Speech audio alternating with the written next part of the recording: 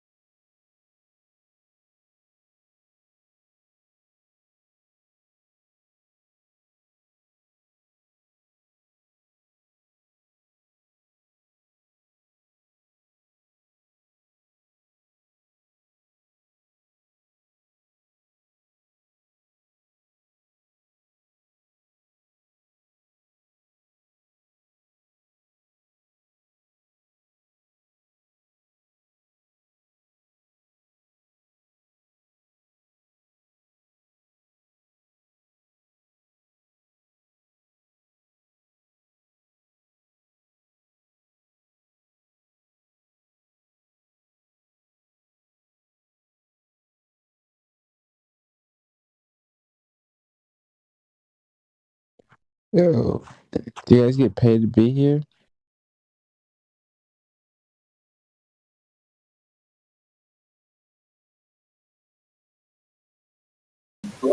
Uh, I'm sorry, I was listening to music and writing to my friend over here, PC Tech. I think I just don't want to misspell his name. How Yeah, are you, baby? I was wondering if you get like if there's any job opportunities with this Discord group.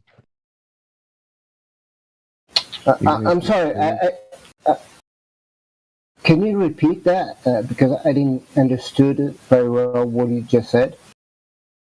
Yeah, I was wondering if you guys get paid to be here. If I am paid to be here, no, I'm not. Right. Oh, are you all volunteers?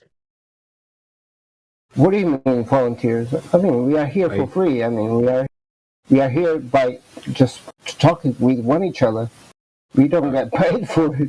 Well, at least I'm not being paid to be here, anyways. But in general, I don't think nobody is here to to get okay. paid or something like it. That's helpful. Thank you. No problem. No problem. Anything else or No, that was it. okay? Did you find the curvature, by the way, or Not.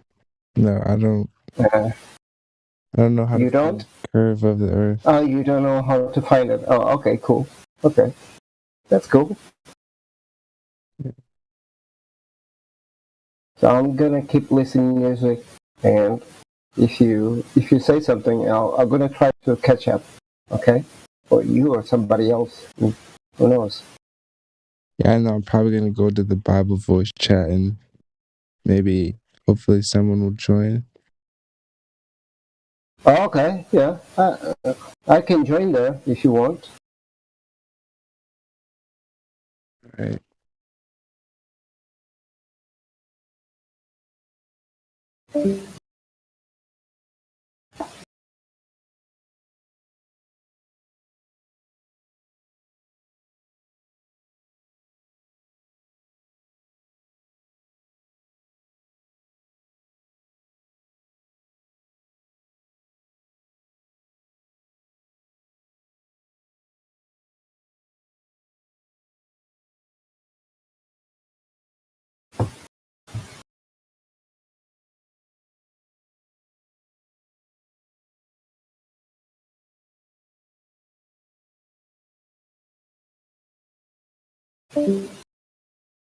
Right, right. Yeah, I get what he's saying. I'm not gonna type because what I was trying to say is like when you said that when you tell people that you see a pentagram on the White House and stuff like that, and I was like, you mean just that or something else more than there is over there? You know that it's kind of impressive because well, not just in U.S., even here in Portugal, there is a lot of Masonic places or streets with Masonic symbolisms and stuff like that. And so, yeah, it's kind of creepy and scary, like to see all this kind of stuff, all over the place. So, yeah, it's kind of, yeah, yeah, and I know what you mean.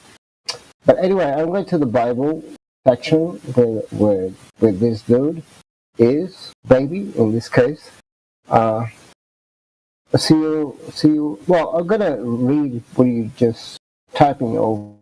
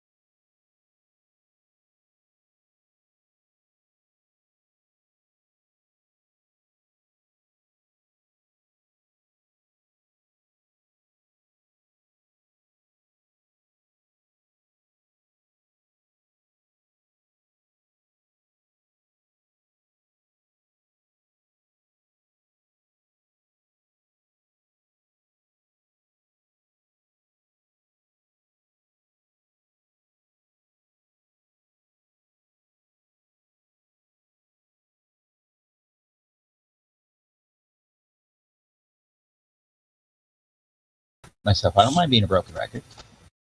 Okay, so you don't. So it's an assumption that you're moving. Yes. Affirming the consequence. Yeah, that's a logical fallacy. Can I just get in here as well? Just Yeah, quickly, go for do it. you have a demonstration of this?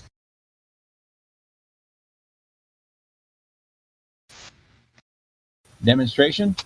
Yeah. Let me get yourself off this fucking push to talk. Language, bro. Chill. No need to get angry. Relax. There. Now I'm off push to talk. I have to keep pressing keys. Is that better? But how do I measure it? I just use my gyroscopes. And you can actually measure their drift. You can Wasn't what I measure- asked. I don't know how to explain it to you. I'm not a scientist. I'm not asking for an explanation. Whatever. I was asking for a demonstration. You either have one or you don't. So if we, do you guys feel like you want to take a question from chat? I was wondering if you could actually answer my question because I don't feel like Yeah, we've finished that yet. I'd like to finish this guy. God 420, because you've made a claim there. I was wondering if you have a demonstration for that.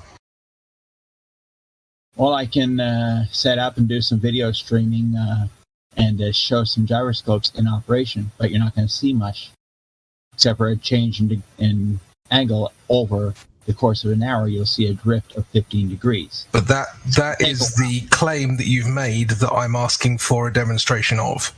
I am. You understand? I'll do that if I have to, but we'll be here 1 hour to watch it drift.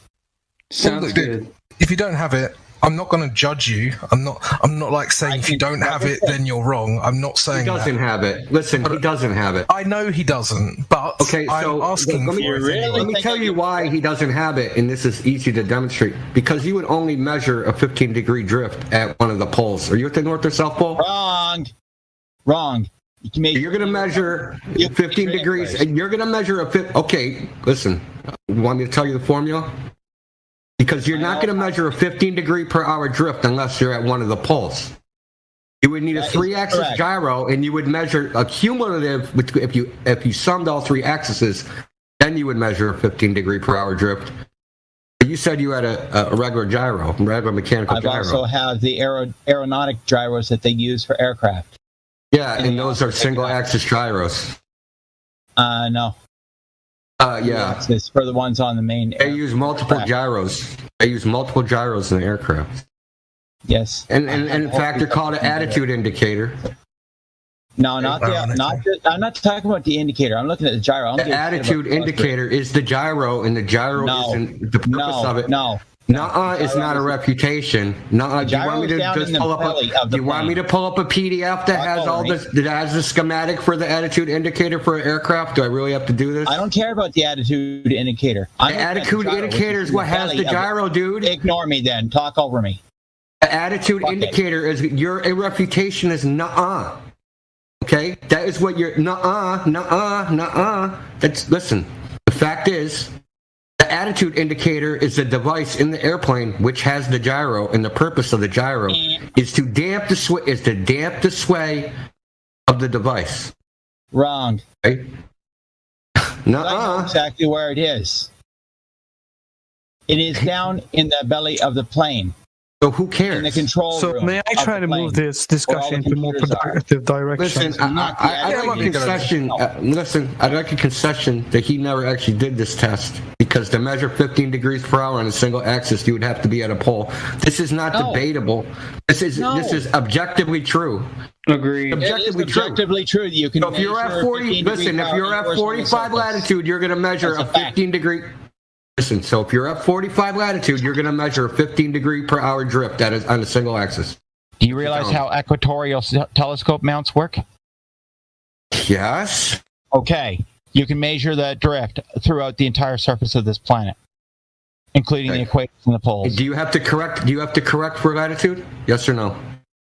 You have to You tilt program the it for machine- latitude. Oh my God! Talk over me. Fuck it. Talk to someone else. Answer You're not the even gonna question. listen. Yes, You're it's a yes refusing or to no answer me. question. Listen, May I? John, You guys are both trying to lie, and that's why I'm acting like this, because you're both trying to lie. it is Like, I've been completely doing this for retarded 4 to call years, someone dude. a I know how liar all because these you don't devices like their work. argument. That is No, retarded. because you're Stop it. lying. Yeah, well, listen. I mean, God 420 can't get to the demonstration, which he would then have to beg the question of. So yeah, I think we can probably move on. Okay, so forward. We will see. I will get the display set up, and we're going to sit for 1 hour, and you can watch the machine physically fucking drift. Yeah, You okay, won't do and then I'll shit. ask you- You won't do shit. So listen, don't move the goalpost. You said 15 degree per hour drift is what you've already measured. Right. So we'll set for 1 hour, and you can watch it Okay. drift 15 dix in Okay, let's do this. camera if we have to. Yeah, okay, go Let's for do it. this. Set it up, Fucking with you. God. Right, set it Let's up. do this, and then- dude. Listen, I'm gonna Let's laugh, do dude. this. When you measure do we 7.3, when you do we measure need- 7.3 degree drift because you're at something like 43 latitude, I'm gonna laugh at you. Wrong. May I please interject for a some second? more. Corvo, guys, let's let Corvo get in here. Yeah, I was going to say that. I mean, we can at later time do a live stream with God 420 if we guys are interested. How about I post citations? Will that suffice and we can just end this? I'll just So post citations. we can both post it. So I think I have a question by King of Kings, who have a question for the flat earthers. If the curvature of the globe is 8 inches per mile of distance, wouldn't the difference be? Can I stop you right there? Per mile is a slope. No one is claiming to live on a slope, are they? Well, hold on. Let me finish the question. Yeah, but the question is already wrong, so it needs to be correct. So let me finish it. I'm just reading it. Yeah, the guy isn't talking. Okay, but the question is already wrong. That's the point. Yeah, we'll correct him and say it's 8 inches per mile squared, not 8 inches per mile. That's a parabola. Okay, 8 inches per mile squared. Wouldn't the difference be difficult to detect with just your eyes? To me, it's like trying to spot a ruler a mile away and be able to see it move 8 inches to demonstrate the difference in position. Yeah, but then over 10 miles, they tell us that would add up to around 67 feet of drop, which is measurable. So someone in human history would have measured this physical drop. We're not saying that you should just eyeball it and then make your decision. This is why people are doing point-to-point tests over a distance and comparing it to the rate that the globe model does predict. God, I know you're upset. I know you're upset. I know you're upset, but you're just going to have to chill. We gave you your chance. And you were going to go and set up your gyroscope that you were then going to say, I'm claiming that's Earth's rotation. And we were going to say, okay, how do you link that? And you'd say, well, just because we know.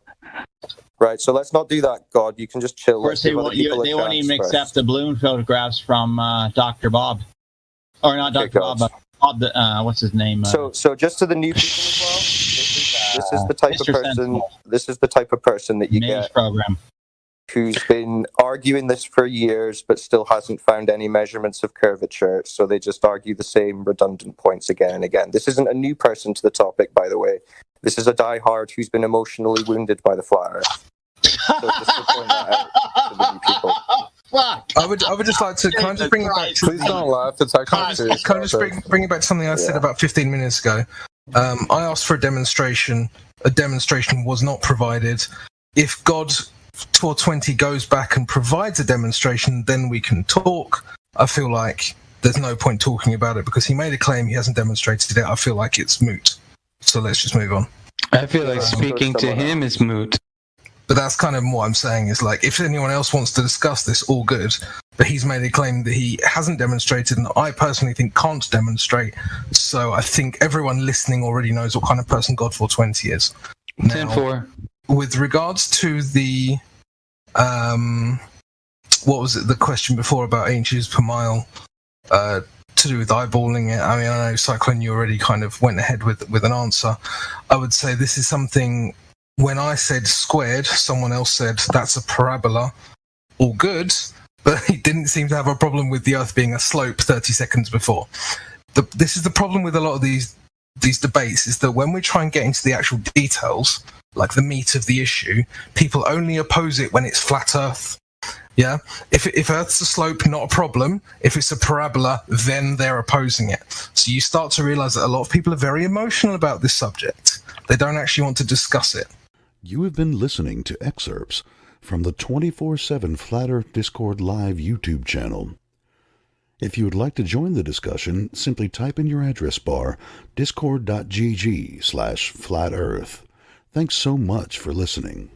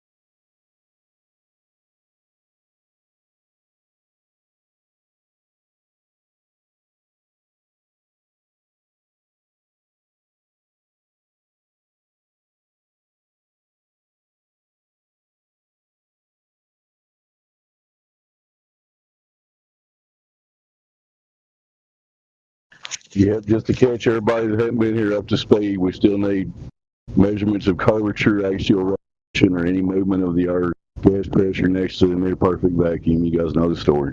A quick word from our sponsor.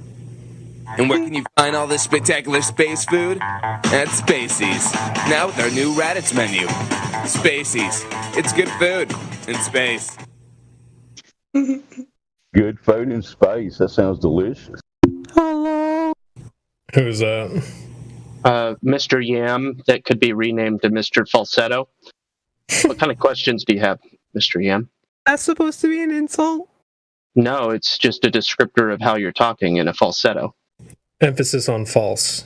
You're being kind of rude. Why is why is there longer days in some parts of the year in Alaska and shorter parts where there's like no night? Because, as people have known for thousands of years, the sun transits between the tropics throughout the year. Does that mean that the Earth is round? No. No. Define round. Yeah. Sure, yeah. It could be round like a table. Yeah, my bad. What do you mean, bro? Round. And for the record, to describe someone's voice as it is in a falsetto is by no means rude. So your claim of it being rude is you're being rude. Lacks any form of validity whatsoever. No, I'm being objective. So are y'all like professional flat earthers or like amateurs? Whoa. Flat earthers. You guys like study this? I'm about to revoke the mod status of whoever VC verified. No, I guess anybody can VC verify it, like silver and up, right? Yeah. Nah, silvers can't. Well, whatever the case. So this one's not on me. Well, you know what? For some, they feel the need to ridicule as part of their stages of grief. I'm not. No, you started with it. I'm just curious. You started with a question. It was answered. Do you have any form of a logical response to the answer you received? I'm just taking in the information that you gave me. Yeah. Transiting between the tropics. Do you understand what those words mean? Yes. It's okay if you don't. Like, people. Well, somebody might make fun of you, but I sincerely will not make fun of you. It's okay to not know things. It's helpful and beneficial to learn. Is the sun flat? Yeah, I believe you. Okay, so I have a perfect question for you in response to that question. Is the Earth the sun? That has nothing to do with it. I'm asking. It does actually have everything to do with it, and I'll explain why if you allow me. Go ahead. Okay, so many people start with the argument of if all the other planets are flat, then why? Or if all the other planets are round, then why would the Earth be flat?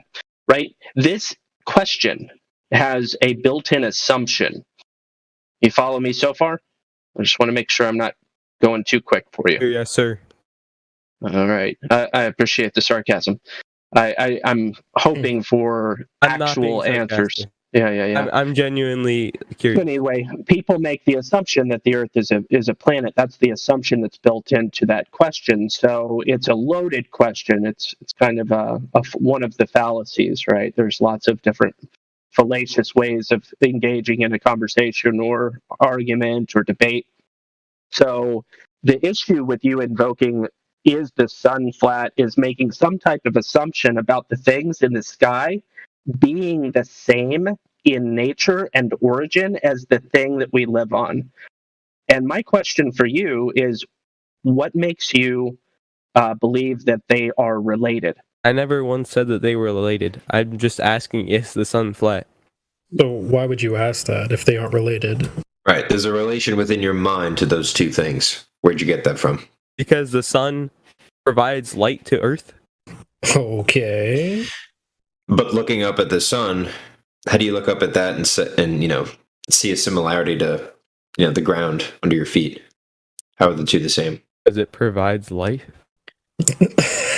This is why I asked you: is the Earth the sun? Okay, buddy. It's like having a light bulb in your room. This is called irrelevant. So, best case, I was giving you the benefit of the doubt. Everything that I said was related to me giving you the benefit of the doubt. You literally took it in the worst possible way. It's a light. Do you think that you can discern? Okay, let me ask you this. Does light emanate from the sun? It's a yes or no question. Yes. Okay, let me rephrase the question to be as fair and objective as possible. Does light appear to emanate from the sun? Yes. Okay, I personally would agree with you on that. Okay, how does one determine the shape of an object? Mr. Yam, answer. Sorry, I didn't hear the question. How does one determine the shape of an object? By looking at it? Okay, those are good answers. I appreciate that. Does it require, what there's some other things it requires, right? Looking at it from one angle, from multiple angles, light reflecting off of it so as to determine texture and shape. When light is emanating from the object itself, is it logically deductible to determine its shape? Well, you can't tell the shape in the dark. I know you probably are thinking, but we have pictures of the sun like when it's darker. I know you probably have all sorts of buts, but I'm working with the question at hand and trying to get you to answer yes or no to these simple, not gotcha questions. They're questions meant to help you think through this slowly, methodically, logically, so that you can deprogram your mind from your assumptions. Yes. I'm trying to just get it. Yes. No. I don't have a lot of time. I gave you some easy stuff to work through. Some like kindergarten level questions to think through. Is it logically deducible? Is it logically deducible to determine a shape of an object where that object is exclusively bringing forth light? Nothing is reflecting off of the sun, right? The light appears to come from the sun. Can you agree to this? Right. Light reflects off the sun all the time. What? What? Light reflects off the sun all the time? Is that what you said? Yes. Okay, just take a moment. Are you trying to say that light is like one directional? It can only come from the sun? No, I'd like you to demonstrate light reflecting off of the light source. I think you mean the light from the sun is reflected on other surfaces. Is that what you mean? No, I think he really meant light is bouncing off of the sun. Is that your assumption? Yes. From where? From like lights on the Earth. Bud. You need to reevaluate your understanding of the light source that we have in the sky, and to make things really simple, I'll just answer the question for you. Without any type of reflection of light off of an object, it isn't actually feasible to determine its shape. Does it appear to be circular? Yeah, sure. Also, does it appear to be a ball? How could we possibly know? we have but one vantage point, and that is the place where we're at on the ground. So if you can make the same assumption that the sun is round by looking at it, can't you make the same assumption if you're like from a plane? You can see that the Earth is round. You can Maybe you're not understanding the definition of words. Do you understand what the word round means? Yes. Okay. So, no, those two words are actually not the same. They're not synonyms. No shit, Sherlock. But in this case, yes. No, there's no in this case. Words mean what they mean, and they have specific application. In India last night said that they did mean the same thing, so I don't know. He's like your Lord and Savior, so. I have but one, and it's definitely not Indio. But that's not relevant. It's an ad hom. It's completely irrelevant to the discussion. You're invoking a conversation about a thing in the sky because why? Why aren't you more concerned about the nature of the surface of the Earth that we live on? Because that's the question at hand, the flatness of the Earth, not other objects in the sky. What shape do you think the Earth is personally? Do you think that if you own a dog, that therefore means that the pet in my household is also a dog just because you have a dog? Also, I still have not gotten a straight answer about is the sun round. You're kind of avoiding my question. Have you stopped? I'm not. You're not giving me. I'm not avoiding anything, Yam. You clearly are. No, I actually already answered that it has a circular appearance. If you expect me to understand this, I need like a clear yes or no answer. Hey, Yam, have you No, I'm going to say it has a circular appearance because that describes the answer. Again, do you assume that because you might have a dog in your household, that therefore means that the pet in my household is also a dog? It's an analogy. Just because things appear to be one thing elsewhere doesn't mean that all things everywhere are the thing that you're referring to. Just because there's dots in the sky doesn't mean the Earth is a dot. The Earth is the Earth. Your assumption that it's something else is based on programming the fairy tales inside of your head. Because of your assumption or presumption that the Earth is a speck floating in the endless vacuum of outer space, because of that assumption, your question makes sense to you. But in reality, if you start from square one, it's completely illogical. There's no connection whatsoever. You're just assuming there's a connection. It's okay. One day you might figure out what an axiom is, and you'll realize that you have some assumptive axioms without any evidence. He's a young lad. That's true. You can't expect him to really understand anything more than what he's told. Are you guys resulting to insults? I'm not insulting you, brother. I have nothing against you. I got nothing wrong. I'm chilling. Are you chilling? I'm chilling. You chilling, yeah? I'm super.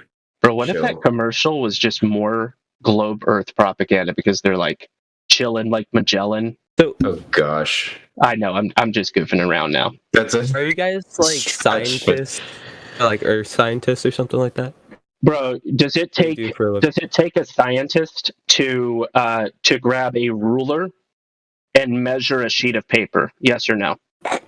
Here, let me say, it's just a title, my friend. In fact, you'll probably find more wisdom in this chat than you will. I don't need to go on a whole like trivia Easter egg hunt and try to find the answer for myself. I'm just asking for a question. I know, right? You said it. Yes or no? Scientists. I don't know what qualifies a scientist. Like what, a PhD or something, or like a fancy like degree? Is that the only authority you're going to accept? Are you employed as a scientist of some sort? Scientism. No, I'm a tradesman. I'll tell you guys, the only thing you need to do to be a scientist is conduct a scientific experiment using the scientific method. That would make you a scientist. Thank you. There we go. And there are people here that have done that. Yes. Most anybody that went through the public school system performed at least a rudimentary science experiment that followed all of the scientific method. So yeah, in other words, we're comparable to scientists. We are. You can believe what we say. No belief is necessary. Back to my question about can a person take a ruler.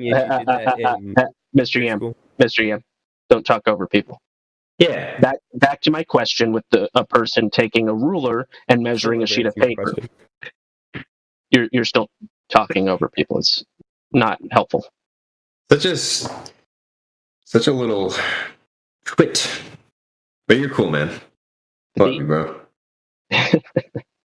The issue is these are simple questions that if you cared about getting to an end, okay, what's your point? Okay, what's your point? Like, if you actually cared about the truth, you'd be like, okay, yes, obviously, but what's the point you're trying to make? Well, the point you're trying to make is that it doesn't even involve science. Oh, okay, well, what do you mean by that? Well, it's just a simple measurement question. Well, what do you mean by that? Oh, well, people claim that there's a radius and therefore there's geometry. Well, what do you mean by that? Well, they claim that ships go over the horizon. Oh, what do you mean by that? And you just work through to the end and you learn something.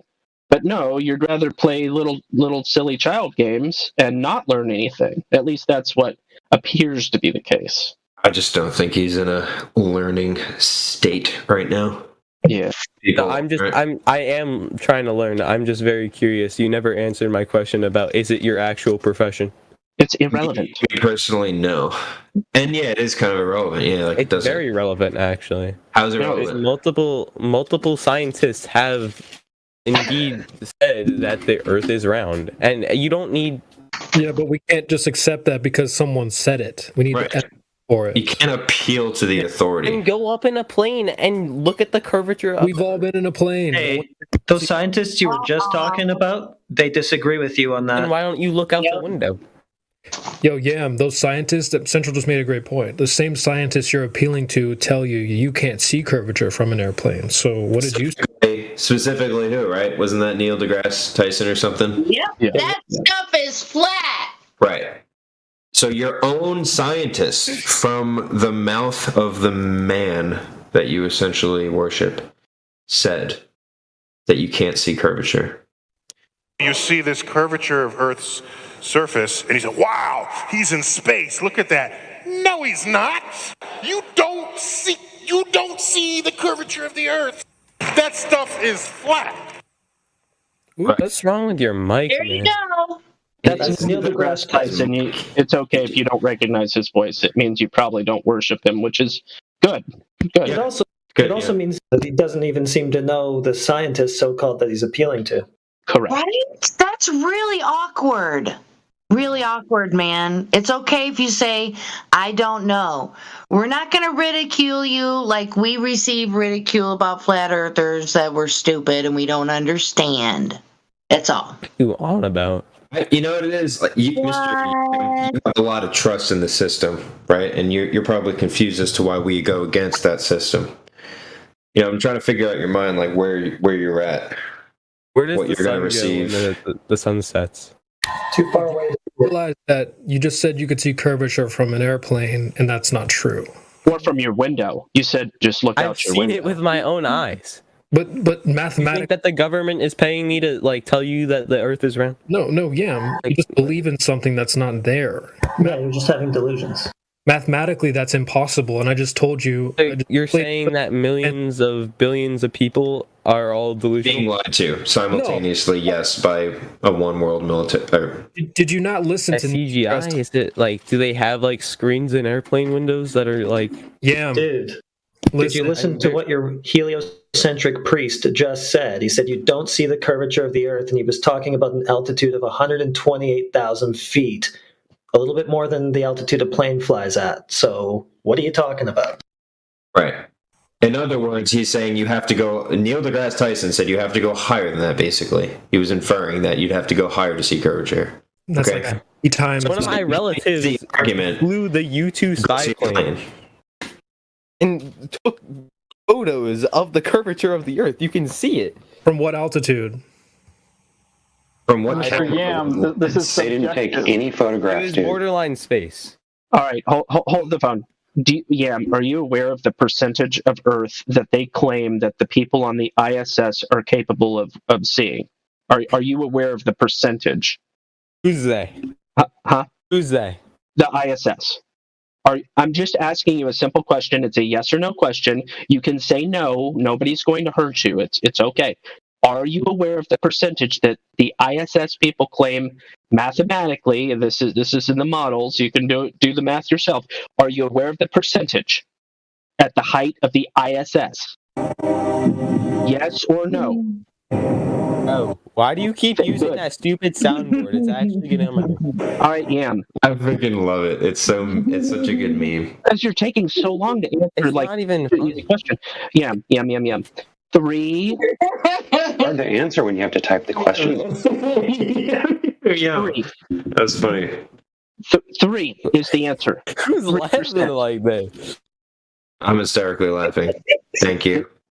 Mr. Yam. 3%. Repeat the question. I'm giving you the answer. The answer is 3%. I don't even know what the question was. The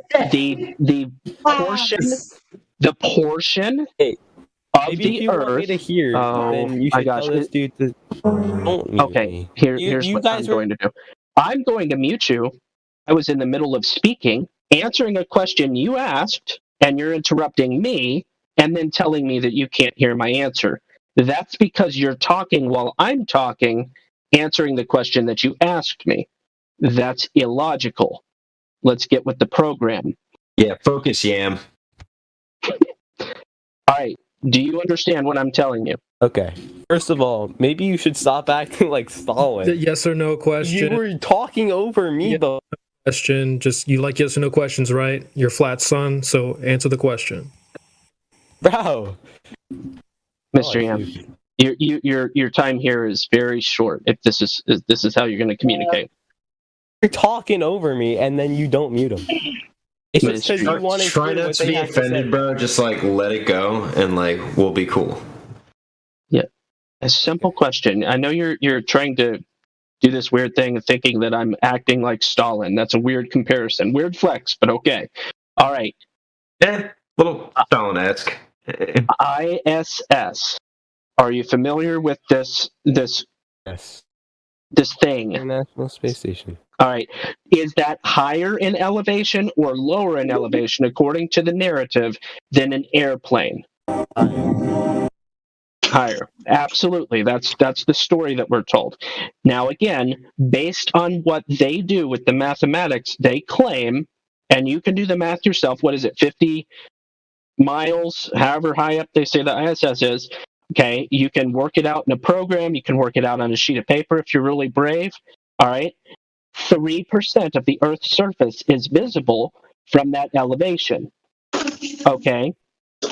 Now, that might initially sound insane until you crack out the paper, pull out your 60-degree perspective, your field of view. I know, well, what about 90? Why not use other angles? Why 60? Whatever you want to use, do the math, okay? Why is it that they can, that's a good question that leads from that, right? Why is it that they can only see 3%? But even more importantly than that, thank you so much, CB. So even more importantly than that, why is it that all the images from the ISS demonstrate the Earth to be a semicircle? And what I mean by that, hold on. What I mean by, oh, sorry, Jenny. What I mean by that is, why is it that all of their photography and videography from the ISS demonstrates what most people would conclude to be about half of the Earth? Why is that? You ever thought about that, Mr. Yam? Why is 3% made to look like 50%? And how is 3% looking like 50%? It's actually 33%. No, it can't be 33%. I've actually done the math in physics class. No, you haven't. Yes, I have. No. It's 33%. No, it isn't. At 408 kilometers, it is. That's how far up the ISS is. Man, run me through that math problem right now. You did it in school. Do you got it right? Well, I mean, you said it was that was the way it is. I mean, but if you did it, you did it again. Just did it. Yeah. Then why don't you show me how you did your math to get 3%? All right, maybe he will. 50 miles. How did you get 50 miles? That doesn't even seem remotely close to 408 kilometers. If you're going against the narrative, then you should have to prove to me. Okay, 250 miles. Okay. 250 miles. I remembered part of the number, and I was significantly incorrect. I apologize for my inaccuracy. I had part of the numbers correct, but as far as 250 in comparison mathematically to a radius of 3959, proportions. And anyways, the CB radio posted that's not 33% in the slightest. Okay, Mr. Yam. It's just it doesn't make any sense to me. Yeah, it doesn't make sense when you just make up stories. Oh, I did it in physics class and it was 33%. I just made this up though. You can even look up the calculations. Forget the calculations. What about water? Do you really think like the oceans like bend somewhere out there along the horizon? I mean, you've been to a beach, right? Like, you really think that it falls off the edge of the earth? No. I'm not worried about that. We can go back to that. I mean, that's a funny one, but like, do you actually see in your mind the flat oceans that you've seen in person? Do you see that wrapping around a ball? You can physically see the curvature, and yes. No, you can't. We just walked through mathematics. From a beach? Yeah, there's no curvature to be seen. Yeah, water is flat, dude. Water always finds to seek and maintain its level, taking shape of its container. So where do you observe like oceans curving? Doesn't that kind of sound silly? Horizon? At the horizon? No, the horizon's always flat, right? That's why it's a horizon, because it's horizontal. Yeah, he's walking right into a trap. If you can see the Earth's curvature from the horizon, then every horizon, based on your globe model math of a radius of 3959 miles, must be at 1.2 miles times the square root of the observer's height. Guess where it isn't? There. The answer is there. It's not there. That's your answer, buddy. But you don't appear to be very excited about answering some of these questions because... No, because you guys, you just spit out what you have to say. I'm lecture me. I don't care. Right. So yeah, for the globe that you believe in to exist, the horizon would have to be at 1.2 miles at a 1 foot observer height. Do you think that's where it is? Sure. Didn't catch that. Sure. Maybe say that again. I don't think he understands. Okay, so what exactly that means. Right. So if you're looking at the horizon at 1 foot off the ground, you're going to have the horizon at a maximum distance of 1.2 miles in front of you. That's just based on the globe Earth geometry that they've claimed. It's just the geometry of it. So, do you think that that's where the horizon is? No. Good answer. I just posted a pic where it's at 10 miles. Number, yeah, that's just derived straight from the 3959 mile radius, just using Pythagorean theorem. Right. According to the numbers they give us about what this place is and what size it is. So what I just posted in the voice text, live stream voice text channel is impossible on the globe that you believe in. And it proves that that curvature that you think you can see if you go really, really high doesn't actually exist. And I have a question for Mr. Yam. Are you looking at the voice text? Because that illustration that CB Radio posted is pretty clear too. Yeah, Mr. Yam, there's not accurate. It's not even using the correct values. What?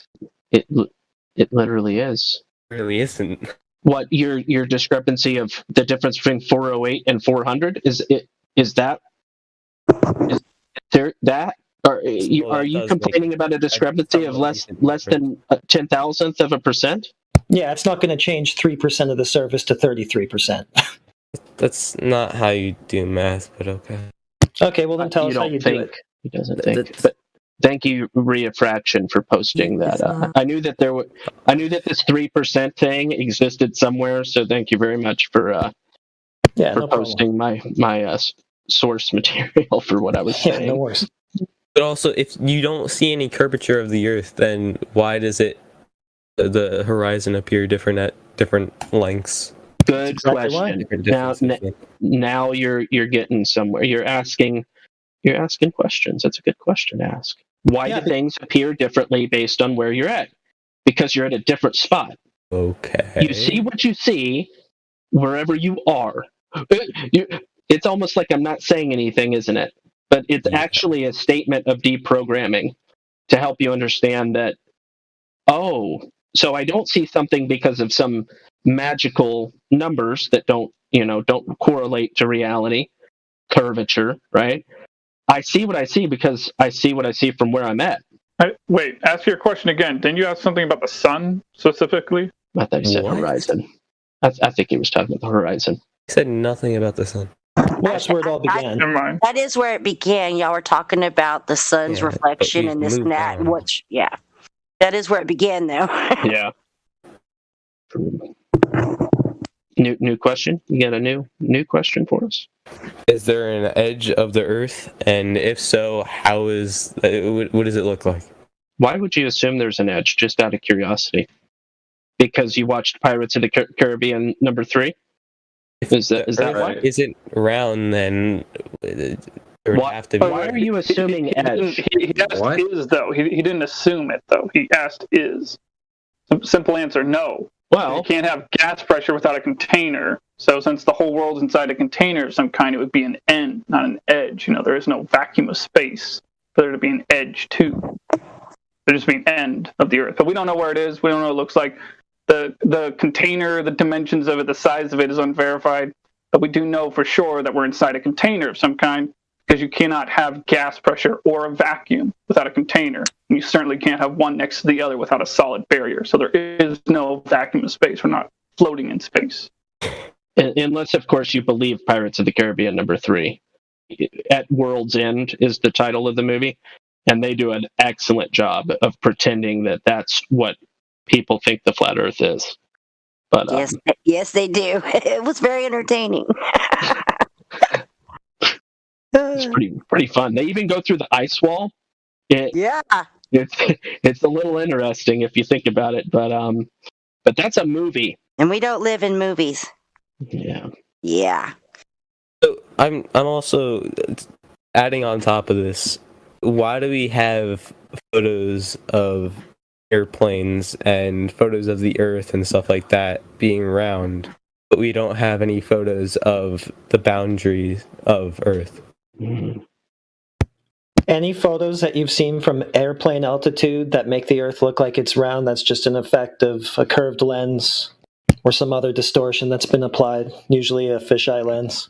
Because you can generally, if they dip down, if those planes dip down and up, you can see that the Earth actually will go from a bubble, like looking like a ball, to looking like concave and then flat and then concave, and it changes. If you watch those videos, it'll tell you right there that they're using a lens that is distorting the image. Yeah, and you'll see that effect, 20 feet off the ground, right? Exactly. You'll see a plane sitting on the runway when they're first starting out, and it's perfectly flat, and then they pick up, and it totally starts curving, like it's a super curve. And then when they plane out and they dip down, it's concave. So you cannot go by that kind of footage to think that you've seen a curve. Globe proof in the live stream voice text. Yeah, exactly. What about footage that you've personally taken? But that was the very thing that the Neil deGrasse Tyson thing that we showed you was talking about, right? He was talking about an altitude of 128,000 feet, and he was saying that the only curvature that you were seeing from that height is just that of the fisheye lens that was used. It was not Earth curvature. He was saying you're not high enough to see it. That's what he was saying. And no commercial flights fly that high. So if you've ever flown in commercial flight and you think you've seen a curve, you haven't. You have been listening to excerpts from the 24/7 Flat Earth Discord Live YouTube channel. If you would like to join the discussion, simply type in your address bar discord.gg/flatearth. Thanks so much for listening. Sure, yeah. What brings you to the server? Oh, I was just hanging out on another server where they talked about like being on here, and they said, that the URL invite, I guess, is just flat Earth without any spaces. So I just punched it in. Yeah. Okay, gotcha. No. What do you understand about the topic? I mean, I haven't really concerned myself with it. I'm if you want to say that, I'm not a flat earther, if that's the correct term. I don't know. But on the other hand, I find people who are like coming on here, like trying to debate you, whatever, calling you stupid and so on. I find them like to be extremely obnoxious themselves. very, I don't know, like ignorant. Yeah, that's fair. Sounds very fair. Well, welcome. I went ahead and gave you the VC verified tag. Be aware that there are a handful of rules and expectations, mostly correlating to Discord terms of service. And I'll let you know that this is live streamed. This specific voice chat is live streamed on a handful of platforms, but primarily YouTube. Just be aware of those things and use standard internet discretion. Right. Yeah. The obvious stuff, basically. Yeah, exactly. But yeah, if you have any questions, curiosities on the subject, there's a handful of us that are quite familiar with the topic. And right. I mean, one interesting thing, or like one thing I'd just like to know from you is, I've heard of this concept, what's it called, relative buoyancy or something like that, and I'd just like to, yeah. It's referred to as relative density, but yeah, go ahead. Right. Yeah, I'd just like to know, like, how that, how that would work. Like, does that work for you with or without gravitational pull or something? Yeah. So when people use the word gravity, they oftentimes have an idea in mind, and interestingly enough, that idea usually correlates to a very archaic interpretation of up and down and why things go up and down, referred to as the Newtonian gravity model. Are you familiar? Yeah. So, like, the concept of mass attracting mass, are you aware that was superseded and actually abandoned a little over 100 years ago? Is that so? It was abandoned for a newer system that you've also more than likely heard of, known as the warping and bending of space-time, the theory of relativity from Einstein. Right. And did you know that is currently being reformulated and, for all intents and purposes, will ultimately also be abandoned in the current understanding? And by understanding, I'm using that word very loosely. I could call it a narrative. I could call it a story. Right. But they're abandoning that for a medium or an element or a component that exists between matter, such as there's different theoretical elements that they're inventing, like the graviton, or the Higgs boson, or antimatter, or black matter, to explain in a more consistent way what we see in reality. Now, right. I'm gonna give you a little bit of an analogy. You may have been in a conversation before where somebody just says God for all the answers. Okay. I mean, not really, no. Okay, or basically what I'm saying is, if you just say magic is the answer, magic could answer everything, right? So, and I don't mean that literally. I mean that logically. Yeah. So if magic can do anything, then magic can fill the whole of explanation for anything, because you could just say, magic is the answer. Magic is the answer. Magic is the answer. Yeah. And I'm using that as an analogy for what's currently happening as they continue to obscure into deeper forms of sophistry, I would call it. Right. They say things that sound really smart, but they're really just using a synonym for the word magic when they invent ideas like particles or forces. They just make a new name, oftentimes after somebody's last name or something, who talked about the subject, and they name it this new thing after that, and then they're like, this explains it. This answers all the questions. So I know that's kind of a convoluted way, a roundabout way to get to the point. Things go up or down. The question of what causes things to go up or down is only answered in part by relative density. Yeah. I had a really good analogy for this the other day. Oh yes, here was my analogy. Are you familiar with when somebody slams their hand on a piano and or doesn't know how to play the piano and it sounds really bad.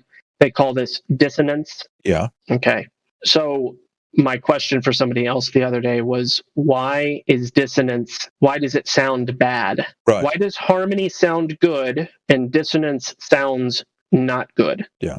I mean, like if I'm allowed to answer with of course. at least what I know, it has to do with more or less the frequency being, let's say, in a let's just call it pleasant ratio, like to each other, right? I mean, that's more or less how I understand it. Like, yeah.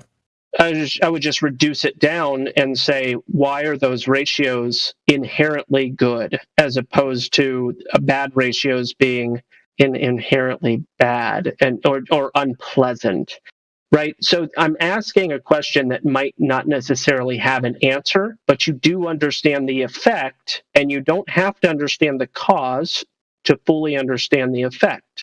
Yeah. That it's just another roundabout way of saying we can fully understand the effects of things going up and down and all of that. The cause may not be an answerable question. Yeah. But here's what.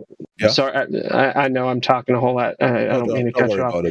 I will just add to this whole thing. The fact of the matter is, mass attracting mass was never demonstrated. It was an idea, somewhat of a post hoc, drawing the target around the object. You know, you shoot an arrow and then you paint a target wherever the arrow landed. Right. Kind of an after the fact. Well, this is the explanation, but we can't demonstrate it. Right. I mean, I'm not. I think it possibly could be demonstrated, but I don't think that it up until now it has been demonstrated in a way that's like super impressive. Like we haven't really attracted like a meteoroid or something just with, I don't know, like a gravity beam or something. The gravity beam sounds like a really fun device, like in Half-Life 2 and stuff like that, but I'm not aware of that existing in our reality. I'm pretty sure that there's some that particles, not even like on a molecular or atomic level, but just like basically dust has been recorded, basically just attracting itself, more or less. Yeah, you have to. I would say this: ask the question: are there other possible explanations for for the effect that you're witnessing? So, for instance, let's say you see a particle of dust, and you're like, "Whoa!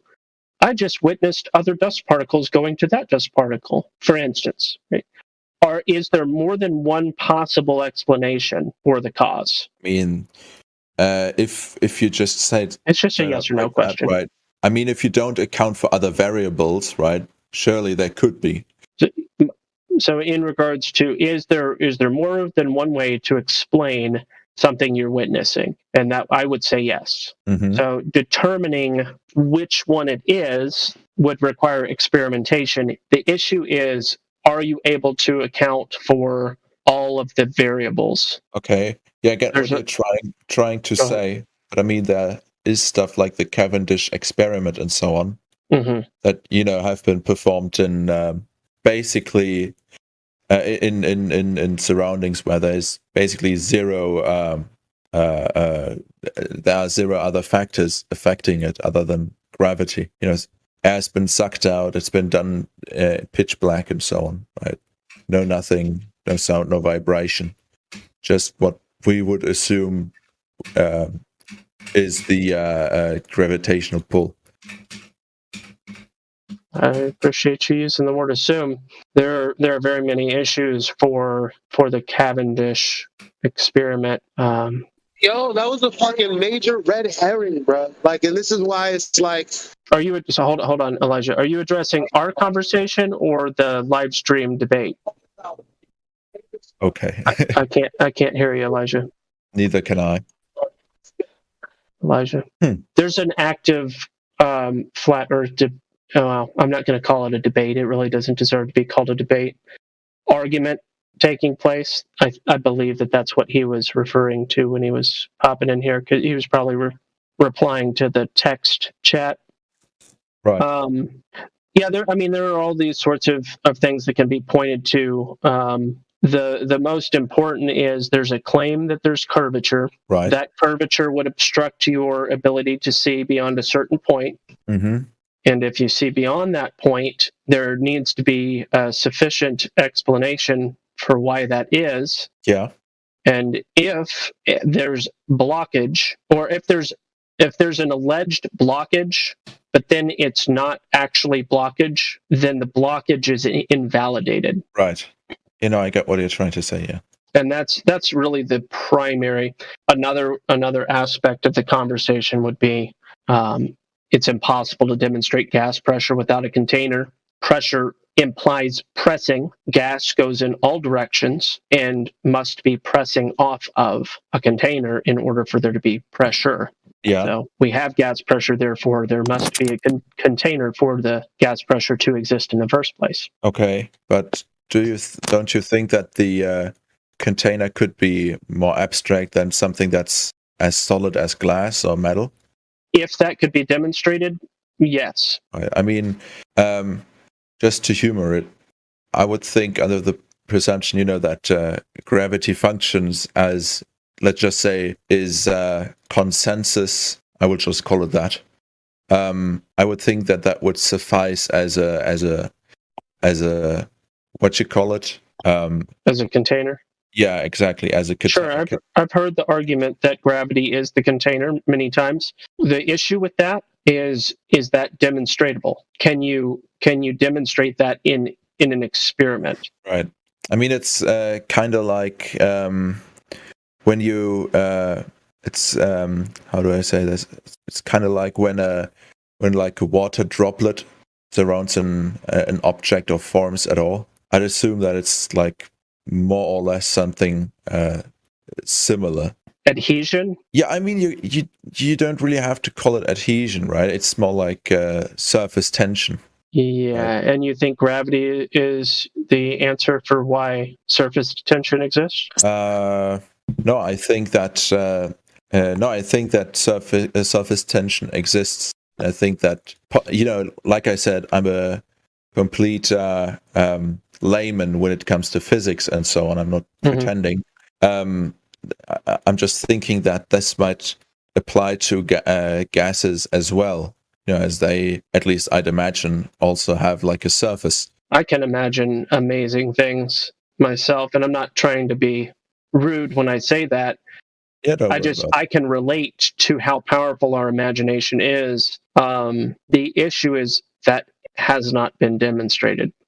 I am not aware of any demonstration ever where that's the case. Probably Google that. Let's see. Surface tension gas. It says. I mean, there seems to be some stuff about like the surface tension of gas and so on, but we don't have to like geek out or something like that. Like the complete opposite of what I want to do. I don't want to like make you read some stupid paper. So you said you found a paper referencing surface tension of gases? Yeah. Yeah, post it. I mean, like I said, I haven't read it. That's okay. Right. It's just something that I found just now. So that's the thing. That is fine. It does say liquid, though. It says gas liquid surface tension. So, I don't know what it will say in like specifically. And I mean, like having, that's the types, like the people who will just search something without having a clue of what it actually means that they're like referencing, then taking that as like evidence. Yeah, and I would just say it says liquid too. So if you're going to, I know. I'm just there's many like results for what I just posted. It's just something that was like the first result. Again, like I'm not here to be a missionary or something, right? Mm-hmm. Right? Because to be quite honest, for the most part, the whole question on whether on like what the actual shape of a planet is has little to no effect on my life at all. Because I mean, if it's Let me ask you this question: have you ever? It's kind of a vague question. Just think about it for a moment. Have you ever made a decision based on trust of the individual, based on trust in an individual? I know exactly what you're going down on, like which road you're going down, and I support it 100%, because the main problem I have with the people that, the types that would go here and say something like, I'm going to debate these stupid flat earthers, or something. I'm going to destroy them with, science and logic and stuff like that, is that basically, just without judging any group here, at least for the few first sentences, I think it's much more rational to believe your perception more than, just somebody that you're told to believe, right? Mm-hmm. I think it's much more suitable for most circumstances, right? I mean, in many cases, we would call a person that just believes something which they perceive to be false, but are told to be true, delusional. Yeah. So there are very many people that place a large amount of trust in certain people and or organizations, and inform their decisions based on that degree of trust. If they were to be made fully aware of the lack of honor is not the right word. The lack of justification for that trust. Right. If the untrustworthiness were to be exposed, it may help people make more, apply more critical thinking, and be a little bit more scrutinizing before making certain decisions. I understand there's the phenomenon of cognitive ease, where we tend to make there's certain behaviors that we find ourselves doing quite regularly, and we do them the same way, so we don't really think about them very much. That can be expanded out in a lot of different ways, and I think that there are people, you take a foot forward, a step forward, and you expect the ground to support you. That's a reasonable thing. But if you're, let's say you cross bridges on a regular basis, right? Like wooden bridges that are being made by different people. If you found out that there was this one company that, skips steps, doesn't manufacture bridges properly, and basically is just pretending, it would be important to know that. It's just a loose metaphor. Mm-hmm. But I get what you're trying to say. Yeah, it's many a times, people keep believing what they're believing, even if they're presented with authentic information that they, that what they believed in previously is false, right? Like they will discard that authentic information in favor of, what they have been believing for quite some time.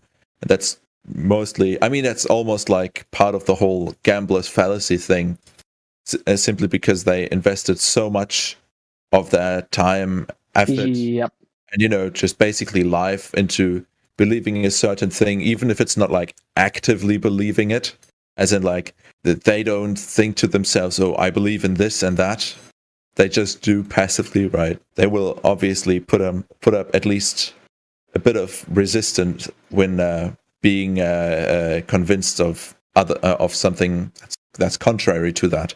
So how many long distance observations are you aware of that point to falsifying a radius claim for Earth? Oh, I don't know.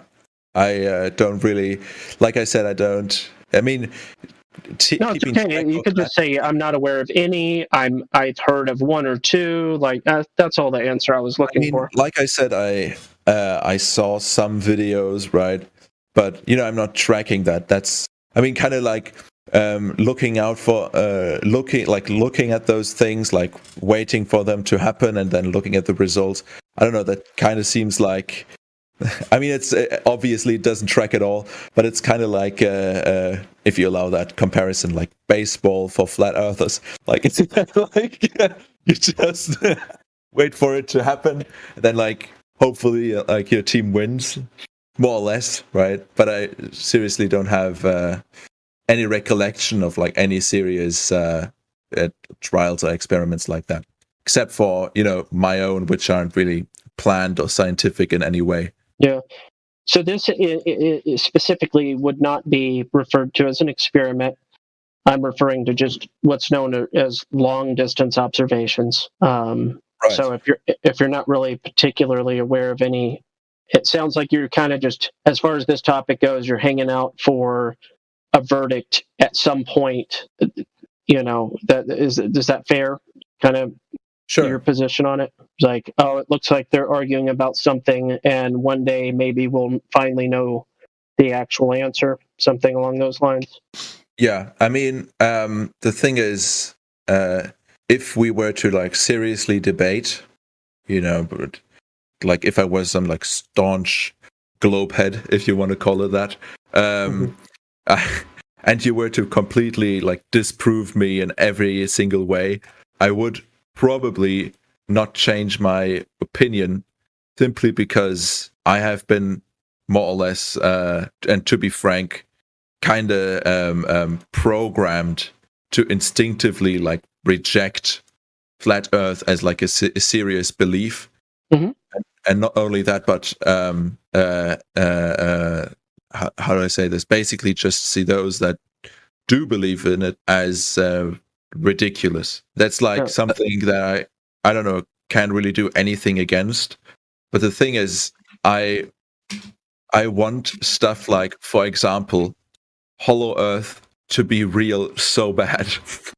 Yeah, because of Godzilla, of course, man. Yeah, that's what I was hoping for as well. Damn, Godzilla brought Hollow Earth. Damn, I was all in for it. Yeah, a huge monster like that in the middle of the earth. Damn, it went crazy. One thing I was just curious about your age, though, if you don't mind. I'm 34 right now. What's your age? Oh, I'm 21. 21. Okay, so I was in globe religion for like about 25 years. So my case is worse than yours. There you go. I win. I'll stop it there. Boom. Yeah, no, I'm not. Like I said, I'm not trying to judge. We're all programmed to think exactly what you just said. All of us. And I think one day, if you can realize that there's nothing to debate, then things would change. Because it's not like anything can be debated about.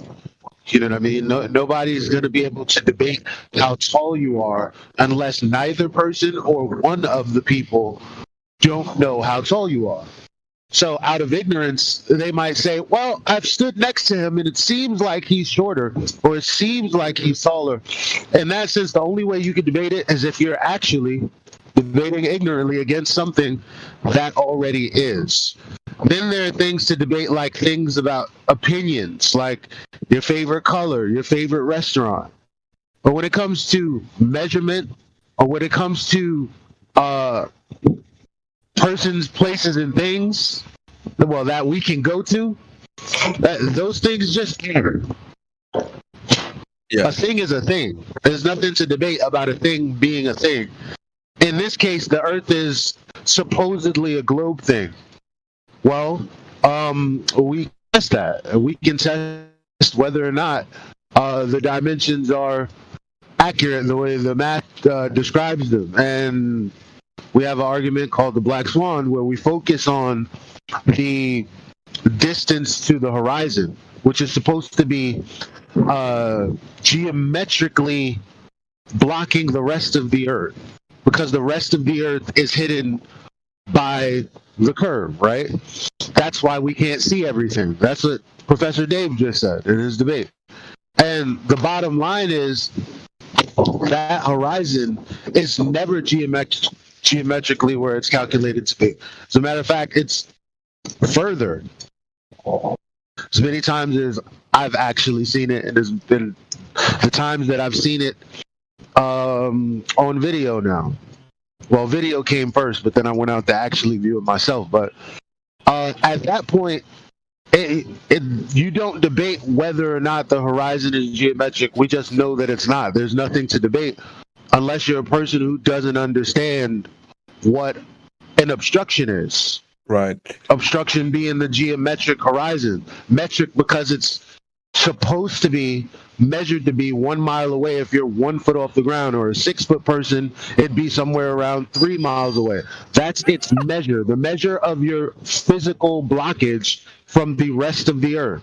So the moment that you realize that that's actually not true, there's nothing to debate about it. It's just something to realize. Right. I mean, like the obvious follow-up question is, I mean, it is said that supposedly the Earth is not spherical, but more like basically like a discarded apple, almost like an apple you've thrown against a moving vehicle or something. Yeah, I think Gospel Bearer has one of the best answers for this. Yeah. If Gospel Bearer is still there. He's on a call. Oh, give him a second. Right. But I would just say overall that's not the case. Overall, they would say that it's a minuscule amount, and for all intents and purposes, it is curving at a specific rate. That's like when they say Kansas is flatter than a pancake, but then you're like, well, on a planetary scale, not really. On a planetary scale, yeah, but when you're standing there, not really, right? Yeah, but I read about that. Didn't they actually if you scale Kansas down to like a pancake, isn't it even flatter than a pancake? Yeah, flatter than a pancake. But the thing about that is you can't have two different kinds of elevation, right? Because when we talk about 8 inches per mile squared, then it's the elevation drop between you, the point that you're standing on, and the earth that's curving away from you. And consequently, that would be what the horizon is. the cutoff at which you can see the land, because it's curving away from you. But you can't have that kind of elevation drop and have an elevation profile of flat when determining the flatness of Kansas, because that's exactly what you would have to use. Like the profile on Google, the elevation would have to be flat for you to know, based on that zero baseline, how high and how low things are on an average. Right. I have a completely off-topic question. What do you what, in your opinion, is the more or less like optimal flat Earth fast food item? Because I'm ordering food right now. Fast food item? I try not to eat fast food. Yeah, but my refrigerator broke, so I don't know. I don't really have an option right now. I would say, what would I say? I would say, dang. How about a nice flatbread sandwich? Thomas is Italian. I mean, I'm thinking about like a real like trifecta here. So basically, on one hand, like you'd have the like the donut Earth, like the torus, right, where it's like double hollow, represented by onion rings. Then pizza balls for the globe, and then what's a pizza ball? Yeah, I've never heard of that. Yeah, it's basically just like a made from like pizza dough with a bit of like mozzarella and sauce in it. Yeah. Oh, Gospel, I think you were on a call.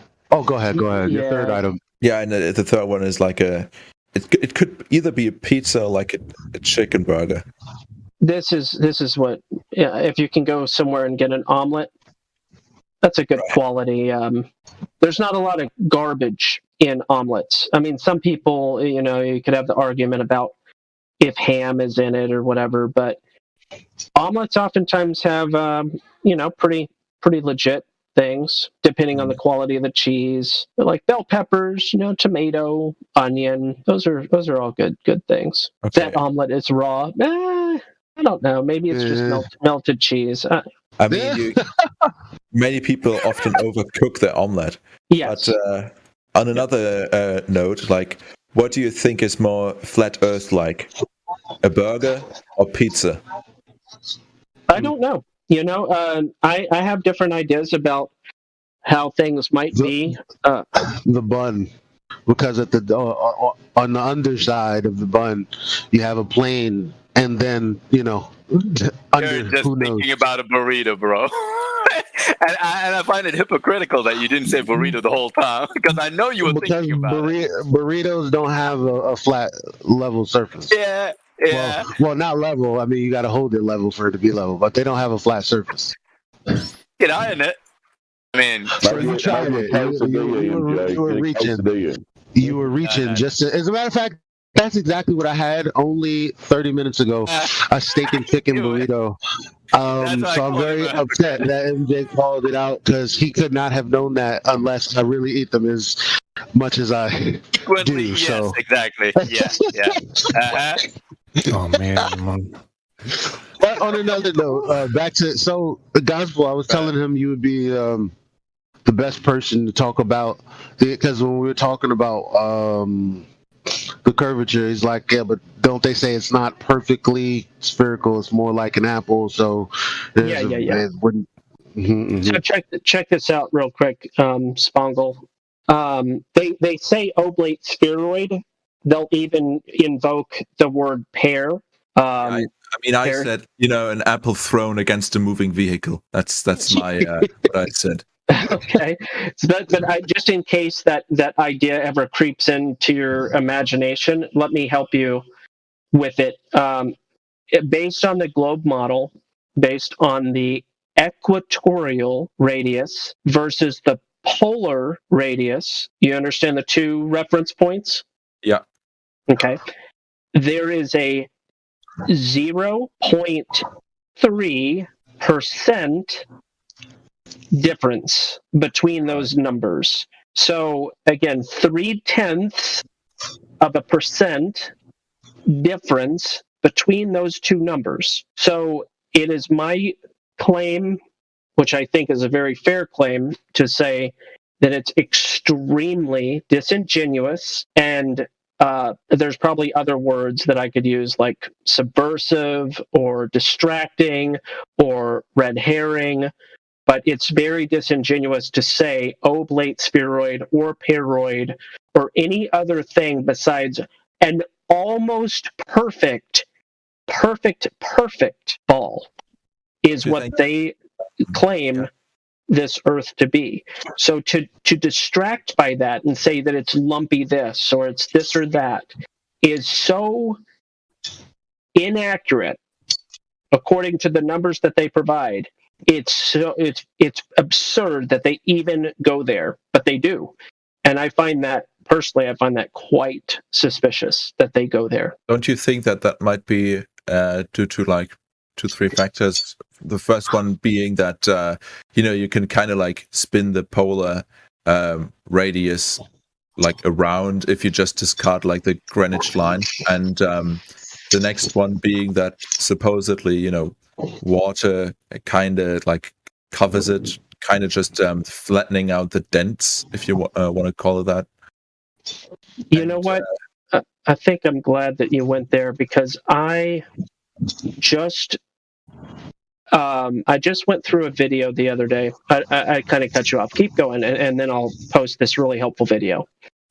Right. I mean, the next funniest thing is that there actually is an ice wall, and they were like, just like, shit, let's just like make this up. All right. So on the concept of, take into consideration all the claims of the globe, okay? Take into consideration the pathway of the moon. Take all these things into consideration, and then I want you to look at the map in this video. It's also in the thumbnail of the Earth the tides of the water, okay, and the different, quite apparently spontaneous or incoherent locations where these tides differ. This, to me, is a very helpful visual to dispel the illusion of a globe, to dispel the illusion of the moon causing the tides. There are places in this world, and you can watch that whole video, it's nicely done, but there are places in this world that have 4 tides a day. There are places in this world that have 2 tides a day, and there are places in this world that have a mixture of both of those, as in not always the same. Mm-hmm. Yeah, I get what yeah.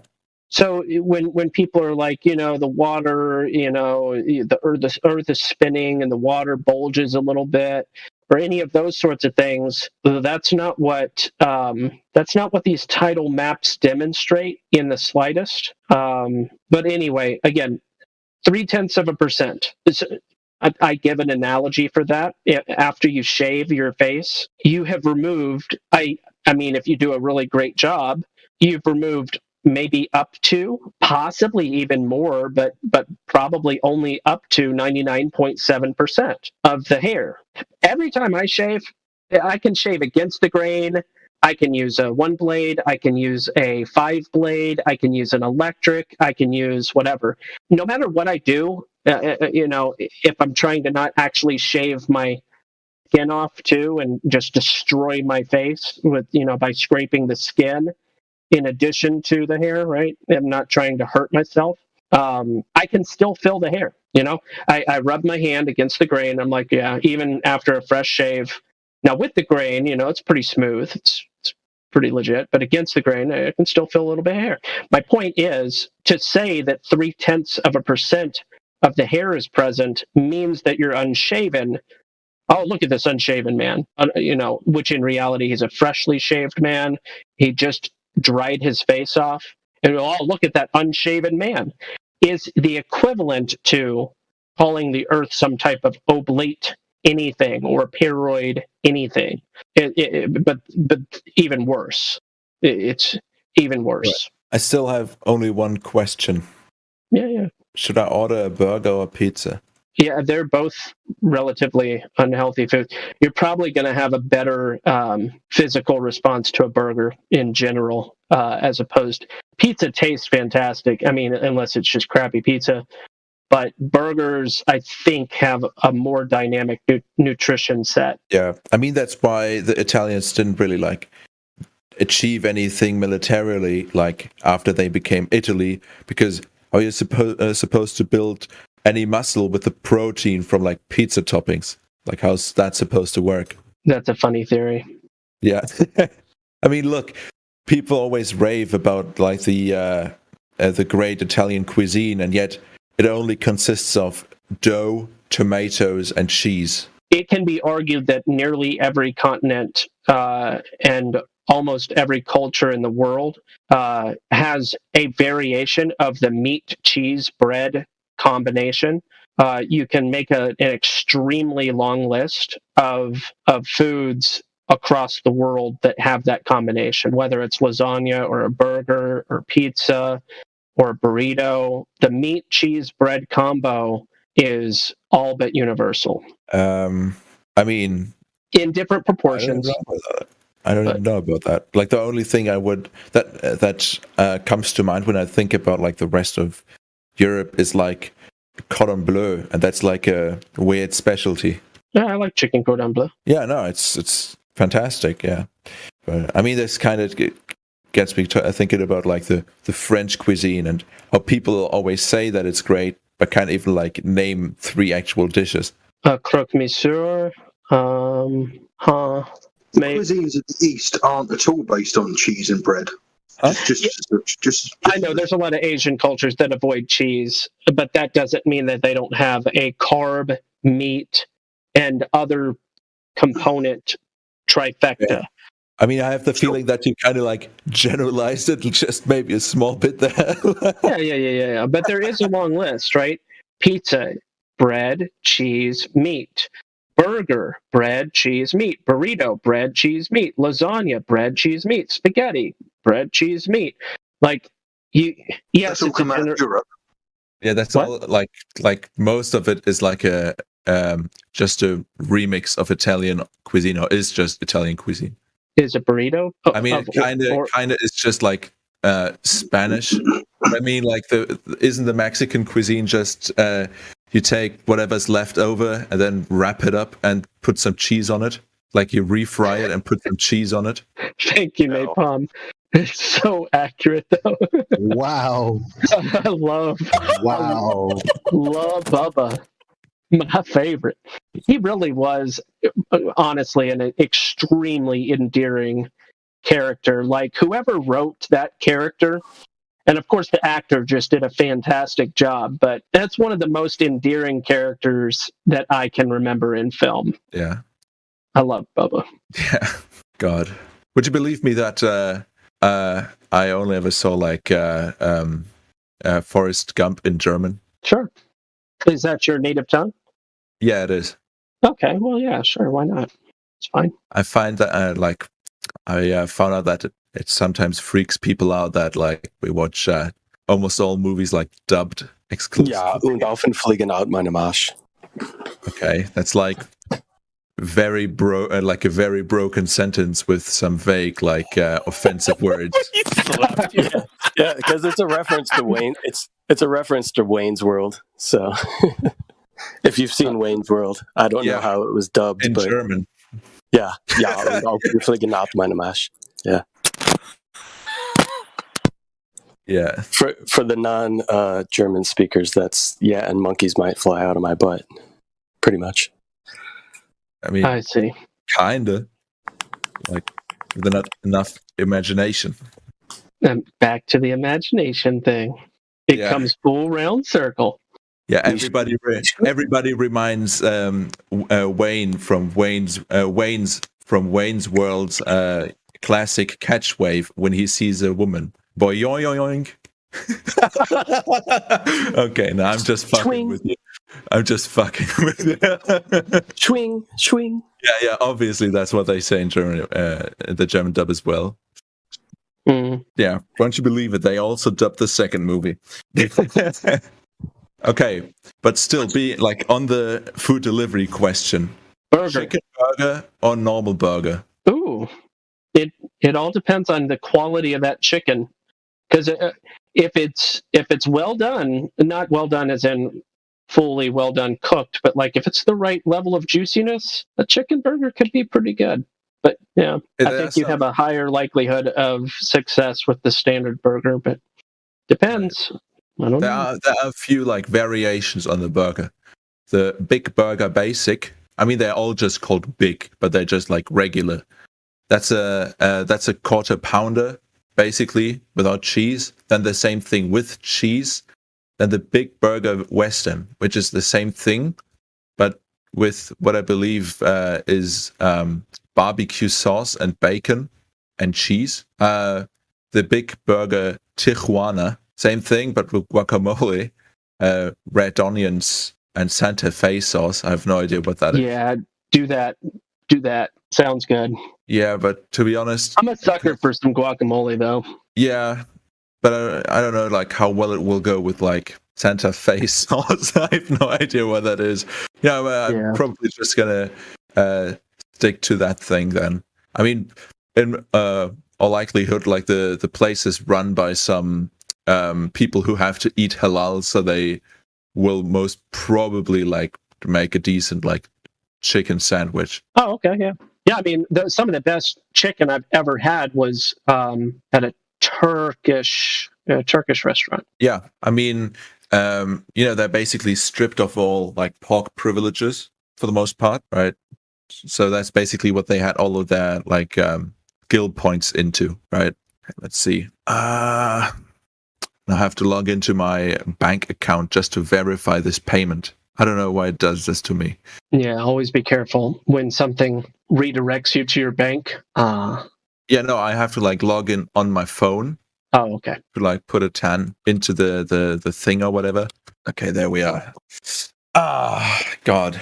Yeah, but I mean, this might be like my hubris or whatever. But I have the feeling that like here where I live, we use significantly like less seed oil when we like make food, even if it's like junk food. Wo in Deutschland kommst du? Nordrhein-Westfalia? Yeah, I'm just gonna answer that in English. Currently, I live in Berlin. Berlin. Okay, cool. Yeah. Are you from NRW?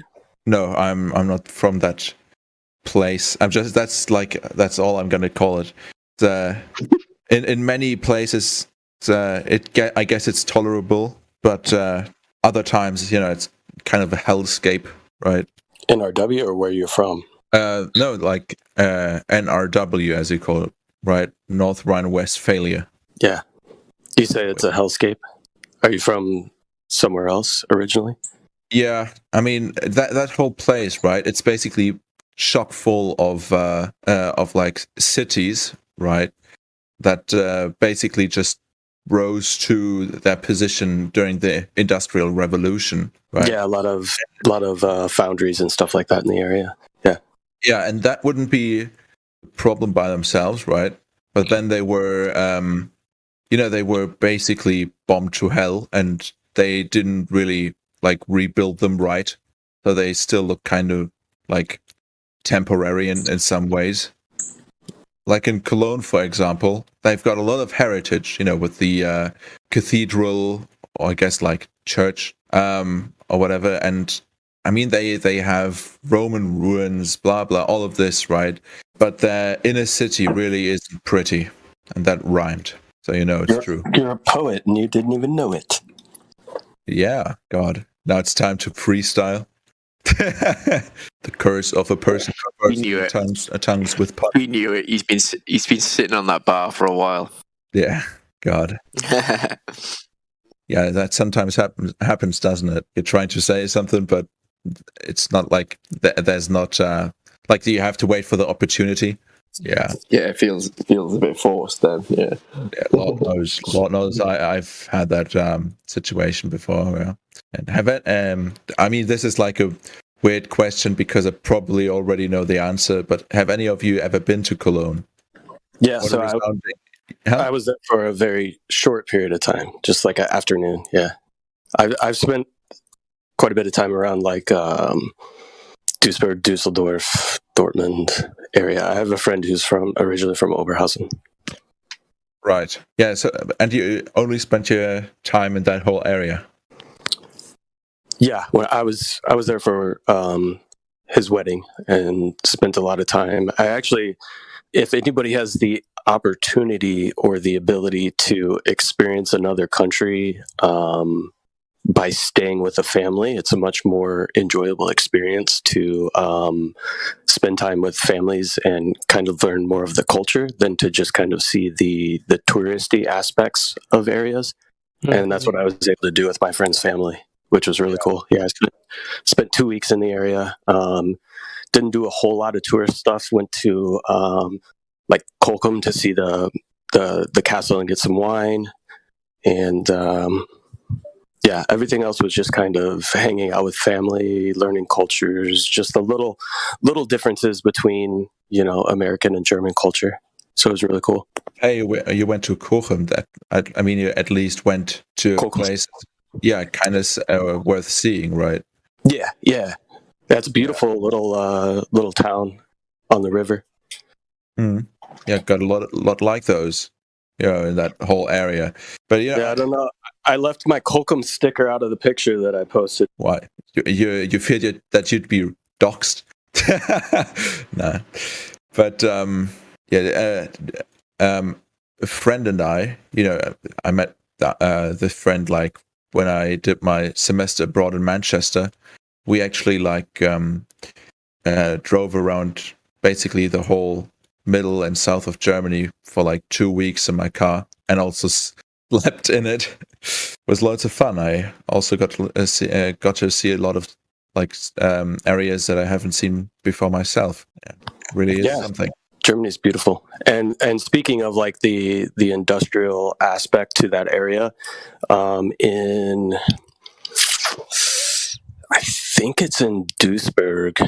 There's a old abandoned steel factory or foundry where they've converted it into a park, and you can really just kind of go all over this whole entire factory. It's lit up at night with a bunch of lights. There's rock climbing within some of the containment outside for the coke that was used for the processing of steel.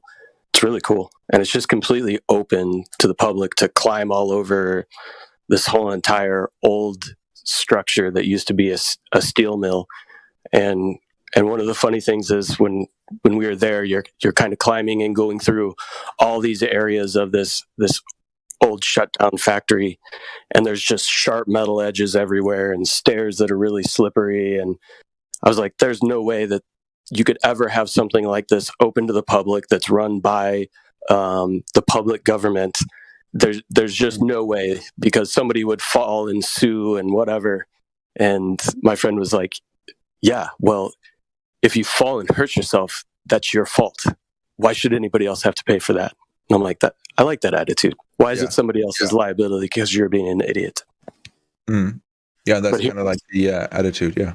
Yeah, we have such a so many lawyers here in the States, and this culture of suing people for money and all that kind of crap, that something like that would just never fly. That's true. I mean, that kind of sucks though, right? Yeah, definitely. Yeah. I mean, near Berlin, there's this place called Ferropolis, right? City of Iron. That's what it's called. And basically, it's like a place where they used to dig coal out of the ground, and this big, I guess, crater is now filled up with water, and in a little peninsula that is smack dab in the middle of said now I guess lake, but ex crater, right? They still have all the machinery that used to work there. So basically, you have these ginormous machines that are just standing about, right? These old coal diggers and whatever, and they actually do festivals and concerts there. So that's a bomb location for a festival, right? In this peninsula, the middle of this lake, with all these big coal, I don't know, tools there, right? Really is something. Yeah, it's probably very similar to the one that I went to in Duisburg. I think they call it Duisburg Landscape Park or something like that. I'll see if I can link it. Really cool, beautiful. The way they have it all lit up with different color lights and stuff at night. It's really awesome. Right.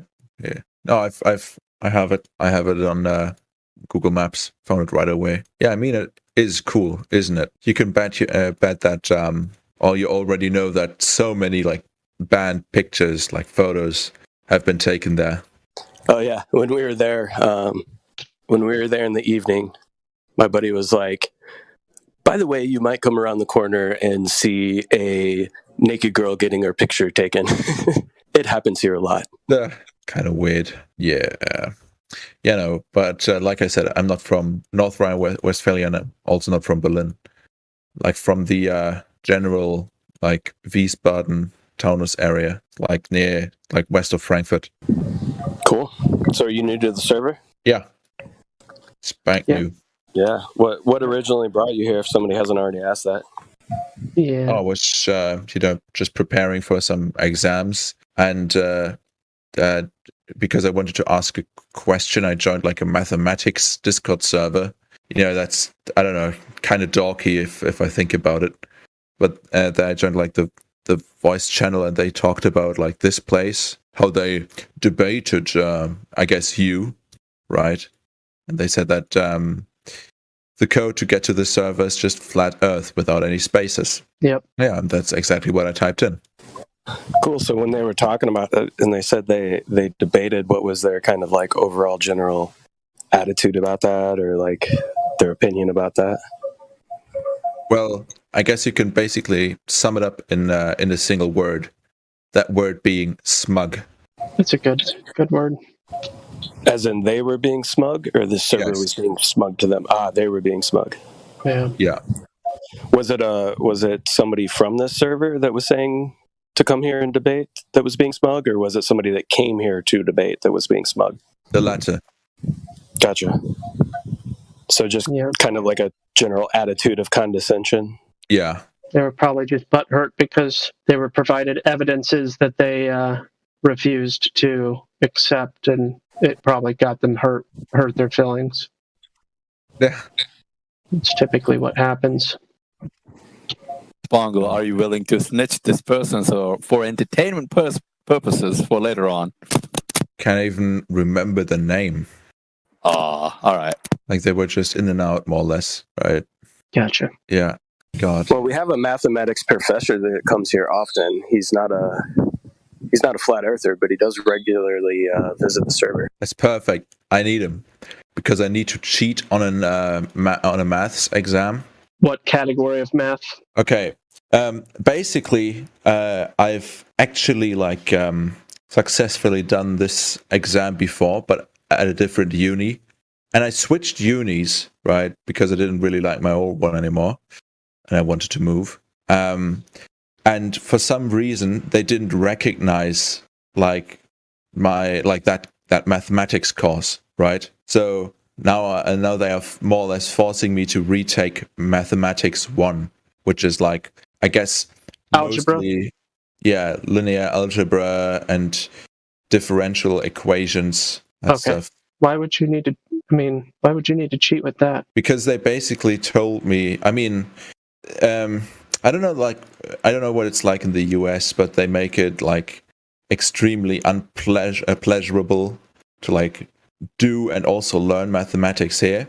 Next thing is, I've only been told like a week ago that I have to take it because that's how long it took for them to decide on whether or not to accredit it, right? And me thinking that I not only have Mathematics 1, but Mathematics 2 as well completed, right? Or having had completed that in the past, right? Thought that, I won't have to do Mathematics 1. So this may be helpful information to you. I just double checked. The CLEP exam exists in Germany as well. CLEP, College Level Equivalency Program. Hold on. Never mind. Yeah. Also, Whammer, I saw what you wrote into the chat. Yeah, I don't like colleges. I don't know. They don't really exist here. Yeah. I'm curious if there's a CLEP in Germany. So in America, you can be in college and you can take a test for like $85, and if you pass it, you don't have to take that class. Are you familiar with anything like that in Germany? No. Okay. Like it's mandatory. It's called testing out. Yeah. You can test out of mandatory class. It shows that you have the competence, so you don't need to be educated on what you're already competent of. Yeah, I know. Double check. Yeah, I mean, I'm getting in touch with my uni again, but seriously, I just want to pass this so I can like carry on and I don't have to like add a semester to my studies. Yeah, for sure. Because it's money too. It's not just time. Yeah, I mean, in this case, it's like just a smaller aspect of it, right? Doesn't really destroy you with debt here. Yeah, I got you. Yeah, but I mean, oh god, I just remembered. Yeah, I can't post any pictures. Otherwise, I would have posted the very first like page of the script. Ridiculous. For a course to test out of. Yeah. Yeah, just ask. Is there an exam I can take to test out of a class? The point, the point is, I don't want to take any exam at all because I've already done it. That's the and I've got like the module handbook. I've got like my what you call it, like. Well, maybe you can. Why can't you transfer the credits then? I mean, for most of my courses, I could. And I did, but but in this case, I don't know if they didn't allow it, and I'm now getting in touch with like my uni again to like get them appeal to do it. Yeah. All right. Because it's algebra's not a big headache, bro. Yeah, it's just like it's how do I mean, look, it's not like you don't need to tell me that it's like not that big of a deal because I've already done it. It's just that the material that they give you is so it's just so like I would tedious. describe, like just kind of chewy to go through, right? It's just very tedious. Yeah. Right. And it's like they the first like three pages are all about sequences and series with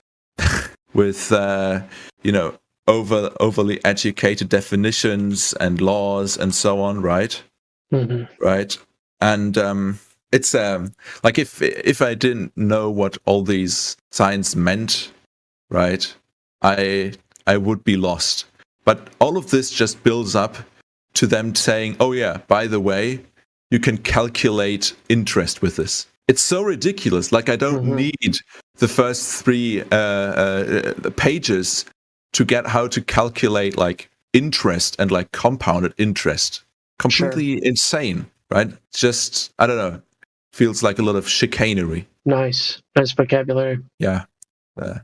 Thank you. Yeah, it's I mean, the worst thing is I always enjoyed mathematics, whether it was in school or like the last time I like took it in uni and so on. But this time it's just it really is just I don't know. It just feels mean-spirited. Like this is a first semester course, like a first semester class, and I have the feeling that they make me go through this just to like kind of test me, because everybody who's new to the uni has to do it to like prove their worth, even though I've already done it and I'm like a few semesters deep.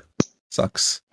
God, like they don't trust you because you're from Frankfurt. I mean, then they should trust me because I'm like from the actual Frankfurt and not from the second Frankfurt that's actually closer to Berlin. Yeah. Can I ask you one quick question, Spongle? Sure, go ahead. If in reality the Earth is not a globe, would you want to know that? I mean, the obvious answer is of course, right? Well, not everybody. That's why he asked, because we actually find a lot of people. No, I wouldn't care. You alluded to that earlier. No, it's not that. What I meant to say, it's just that it's not that I wouldn't want to know. It's just that there are a lot of things that are more like pressing right now for me. That are more like immediately important for me. And that's I can understand that. More about them and like solving all of these tasks before I would get to this. Sure. If you're starving to death, for instance, you got to have a full belly first. If you're gasping for air because you're underwater, you got to come up for air before you address any other, topics or ideas. So, loose connection to Abraham Maslow's hierarchy of needs and all that conceptualization. So you gotta cover the base needs in your life before you start addressing some of these topics, maybe. But I think it's a relevant question. He was just making sure that that you were at least interested in the topic. Yeah, I mean, maybe if I'm like starving in the desert and also like thirsty as all hell, right? Maybe if somebody told me and showed me that the Earth is flat, I would gain like a bit of energy just out of spite, just to like get through this and spread that information. Yeah. Oh God, the funny Maslow pyramid, right? I mean, that's kind of a funny marketing concept that I was also taught, but I mean, it's obviously like overtly bullshit, right? I mean, there are enough people who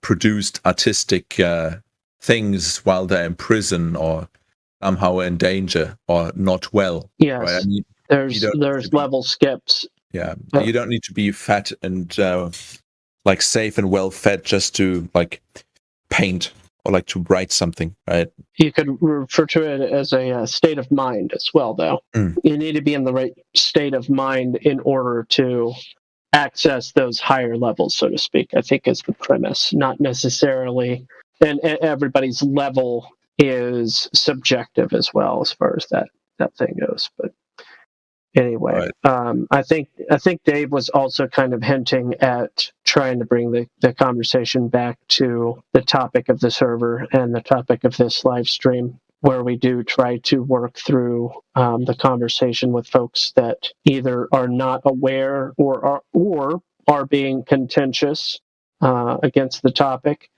one or the other, where we work on letting people know why the Earth is not a ball. And I had asked you earlier, were you aware of any long distance observations? And the general answer was no, because you hadn't been looking for them, basically, something along those lines, right? Basically, yeah.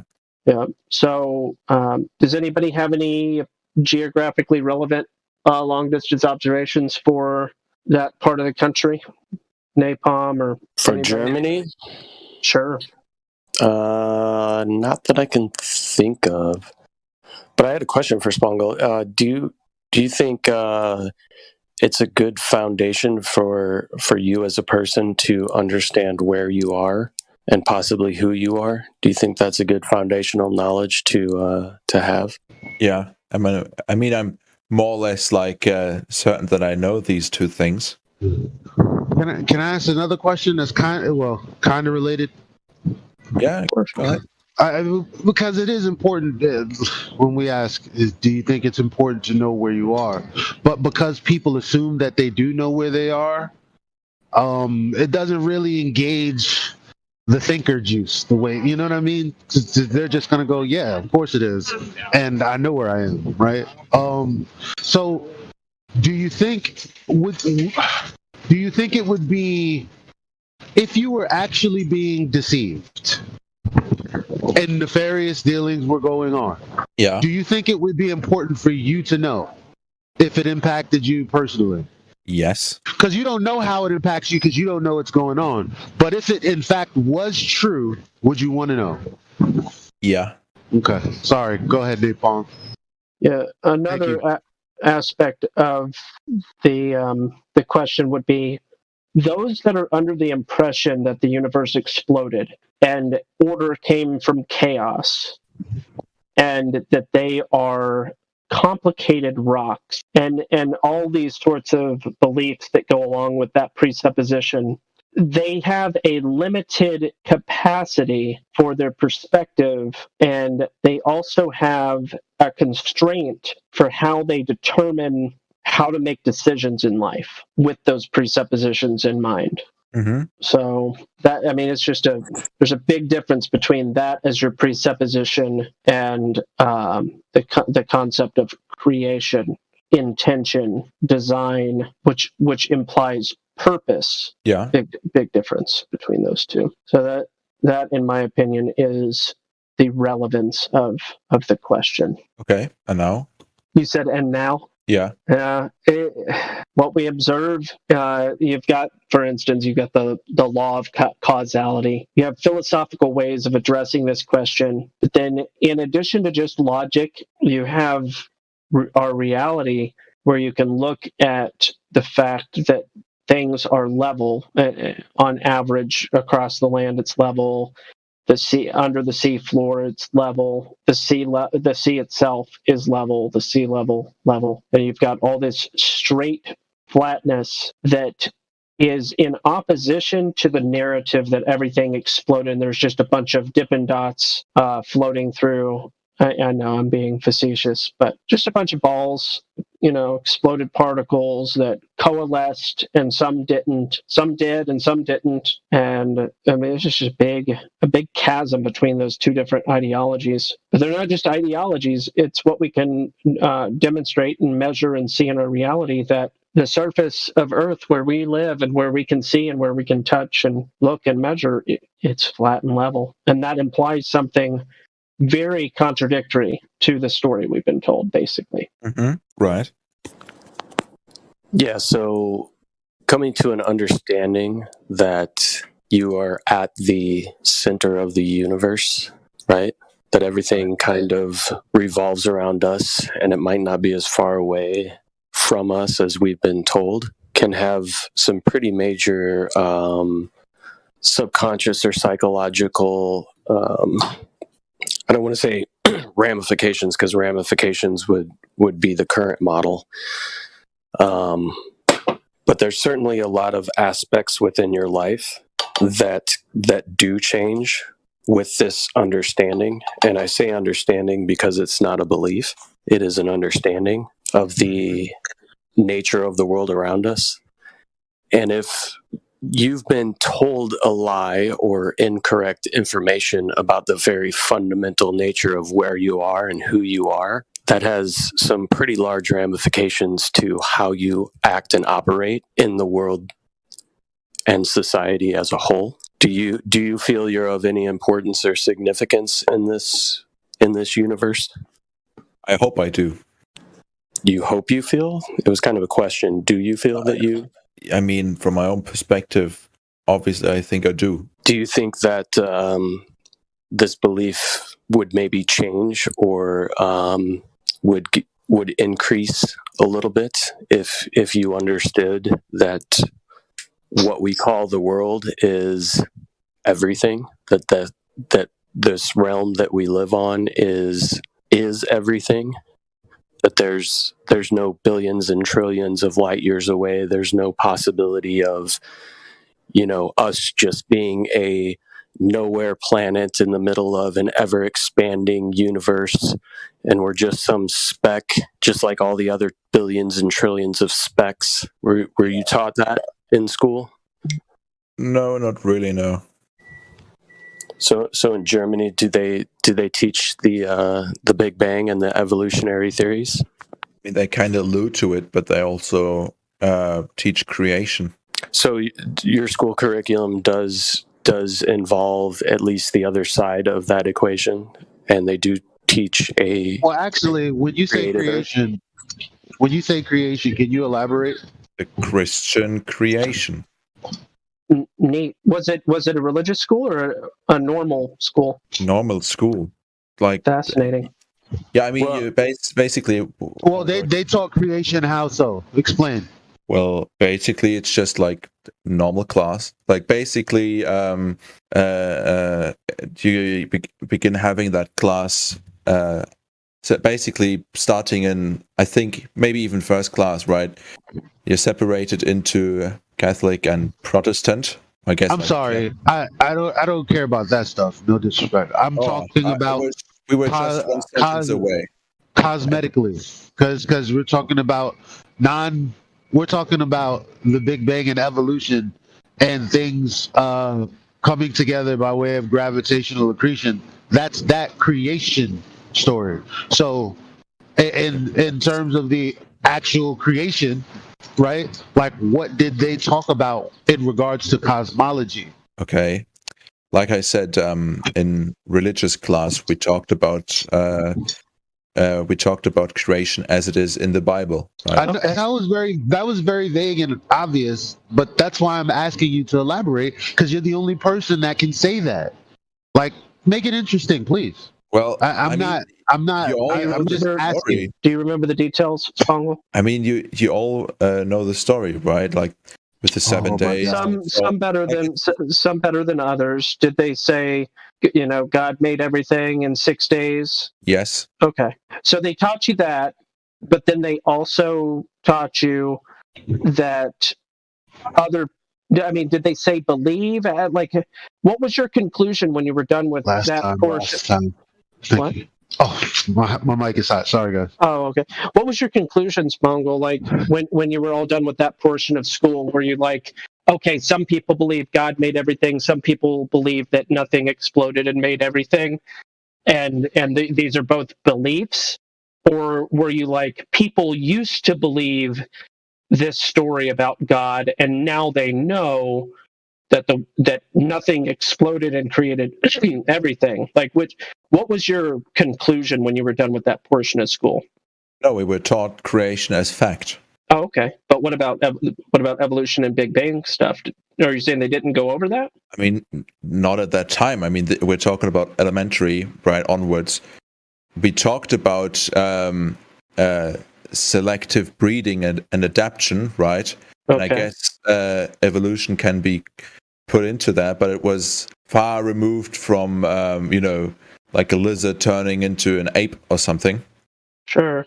So basically what you're conveying is that indoctrination doesn't start, or did not, at least as far as your experience go, went, it didn't start at a young age. That aspect of indoctrination. Yeah, I mean, I'm not. That's an atypical experience for Americans. I'm not. Okay, right. I'm not an atheist. If you think that. Okay, no, I didn't really make any assumptions. I'm just asking questions for clarification. Right. I mean, it's peculiar. Like that's not the normal experience. It wasn't my experience going to school in the 90s, the early 90s, and I mean, I'm still not convinced that all of the details are clear. Because, in all honesty, before Flat Earth, we all knew that most people regarded themselves as Christian, even if they didn't go to church, even if they, for whatever reason, didn't really espouse the faith. But they're like, of course, Jesus died and whatever. They used to go to church and yada yada. That's most people's feeling towards it. At the same time, they'll have a conversation with you about exploding stars and black holes and whatnot, as if that's real. So that means that the indoctrination did happen in a way that was far more subtle than we really think. Yes, I mean that's obviously true. I guess it happens mostly through media and the internet. That's my best guess. That's true. Yeah, that's true. Yeah. He's Elijah. I don't know if you heard the part that he's from Germany, and then he's also young 20s. So, so these are all different contexts for differentness. That's fascinating. Seems to me. Sorry. Oh no, you're good. I was interrupting you. It just seems to me that you're suggesting that an 8-year-old in Germany, at least that has or had a similar experience to you, wouldn't be under the impression that of any Big Bang narrative, apart from what they might be getting in cartoons and all the other areas. But as far as from school, you're suggesting that that's actually not part of that early stages of development context. Yeah. Yeah. Now, in this day and age, you'll get it from Cat in the Hat. You'll get it from the Octonauts. You'll get it. You'll get all of those narratives from. Oh, wait a minute. Everywhere else. That's hard to believe. Because again, I'm taking his word for it. My media tells me, and there's also Europe, and it seems to be the consensus right now. Of course, when I speak to other people, I have more of a mixed reaction. It's anecdotal, but generally speaking, from the powers that be, the YouTube channels that I watch, and any other sources of media, people think that the Earth being a globe is universal knowledge, and it can't be universal if there are some countries that are like, nah. You know what I mean?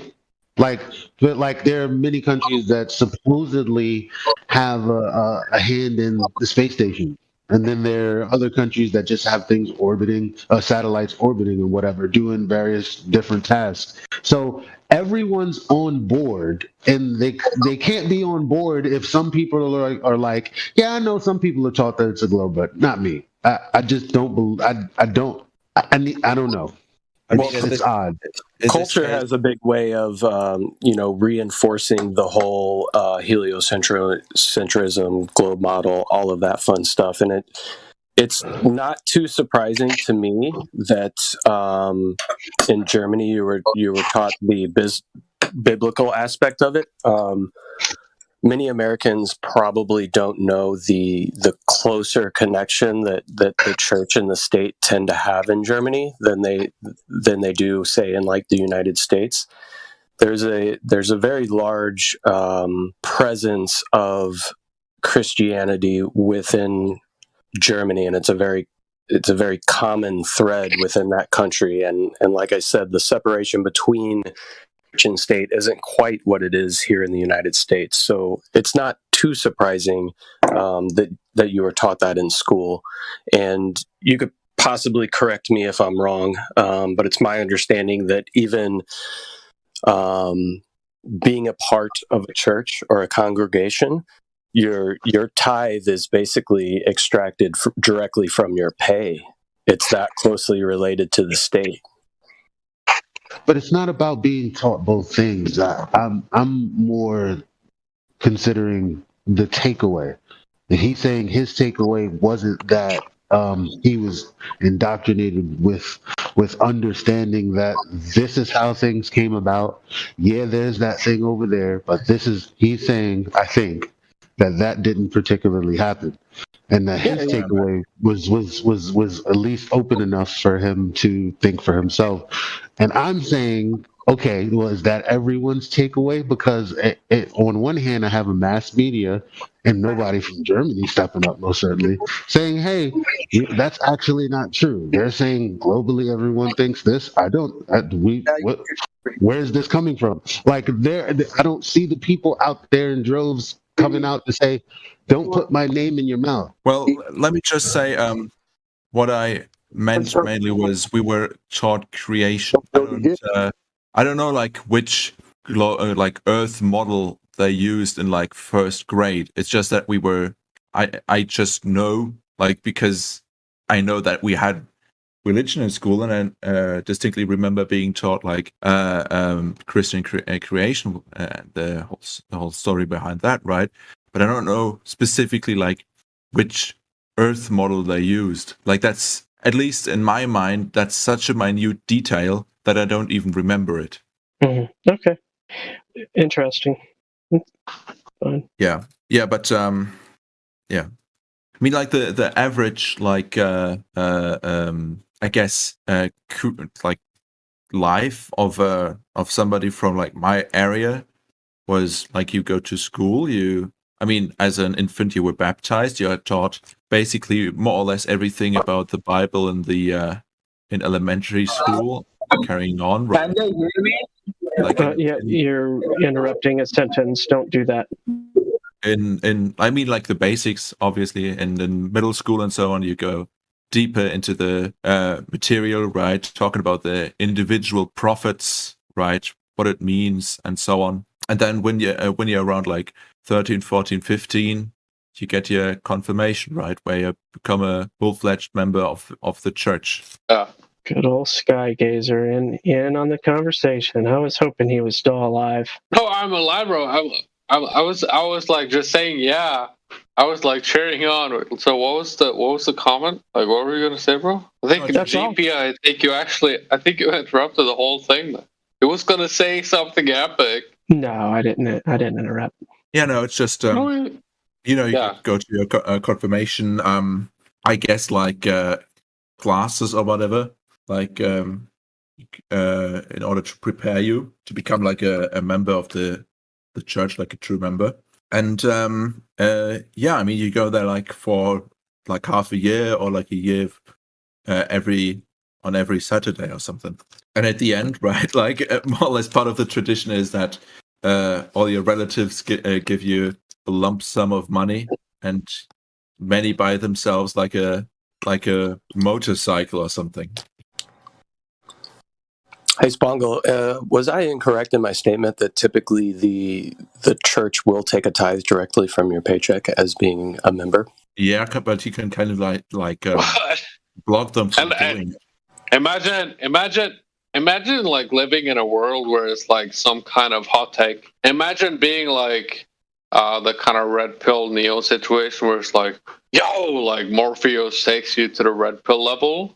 And it's like the red pill is just about like, well, yeah, the church, like what, when you're like giving money, it's like going to the church, like 5% is like going to administrative fees. I mean, you can also just like, no, but also like that's not that impressive and interesting. Sky Gazer. Oh, I'm sorry. You're being a little disruptive. Slow the roll. Also, that is nothing new, unfortunately, man. It's unfortunate that the last time I heard you was months ago, and someone was telling you to stop being disruptive. So that's just unfortunate. They have really strong beer in Norway. This is what I understand to be true. Know about that. So GP, I'm from Norway in Finland. I'm taking your vibes, when You know, I'm the knight. I'm the knight on the kind of like semi-dirty, not shining armor, just kind of like a muddy, like a semi-muddy armor, where it's like, man, this guy needs some shit done. You know, it's kind of like, oh, it's there for fun, bro. It's no big deal, but it's funny. But I love this channel. I love you guys. So let's not make a big deal out of it. You want to be a better man. All right. Just don't interrupt people in the middle of their sentences. That's all. Do you think the Vikings were the first flat earthers? No, I think the first people were the first flat earthers.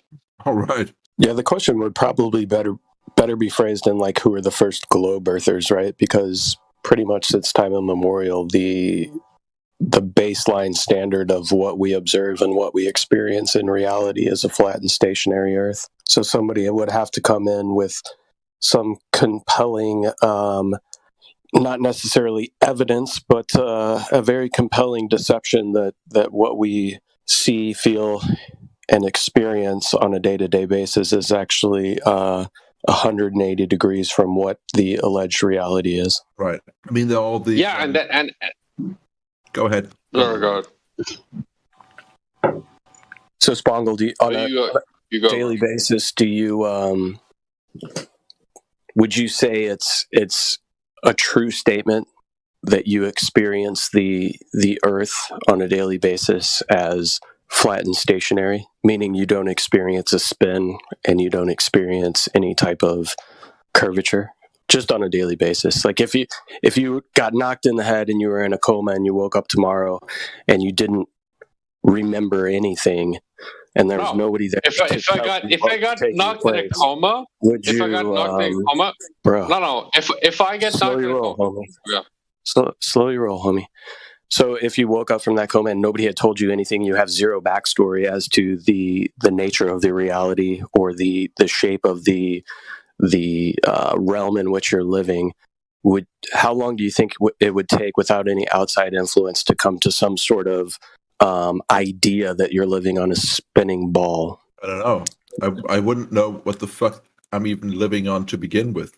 Like, I don't think that I would like really think about it. Like, I'm thinking to myself in the Bronze Age, for example, right? What was the predominant perspective then? Sorry.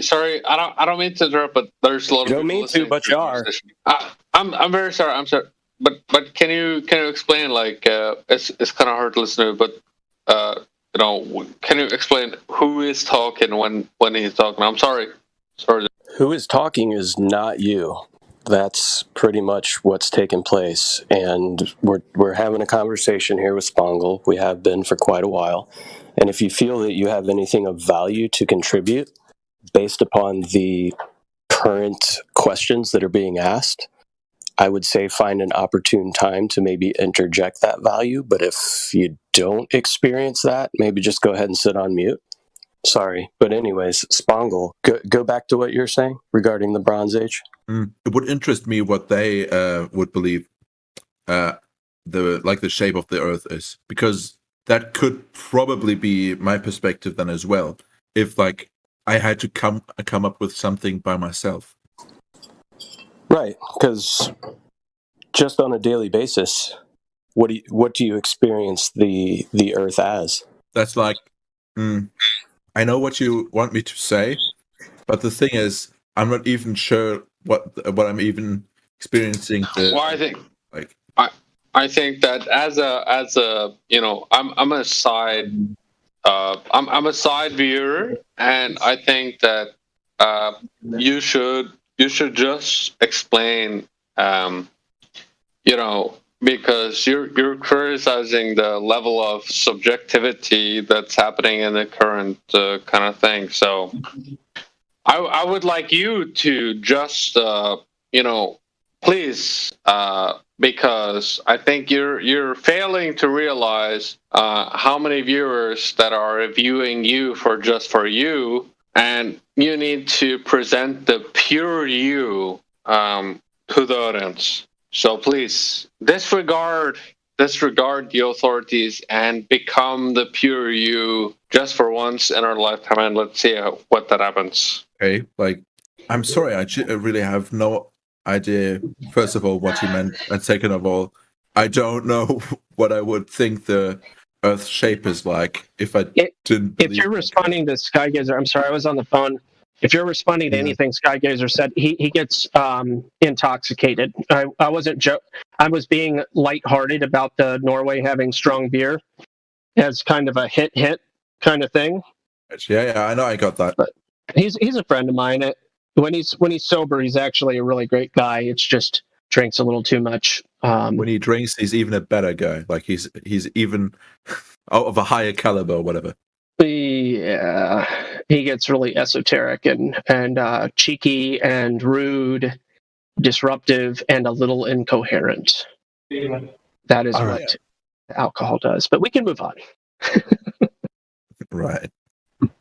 So basically, I guess you're saying you wouldn't begin to know unless you could see it or measure it. No, it's just which is pretty much what we're saying. I wouldn't know because I'm so far removed from that situation where, I haven't been told what to believe or what not to believe and so on and so forth, right? Can I ask you a question? Yeah. Is measurement about belief? No, but it's like listening to somebody who tells you what they measured believe. Exactly. You would have to believe someone who told you they measured something to be something, right? Like they claim that there's this measurement for this ball, but when we go, where is it? They take us to calculations based on it already being a sphere, or presuppositions that would take a circle and then assume it's a sphere, like with Eratosthenes, when you can do the same thing for your kitchen floor if you made the same assumptions. So there's actually no measurement. As a matter of fact, there's supposed to be a measurement, and I spoke about it earlier. The measurement is supposed to be 1.2 times the square root of the observer's height of the feet. That will give you the distance to the horizon based on the measurement that the Earth is a sphere with a circumference of 24,000 and change miles and radius of 3,959 miles. So that calculation or formula is a direct result of the supposed measurement. So the problem is, when we use that calculation, we don't see where the horizon is measurably where the math dictates it should be. So it can't be derived from the measure of the surface of that size. The only way you can determine the shape of something is to count its size or measure it. Only people who have a belief in this situation say unless, because no, that's actually the only way you would do it. In fact, you already know this, as you said, without any other outside inputs or whatever. How would I know what shape it was? Exactly. But the thing is, the way you would determine it is the way they've claimed they've determined it. And when we ask for where that is, it's non-existent. So okay, calculations out the wazoo all day long, but the actual measurement, nope. Sorry, I'm just finishing eating here. Schnitzel, currywurst. No, I actually ordered the 3 different Earth model meal, right? Like pizza balls representing the globe, onion rings representing like hollow Earth / donut, and the burger representing flat Earth. Yeah, but again, I think like it's funny. Yeah, the burger can't really represent it, right? Remember what I said earlier about the bun, and what I said about the portion of it that's flat is because that's an aspect of the thing in question, right? It's not actually the shape itself. So it's like, again, like none of us are even claiming to know anything other than topographically what it appears to be. As far as the whole thing, how could anyone know? That's all we want to know. How could you know? How do you know? I guess like a good way is but just think about like my vacation experiences is being at some place like the shadows setting in a completely different manner, as well as like the Earth, the sun doing so, right? like obviously, and basically the times of when the sun sets and rises being different. And if I were immortal and nobody else were around, I could probably figure out like the difference in if there is a difference, right? Difference in degrees between the shadows of the sun to a certain inanimate, immovable object. Like two of those at different positions. You know what's funny about the difference in degrees? The difference in degrees is going to be measured off of the fact that you're using a flat baseline. Like a protractor. Isn't that interesting? Okay, but the basically the effect it has is so negligible. It's kind of like you kind of have to use the Taylor approximation for that, as in you can at a certain level you can ignore certain factors and just approximate the the result, right? I mean it like if you can you give me an example? Okay, if you try to calculate the area of something, right? Like the area of your garden, right? You for the most part you ignore the and it doesn't matter if this has to do with the globe or whatever, but for the most part you ignore curvature. You just do square foot by square foot, right? Or like foot times square foot, right? And that's what you do. And the Taylor approximation, like I said, could also apply to like a round Earth, where at a certain scale you could ignore the curvature of the Earth. For example, when you're measuring the degrees of a shadow. Not when it's 500 stadia apart. That's insane to say. What? No, you measure. I'm sorry. I was thinking in terms of Eratosthenes, because that's what people usually go to when they talk about measuring the Earth. But yeah, it's funny because listen to what you said about ignoring the fact that there's curvature, except for the fact that that's just begging the question. That's just saying, well, we're going to ignore the fact that there is and act like we're not. Well, how about you're just doing the latter thing and there is no curvature to take into account? Yeah, the Taylor. Oops. Because when I say give an example, you're saying, well, that you're not giving me an example. You're supposing we would be measuring the square, the area, right? And you're supposing if it's curved, we ignore that. I'm asking you to give me that's not okay. That's not an another example. Okay, imagine, right? You let's see. You have like a mound of trash or whatever, like a trash dump, whatever, like a dump that you've basically kind of recycled into it becoming like a large, basically steppe-like patch of grass, right? And even though there is like a slight increase and decrease, like basically you go up a tad bit when you walk in one direction, down if you walk past a certain how would you call it, point, right?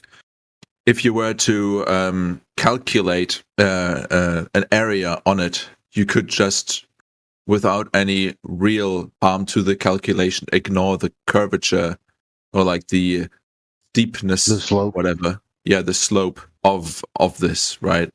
I mean, also, yeah, I get that. Yeah, but that's also supposing that you're on a hill.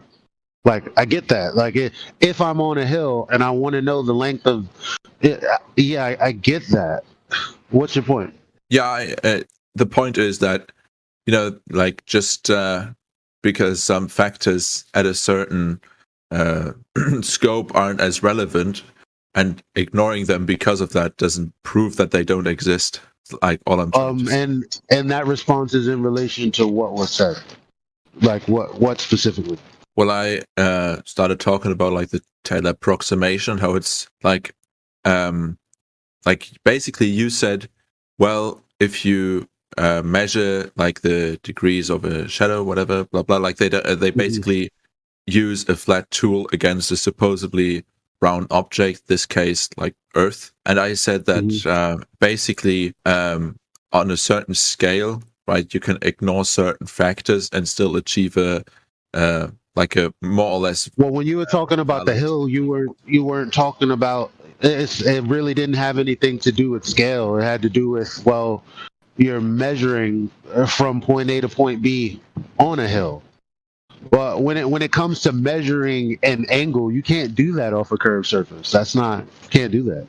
Well, you can, but how would that be related? But you can, but it wouldn't be related to the curved surface because the plane would just be extended out in a linear fashion, right? From whatever point that you're measuring.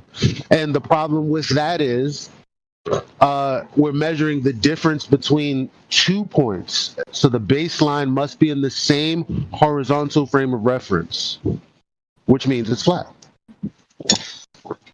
Bruh. I mean, look, how can the Taylor approximation be valid for one thing and then not valid for the same thing? I didn't say what was and what wasn't valid. I was only talking about angles, and in order to apply that to the ground, then the relation would have to be that we're talking about a horizontal plane. That's all I said. If we have like an obelisk that's like what, 7 feet tall or something, I don't think that the curvature, like if you were to assume that the Earth is a globe, right?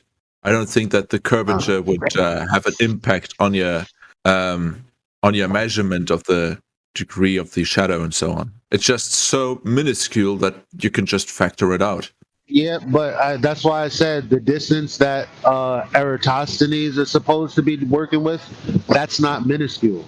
Okay, I mean, I was just talking about how I would do it. I don't know about Aristotle. I feel you. I just thought you were. I mean, because when I brought it up, I was specifically thinking about that distance, not like the distance between me and the end of my garage. Okay, I mean, what? Like, because locally, everyone assumes it's flat. It's so big that basically, as far as we can experience, it's flat. So that's already flat as a given. Like, so people are already going to say, well, the curvature in that sense is irrelevant. Well, that's not what I'm talking about. I'm talking about 500 Stadia. What? In which case? Between Alexander and Syene, man. Okay. I mean, I haven't referenced that at all. I did, and you began to answer to it. And I'm like, I don't know why you're saying what you're saying. It's not like I'm opposing what you're saying about, how minuscule something is and blah blah. I didn't contend with any of that. You brought that up in response to me bringing up the angle and how it wouldn't work. I mean, I talked about how you could measure the angles of shadows and so on. And I guess you alluded to that, but I didn't really react to that, other with a bit of confusion, I guess. Okay.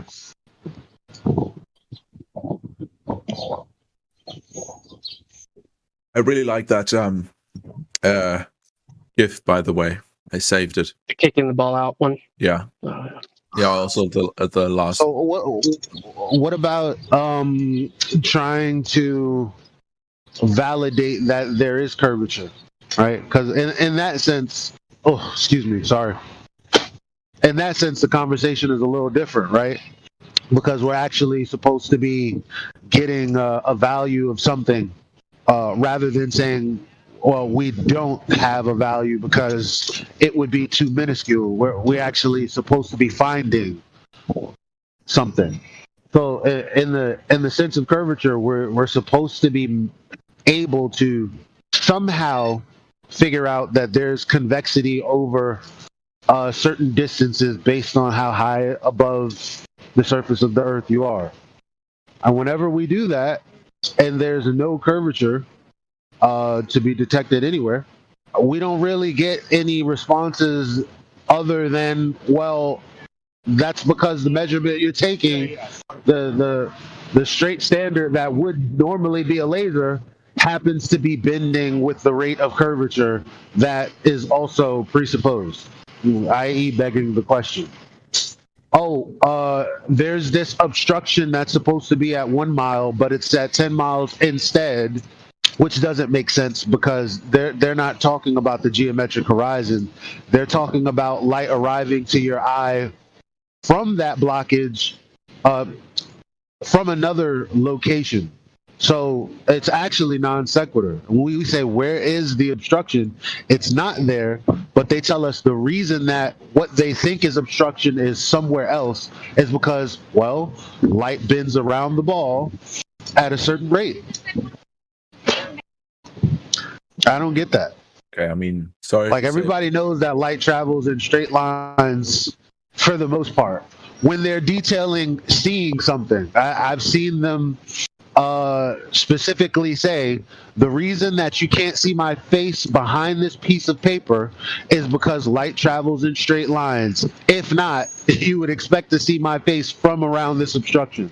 So it's fairly simple, fairly straightforward. We understand that there's Snell's law and refraction and how the angle of incidence can change when it goes when light travels from one boundary through a boundary from one media to another.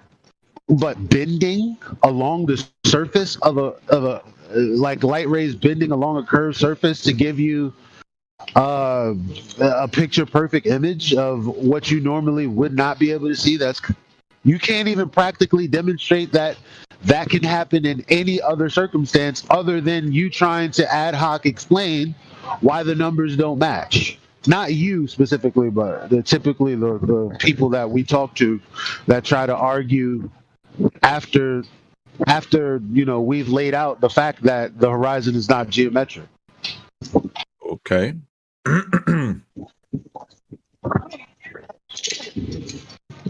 So it's just odd that people either don't want to talk about like actual direct measurement, because they pretty much say, well, you can't really do that. That's not really possible. But prior to 2 years ago, that's exactly what they did to try to disprove flat earthers.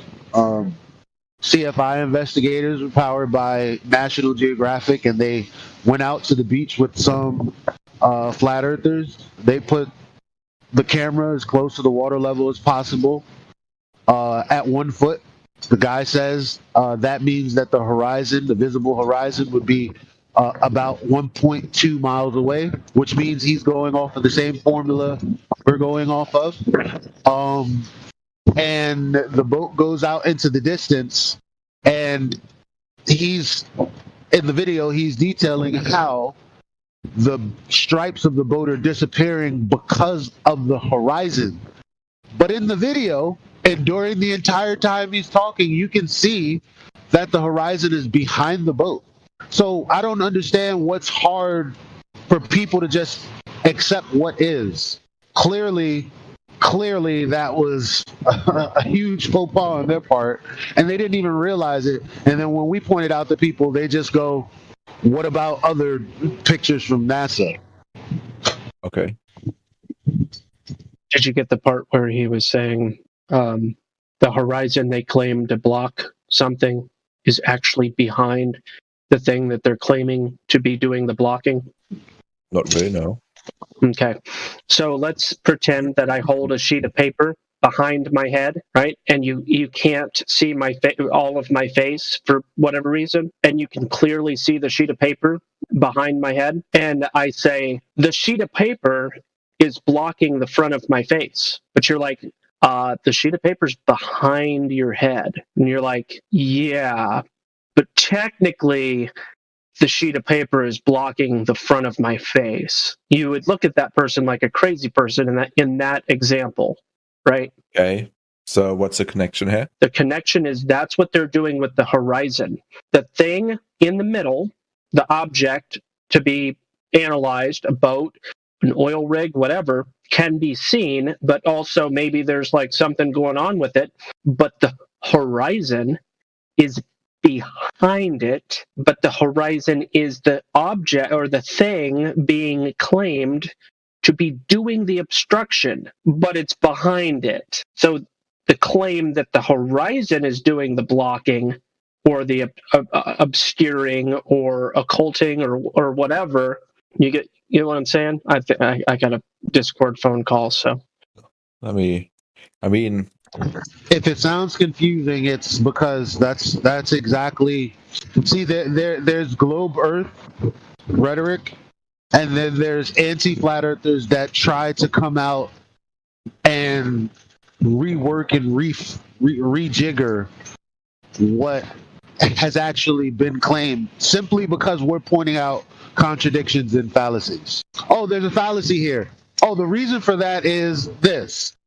But no accredited university is on record for saying the things that some of these anti-flat earthers would say, just to challenge the fact that we're questioning something that we've come across that's supposed to be a fact but just isn't. Okay, again, like I wasn't really confused by it. I'm just trying to look at a few pictures to confirm what I think it means. What do you mean? Like, I know what it means more or less, right? Like your piece of paper behind my head, it's obstruct my face or something. But so that's an idea that was proposed, right? It's like, imagine this, right? So you get that. Now, instead of saying, well, this is true, let me say, imagine that the horizon is 1.2 times the square root of the observer's height in feet, due to the fact that the Earth is a sphere with a radius of 3,959 miles. Therefore, when I'm looking out into the distance, and I'm looking at something that I know is marked to be, say, for instance, 6 miles or 9 miles, and then I see the horizon that's supposed to be at 1.2 miles away based on the formula, but that horizon is actually beyond 10 miles, that is how this imagining is analogous to Gospel Bearers imagining. It's the exact same scenario. Here, I put a GIF in the chat. So just the first oil rig, okay? They're going to tell you that there's a portion of that oil rig that you can't see the bottom of. And the claim is that the reason you can't see the bottom of it is because the horizon or the geometric, the curve, right, is blocking even the first oil rig. Okay? You follow so far? Yeah. But the horizon, the thing that's in question here, is behind the first oil rig. It's behind the second oil rig. And to claim that that horizon is the thing that's doing the blocking is downright silly. I don't see a problem with any of this, though. Like, I'm a sailor.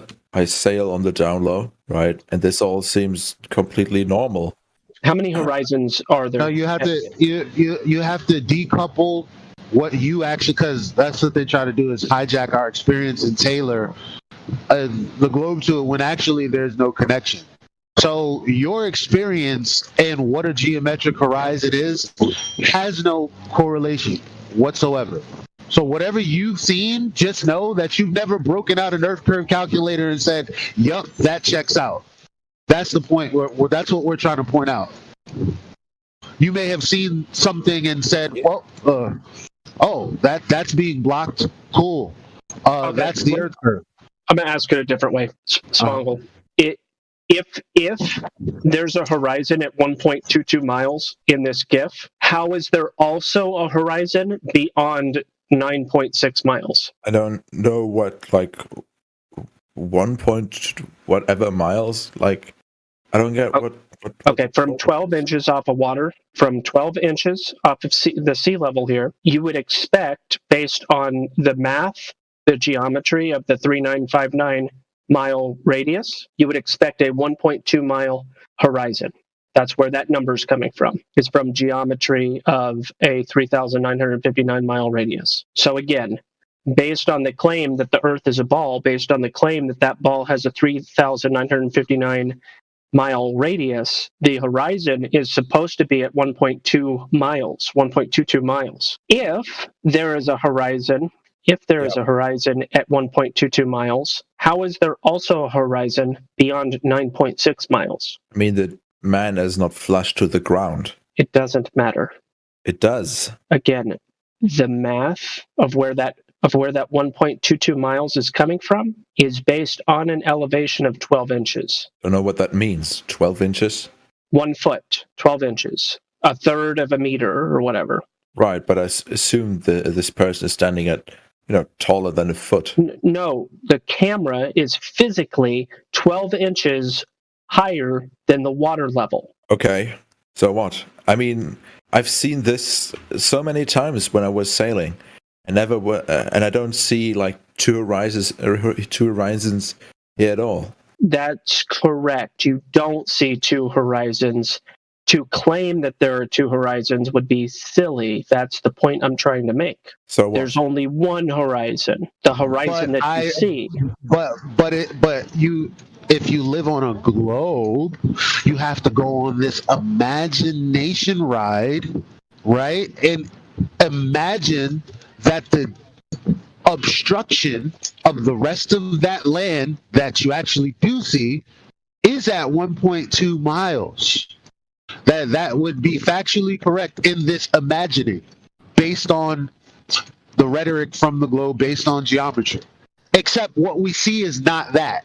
So a Glober's attempt to explain that is why we drew the parallel to the piece of paper. Because in essence, they're just basically saying that and going, yeah, it checks out. What's the problem? Like, you're kind of going, I've seen a horizon. What's the problem? But I don't think you get what we're saying about it being geometric. Like, the formula is 1.2 times the square root of the observer's height in feet. In the examples we're talking about, both National Geographic and the Black Swan that we have with the oil rigs, the observation was taken at 1 foot. You plug that into the calculator, it's going to give you a distance of 1.2. So, distance of what? Distance to your horizon. Except the distance to the horizon is not 1.2 miles. So it can't be blocking anything. You see the horizon beyond where it's mathematically described to be. If you lived on a ball with a sphere at the radius of 3,959 miles, there's really no way around that. The only thing we can say is, well, no, the horizon is beyond 10 miles. Yeah. I mean, I'm still kind of looking at it. What part of what I'm saying aren't you getting? No, it's just, let me just look at it for a few minutes. Yeah. That's fine. Oh, okay. My bad. I thought, is it posted in the chat?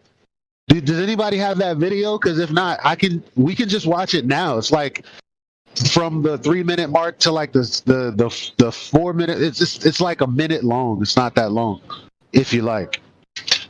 I just.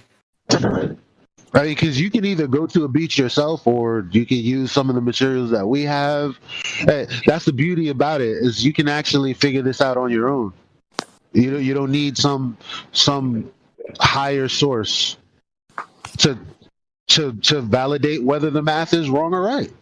I mean, they've already proposed that this is what's going on, so all we're trying to do is find the evidence that it's either true or not true. That's all. I mean, the only unusual thing is that it appears as if the it simply appears as if the platforms were like deeper into the water than they are.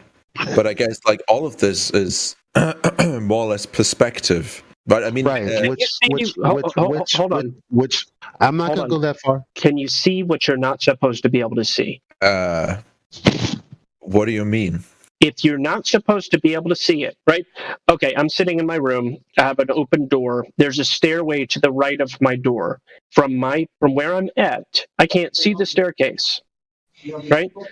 But if I could all of a sudden see it, that would mean something. Well, I've just been coming here for about a year, so I don't know. This is different.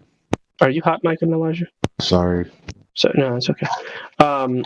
Again, there's an allegation, right? There's an allegation based on the proposition that Earth is a ball. The allegation based on the math is that there's going to be a hump between you and another object at a great distance. That hump should stop you from seeing things. That's the point. The good old-fashioned ships going over the horizon claim. But you did mention perspective. I think he's aware of it. Yeah, I mean, it's, you know, if I just remember like back to sailing school, right? It's like 2-3 things. I distinctly remember one thing where like we, because obviously we had to always consider perspective, right, distance, and so on and so forth when we were sailing more or less towards the horizon and so on. And basically, like if you like we did this, we put like basically just a jar or something similar with like writing on it on one end of the table, like looked at it from like the other side of the table, but basically just from like flush table. This is non sequitur. And it looked very weird. Like it looked like the basically the bottom was kind of just disappearing almost, right? As opposed to when you're at a normal that's height. a perspective issue. That's non sequitur to the point we're trying to make. And also the next thing is that, for example, oh my god, if I say something is non sequitur, he continues. Let me carry on. With a fallacy. Do I have to on the back of a point we're trying to detail to you so that you get it? You're trying to make a point on top of that is no relation to the point we're trying to get you to understand. You haven't even heard what I'm about to say. How can you conclude this? Okay, well, you got Cash App? Okay. The next thing. Because I'll bet you $5 if you're willing. Let's make it fun. I hate to waste my time.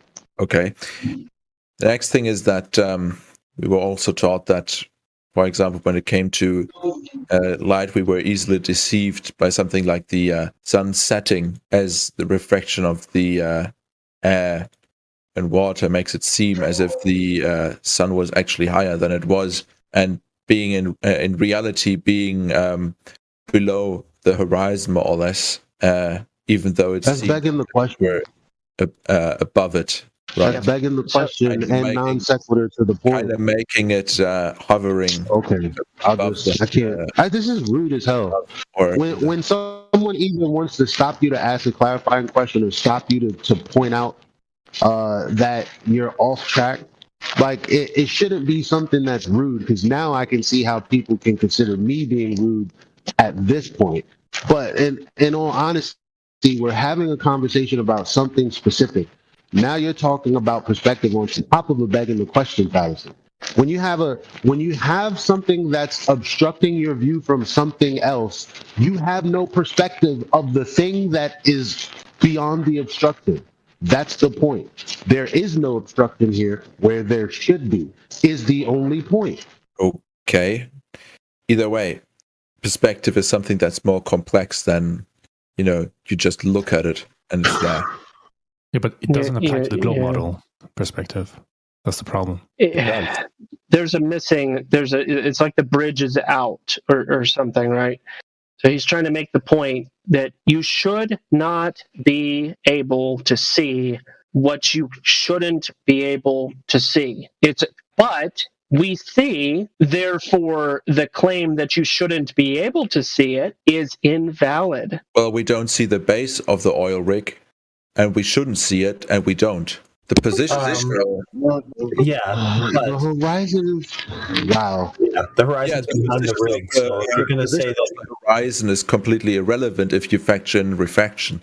The horizon is relevant unless what you're saying is a non sequitur.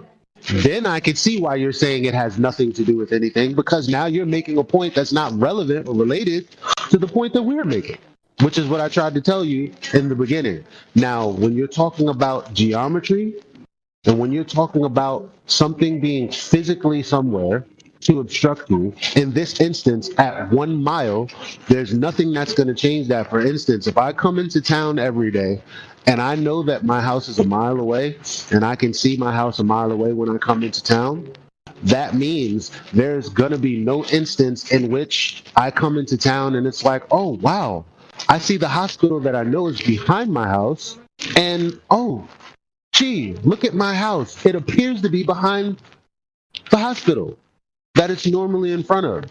That will never happen. Perspective doesn't do that. Geometry doesn't do that. Nothing in this existence does that other than ad hoc thought projects. What? I.e., being able to, exactly what I said, being a hypothetical situation, like, well, we have a horizon that's 1.2 miles, but it's actually beyond 10 miles, but it's actually 1.2 miles. It's the same thing. Exactly parallel. And while we see it at 10 miles, he's also trying to say that it's obstructing 30 feet of a rig that's in front of it. And then he says that it appearing at 10 miles is irrelevant, while at the same time he says it's obstructing a rig that's in front of it. That's why I asked you how many horizons you believed in. Okay. Spongle. So? How many horizons are there? How many? What kind of question is that? There's only one answer. How am I supposed to answer this? With the correct answer. It's a number. Okay. I don't know, 3? Doesn't even matter what I say? Yes, that would be an incorrect answer. Okay. I'll ask again, how many horizons are there? You probably want me to say 1. Can you show me a way that there could be more than one? I don't know. Okay. Well, let's slow down because we're not talking about there are Elijah, there's an issue here. He just said you probably want me to say 1, which implies that he thinks there might be more than 1, and I cannot wrap my mind around any possibility of there being more than 1. It might get pedantic because then he'll be like, well, look, here's this source that says there's a geometric horizon, a local horizon, a celestial. What is it? What is the other horizon? All these other horizons, but refracted. When it comes to no, not refracted. That's nothing. That's not real. There's only one. We're talking about the horizon that is the visible boundary appears to be a boundary between the sky and the ground.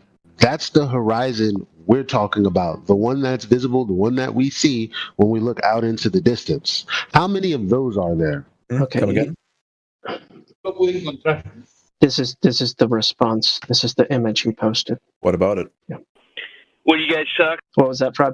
So what are you guys talking about today? What's the subject? We're just trying to I don't know what we're trying to do. What are we trying to do, Elijah? How is an inferior mirage related to the geometric horizon? I mean, it's just, the oil rigs appear higher. Are you gonna do it again? Answer the question. I'm saying what is truthful. Just because you don't have the nerve to listen to me. So an inferior mirage is happening. An inferior mirage, because that's what this picture is showing. An inferior mirage is happening in the photo with the oil rigs. How is that related to where the horizon is? Because you know what inferior mirages are, right? They're what things appear to look like in respect or relation to the horizon. We're talking about why the horizon itself appears to be displaced. So what you're saying in this picture right here is non sequitur to the point that we're really trying to relate to you. Now, if you don't want to understand, then I'll just stop right now because you're a cool guy and it doesn't have to get into this, and it doesn't have to get to the point where I feel like now you're just playing a game. I seriously see nothing wrong with it. Is this? Well, you're not addressing it. That's the problem. You're not addressing the issue. When you say you see nothing wrong with it, you don't understand the argument to address it in the first place. In fact, every time you brought up an example, it was do you know what non sequitur means? Of course I do. Okay, so then what's the problem? Can I maybe walk him through the modus tollens argument that may clear some of this up? Maybe, maybe not. I did it in a metaphorical way. Yeah, go ahead and do it in the more pure way. That may be helpful. But then, yeah, go ahead. So, Spongle, if I can direct you to the live stream voice text at 50 minutes after the hour, you'll see that I memed a picture there from the oil rigs, the Black Swan, and there's some text on top of it. Do you see that? See. 50 minutes after the hour, 50.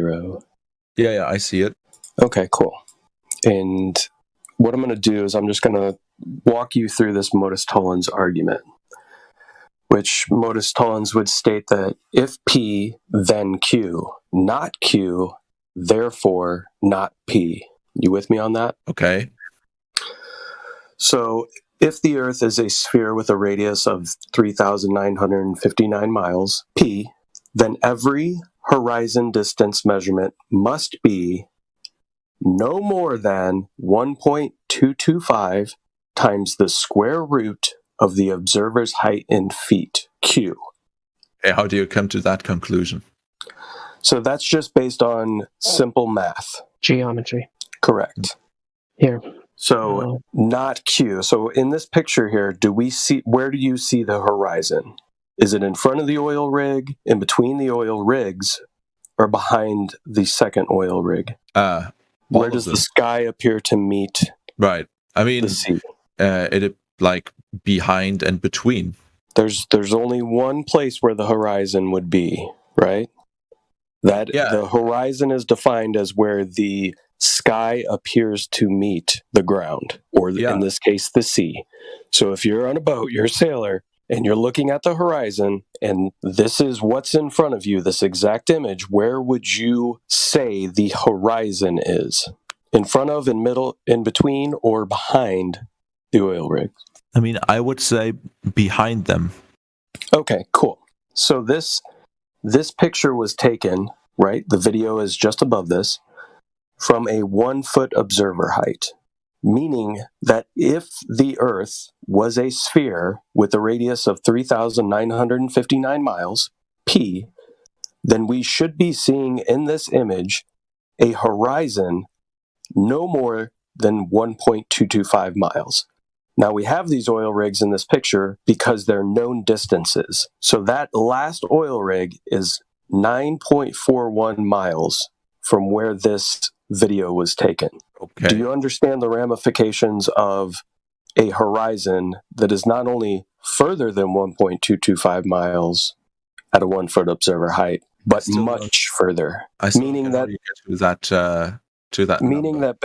based on this observation, right, the radius and circumference of the Earth would have to be orders of magnitude larger than what it's claimed to be. Don't you think that it has more to do with the basically, what you call it? Basically, that the bottom where the oil rigs would meet the water is obscured. Where the oil rigs meet the water is not obscured. We see that in the image.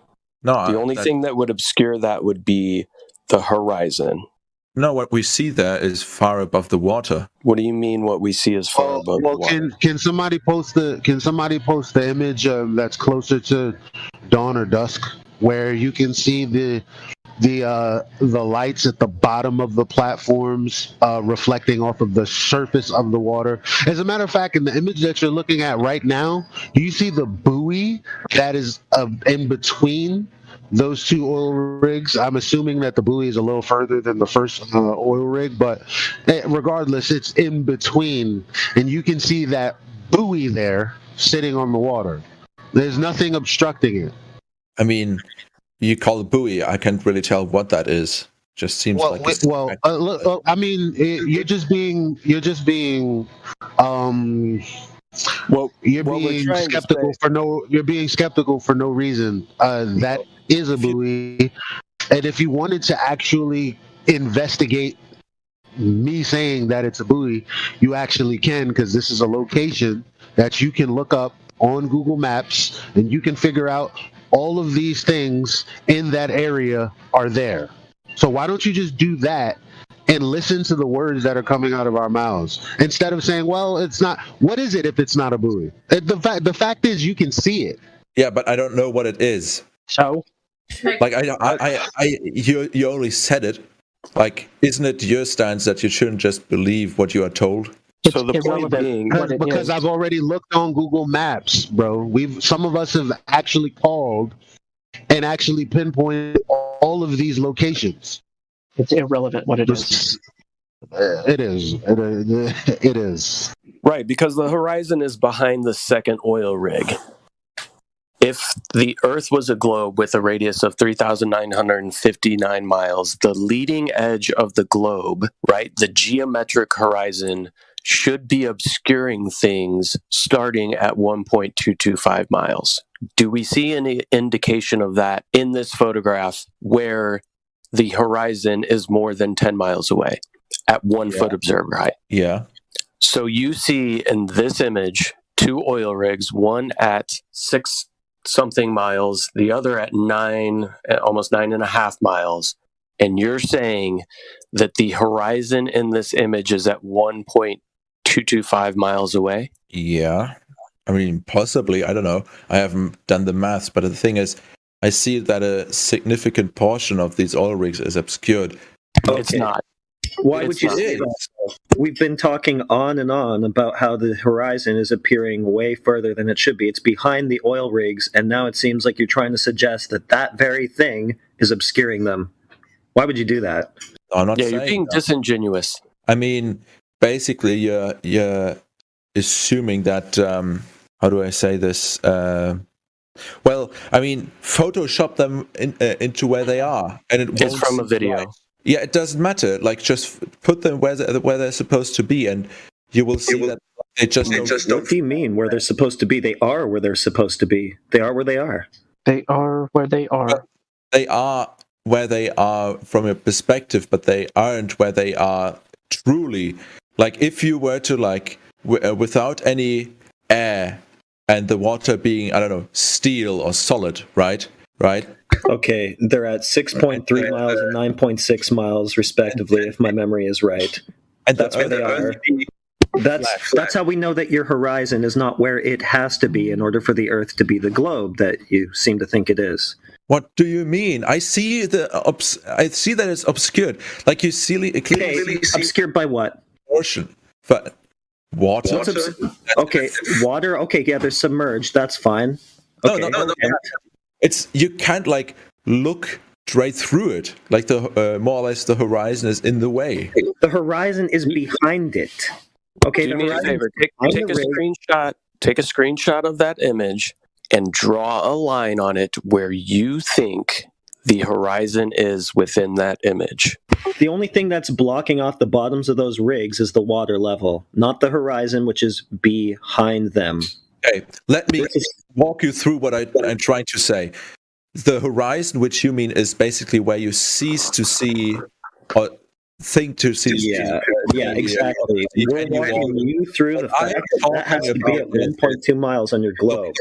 What I'm talking about is basically where the horizon starts and things become obscured because of the curvature, right? That's the horizon that I'm talking about. That's the story. That's supposed to be at 1.2 miles. That's the whole problem here. It's supposed to be at 1.2 miles. We've measured it to beyond 9.6. So but you see that the bottoms, like the legs, are obscured and they're clearly not, like, hitting the water. What you show they go into the water. They go all the way down to under the water. So yes, the water is obscuring them because they're oil rigs that are on bedrock, which is below the water. Come on, man, don't do this to me. No, you don't do this. You're trying to say that something that is behind something is obscuring it. That is just, it's fucking stupid. Have you ever looked at a sunrise or sunset at the beach? Yeah, you told the story about the sun not being where it looks like it is. You told that story. Again, that's besides the point. It's a red herring. It's a non sequitur. It's not related, okay? It's completely related. Okay, listen. If I told you, listen, you have 2 eyeballs, right? I'm not going to assume anything. Do you have 2 eyeballs? Yes. And you can see out of both of them? Uh-huh. Okay. What if I made the claim that if you put your hand in front of your face and you closed your left eye, you could no longer see your hand? And then you closed your left eye and you could still see your hand. Would you believe my claim, or would you dismiss the claim as invalid? What are you talking about? Okay, I'll say it again. You have two eyes. If I made the claim that by closing your left eye, like your eyelid closing over your eye, winking your left eye, all of a sudden you won't be able to see your hand. This is the claim. But then you try that out. Okay. And you still see your hand. Yeah, with my right eye. With your right eye. Wouldn't you dismiss my claim that you would no longer see your hand? So how does this connect in any way to this? It's another example of a modus tollens. It connects in that they say that the radius of the Earth is 3959, okay, in miles. Okay. That demands a horizon. That demands a horizon of 1.2 miles. It demands it. Right. Geometrically. Okay. That claim is invalid. It's not demonstrable in reality. It has been disproven. It's fake. It's as fake as me saying by closing your left eye, you will no longer, your hand will disappear out of existence. It's an equally invalid claim, and it can be demonstrated over and over and over and over and over.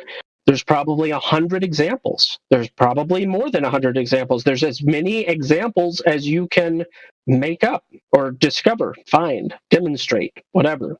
This can be demonstrated anywhere and everywhere is the point. And it has been demonstrated over and over again. There's no curve, bud. There's no curvature. It's an invalid claim, and it's been falsified. I just don't see it. Yeah, exactly. You can't see the curve. It's invalid. I can see. What I can't see is the non-existence of said curve. The non-existence of said curve, precisely. No, that's what I can't see. What I can see is the curve. Say that sentence again. I can't. Are you telling me you? Are you telling me you can see the non-existence? No, that's what I. What I can see is the curve. What I can't see is the non-existence of it. Okay, point to the curve. Where do you see it? Where do I see it? I see it in the fact that like the oil rigs themselves are obscured. No, that's just you seeing things. What you are saying is obscuring them is behind them. That is impossible. So what's obscuring the oil rigs? What's obscuring the oil rig? The first one. What's obscuring the bottom of it if you think it's being obscured? The water. Right, because it goes down into the water, right? So you're saying the portion that's above the water on any typical day is being obscured by the water in this picture? Oh, if you were to go closer, you would see more of the base of it, but there's more or less water in front of it, blocking your view of it. Right. So that's on the first oil rig. Seems as if it's like slightly on a slope.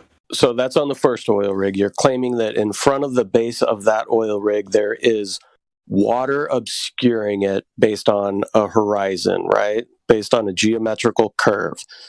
So then what is obscuring the front of the second one, and why do we appear to see water over a curvature? How is that taking place? Refraction. Okay, you're trying to have it both ways. You're using refraction to displace your geometric horizon to 10 times the distance that it can possibly be at, and then simultaneously you're claiming that that thing that's been displaced to beyond the oil rigs is also obstructing them. So you're saying, we don't see the curvature we're supposed to see, but we also do see it.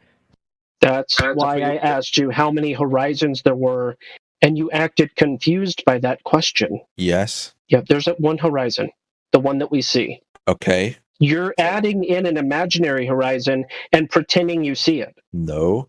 Or believing you see it. Yeah, I grew up sailing. I kind of know what I'm looking at. Right. So when we say that the horizon, the definition of a horizon is where the surface appears to meet the sky, right? So you're saying that at the base of that first oil rig, anything horizontally from the base of that first oil rig that we see above that level in the picture is actually sky, but then you're saying it's water. Do you understand why we're having a very hard time with your statements? because the horizon, if it's blocking where the sky appears to meet the water, is blocking that first oil rig. But then we see water again, and we see another oil rig, and you say at the base of that oil rig, there's another line where the water appears to meet the sky. But then past that, we see more water, and then we actually see where all across the image, we see water meeting sky. Do you understand how illogical that statement is? And how it in no way reflects the actual image. You're just creating this statement because the modus tollens argument completely destroys the land play rat logic. of the radius Clearly, none of you have ever gone to sea. Okay, look, here's what you don't understand. For the horizon, for the curvature of the Earth to be obstructing things from the bottom up, it has to be at that specific, necessary, geometric 1.2 mile distance, and it has to be also in front of the things that you think it's obstructing. This is really basic. Okay. Yeah. He doesn't even know what the word. What's the word geometric mean? Can you define geometric? Is that something you can define? What? Do you understand what geometric means? Like yelling at me from a car or something? Oh, so now you're concerned trolling yourself? Oh my gosh, here we go. Yeah, he's not yelling at you. Just because his mic sounds that way doesn't mean anything in regards to the question he asked you. Okay. I mean, in general, as far as I recollect, it's concerned with like objects and space. Here, I'm posting definitions because that's what I do. Yeah, because I think that's where his mind is not understanding the word geometric. Because people throw this word around and they don't understand what it means. You know, we as human beings throw words around without understanding the definition nowadays, and that's a problem. I do it myself, so I've had to go back and learn things that I thought I knew, and so I guarantee he has no idea what that word means. Well, I posted the definition. This is akin to saying that the wall behind you is blocking you, and then saying that you see that it's blocking you. Like you're looking in the mirror, right? You're looking in the mirror at your face, and you're saying that the wall behind you is blocking your face. I absolutely have no idea what you're talking about. Spongle, are you having a mental breakdown or what's going on? You have been listening to excerpts from the 24/7 Flat Earth Discord Live YouTube channel. If you would like to join the discussion, simply type in your address bar discord.gg/flatearth. Thanks so much for listening. Nice.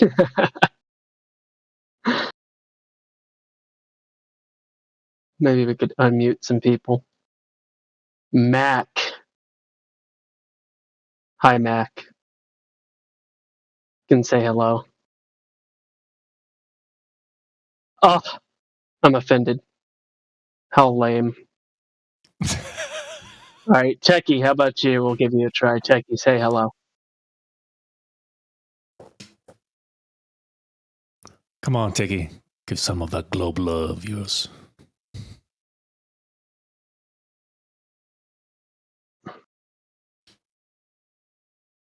Wow.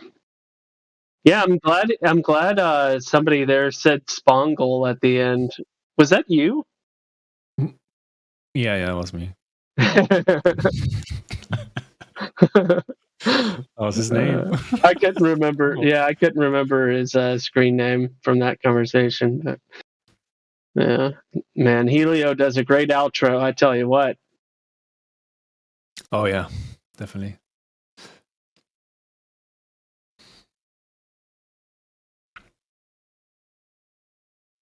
What a shame he never came back.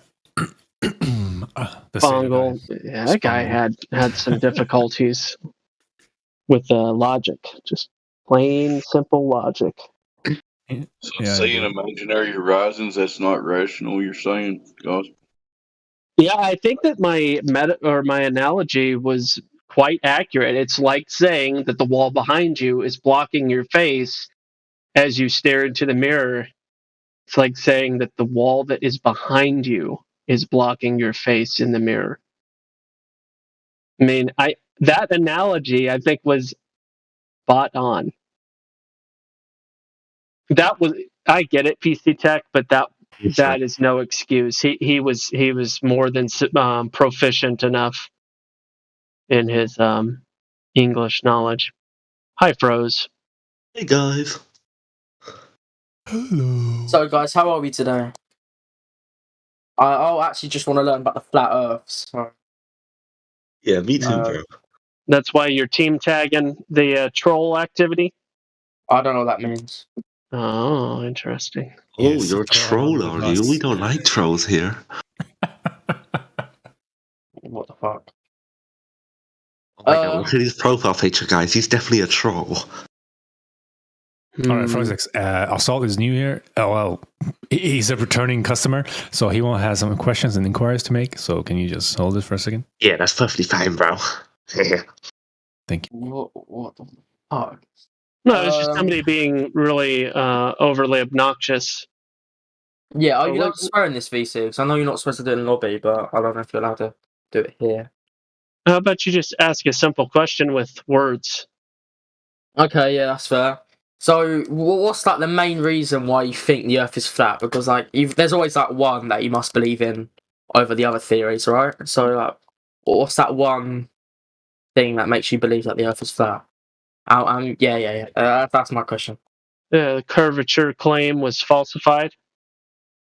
So, what do you mean by that? So, when you see like a ship go out to sea, well, which word do you not understand? Falsified or curve? The curve. What do you mean by the curve? Oh yeah. Do you think you live on a ball?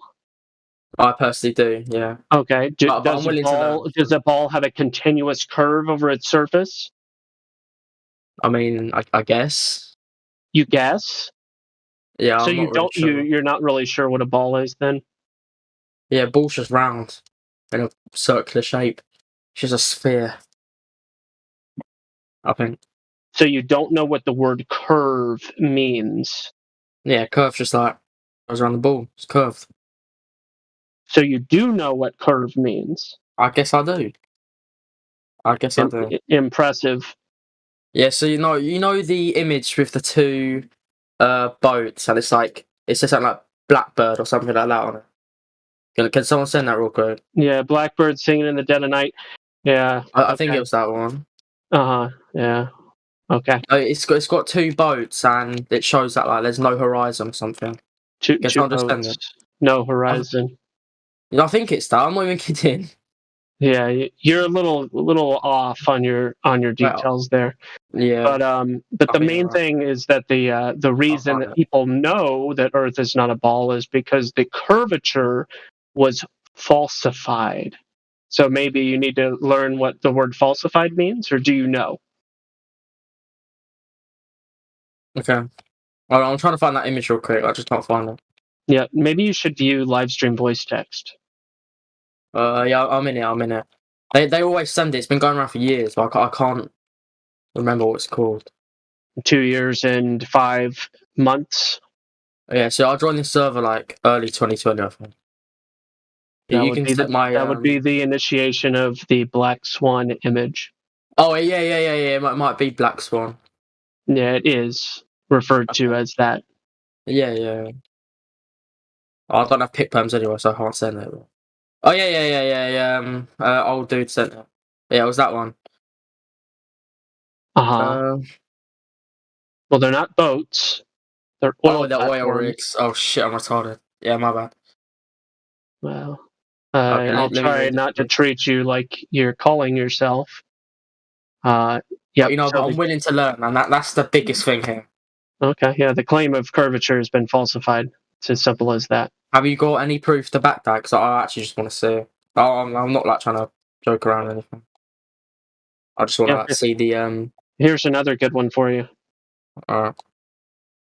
It'll be in the chat in just a second. Yeah, that's fine. So how long have you been a flat earther for? That's not what I refer to myself as. I refer to myself as a human. Okay. How long have you been a human for? More than 3.5 decades. Holy.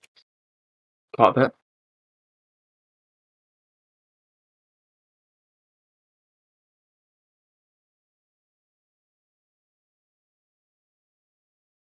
So you're looking in the chat? Yeah, the mountain one. Mm-hmm. Yeah, what I don't understand is if the Earth is flat, shouldn't you be able to see like New York from the UK if you're really high up with like a really high powered telescope?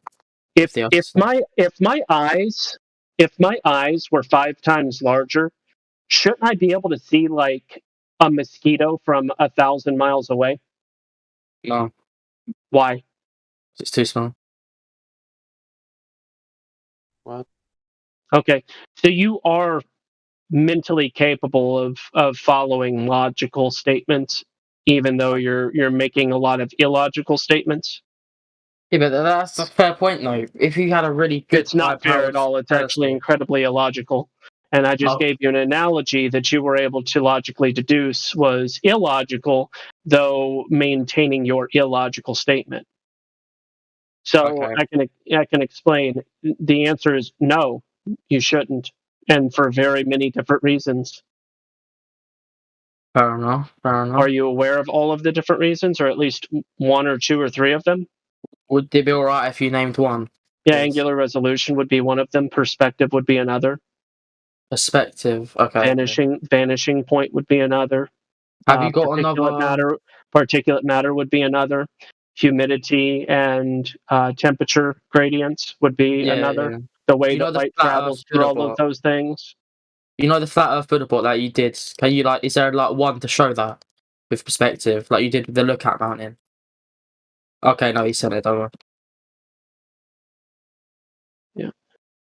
Go do your homework on that Lookout Mountain thing that I posted. Spend your time on it and recognize the fact that seeing Kentucky and Virginia from Georgia at this Lookout Mountain overlook spot is a geometric impossibility on the globe, but a physical part of our reality.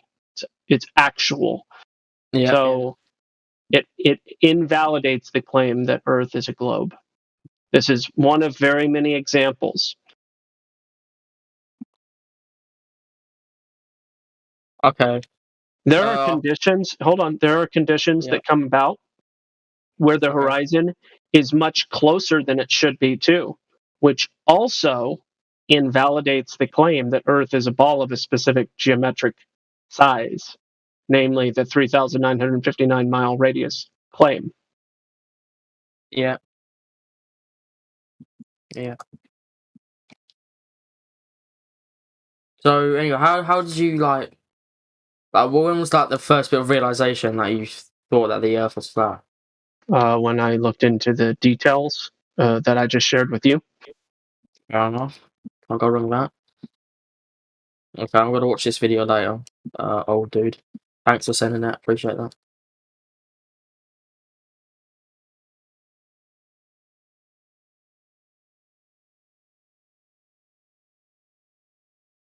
Bit blurry.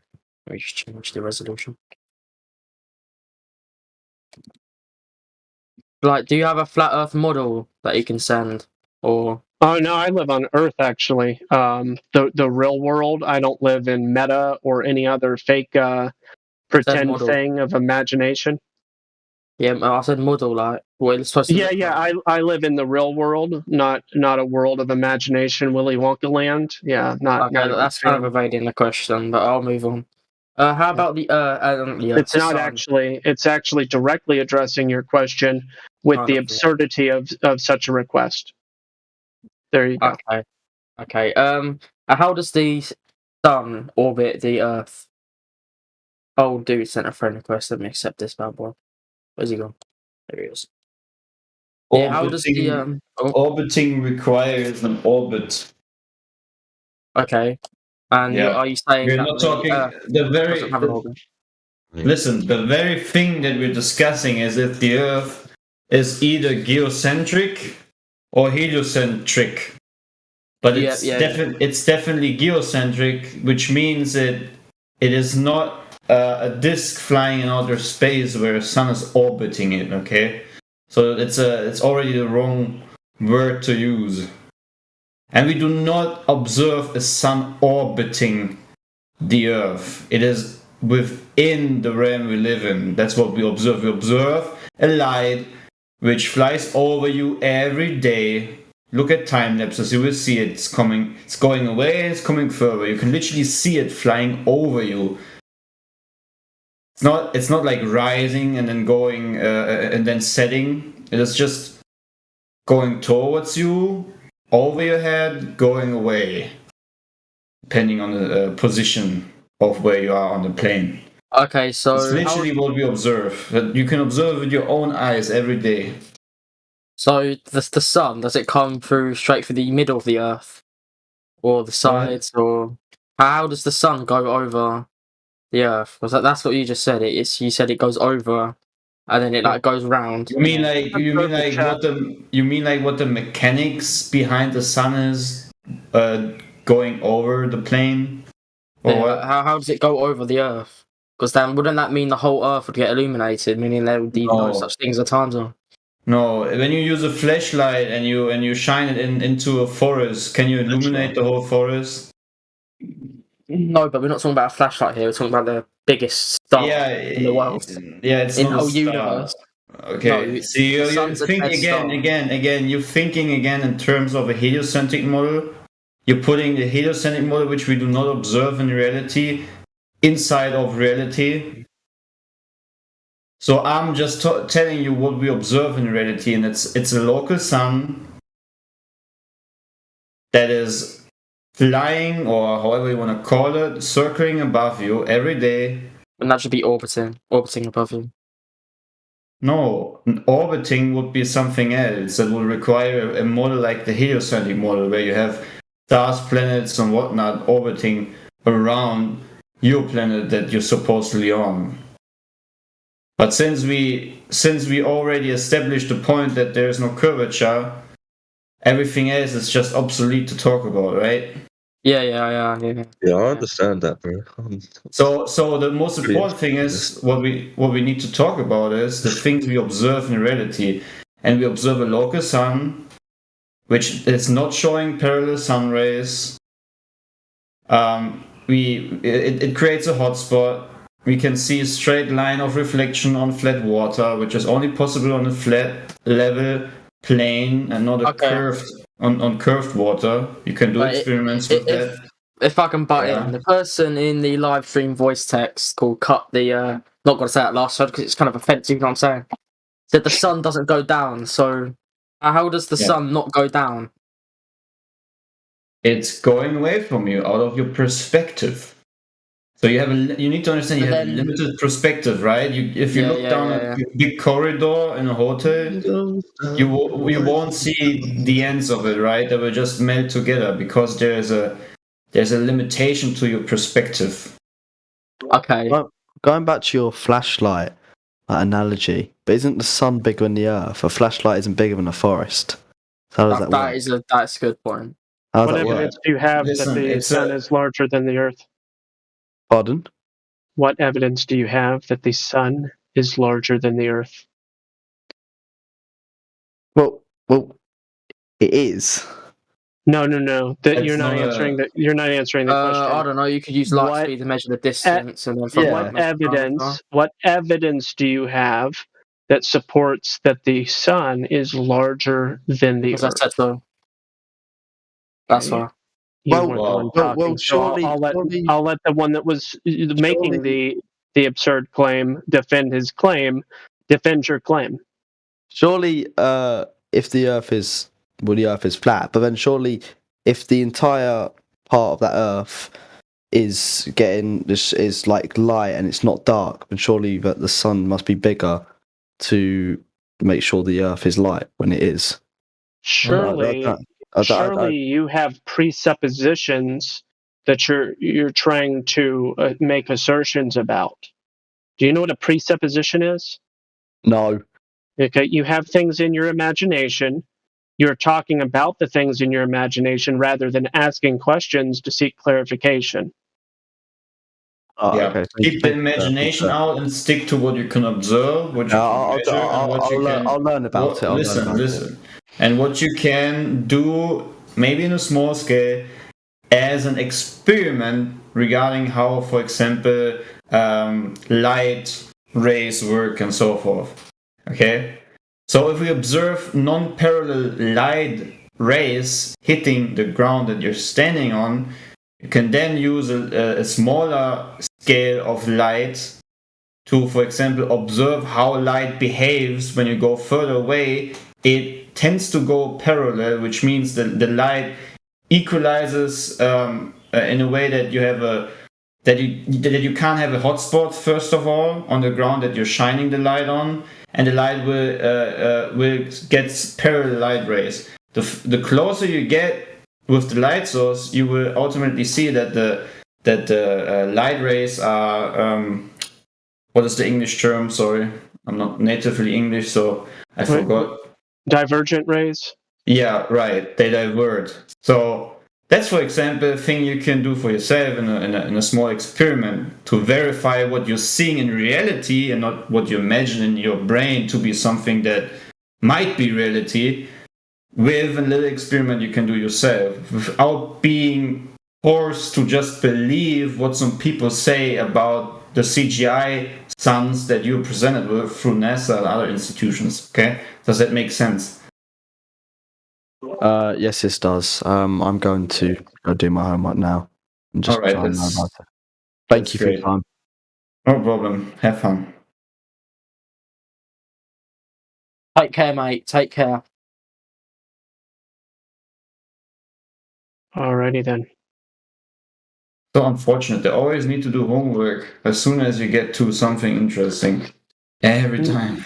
Yeah, damn right, bro. It actually annoys me so much. But anyway, Sleepy Joe, he said ASL because I think as F is actually very offensive to the people here, and I don't want to be put in detention. So that's why I kind of like censored myself. You know what I'm saying?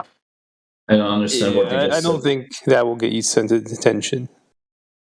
Oh, okay. You know, today I did a physics exam and I put flat Earth in it. Congrats. You're really unhinged, aren't you, Bros? The implications of the fact that the Earth is not the ball you thought it was disturbs you? Is that what's going on? Yeah, it's very scary.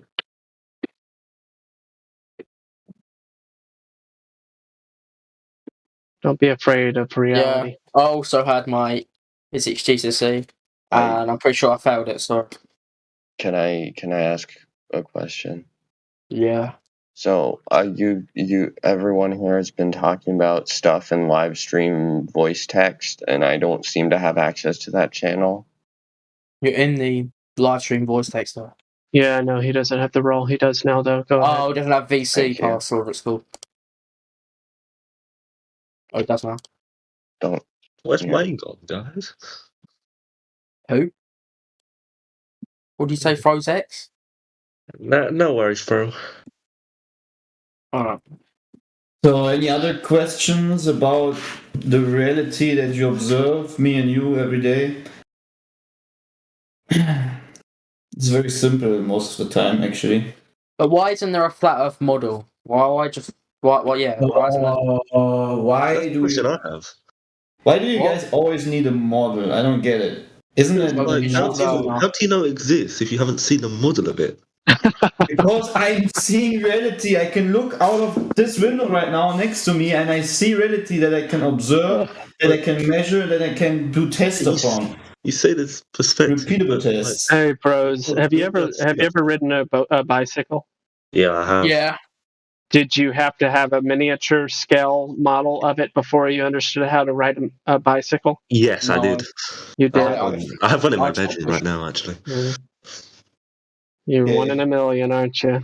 Yeah, I know, bro. Ha ha ha ha. It was quite funny because you called me like 1 in a million, and like I'm not 1 in a million. You know what I mean? Oh, you're not? You're 1 in 8 billion? 1 in a million and 1, actually. Oh. Well, I'm 1 in 11,000. Why 1 in 11,000? It's really nice to know, bro. That's a very specific number.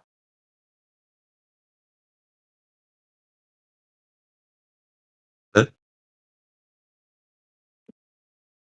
If a ship was on an ocean, if the Earth is flat and then there's is the Earth what if is the world or like all the countries on one like surface, or is it on the, or is it like on one side there's this place, and then on the other side is another place? Yeah. One second. One second before I answer your question, because I think we tend to forget this. I just want to remind everyone who has a lot of questions about the Earth or reality. If you go down in the Discord, you see hashtags for almost probably every topic you can imagine regarding the reality that you live in, and it goes very deep into detail, deeper than we can probably sometimes explain things. Just saying, as a favor, if you're very interested, check out those hashtags. They will certainly give you a lot of information. Anyways, so can you repeat the question real quick again? I'm sorry. Oh, well, is the as like we have all these different countries, are the countries on one surface, and as it's like if it's flat, oh. What, you need to repeat everything you just said. No, he doesn't. I didn't hear anything. Well, I think that might be your me. problem.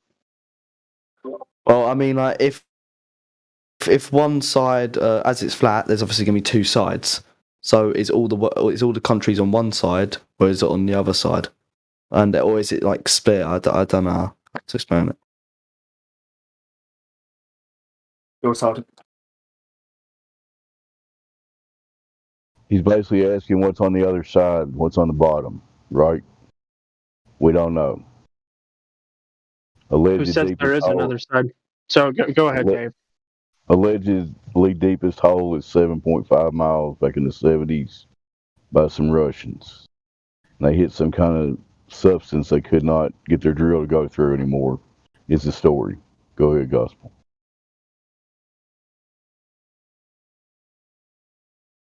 Yeah, why are you assuming there's another side?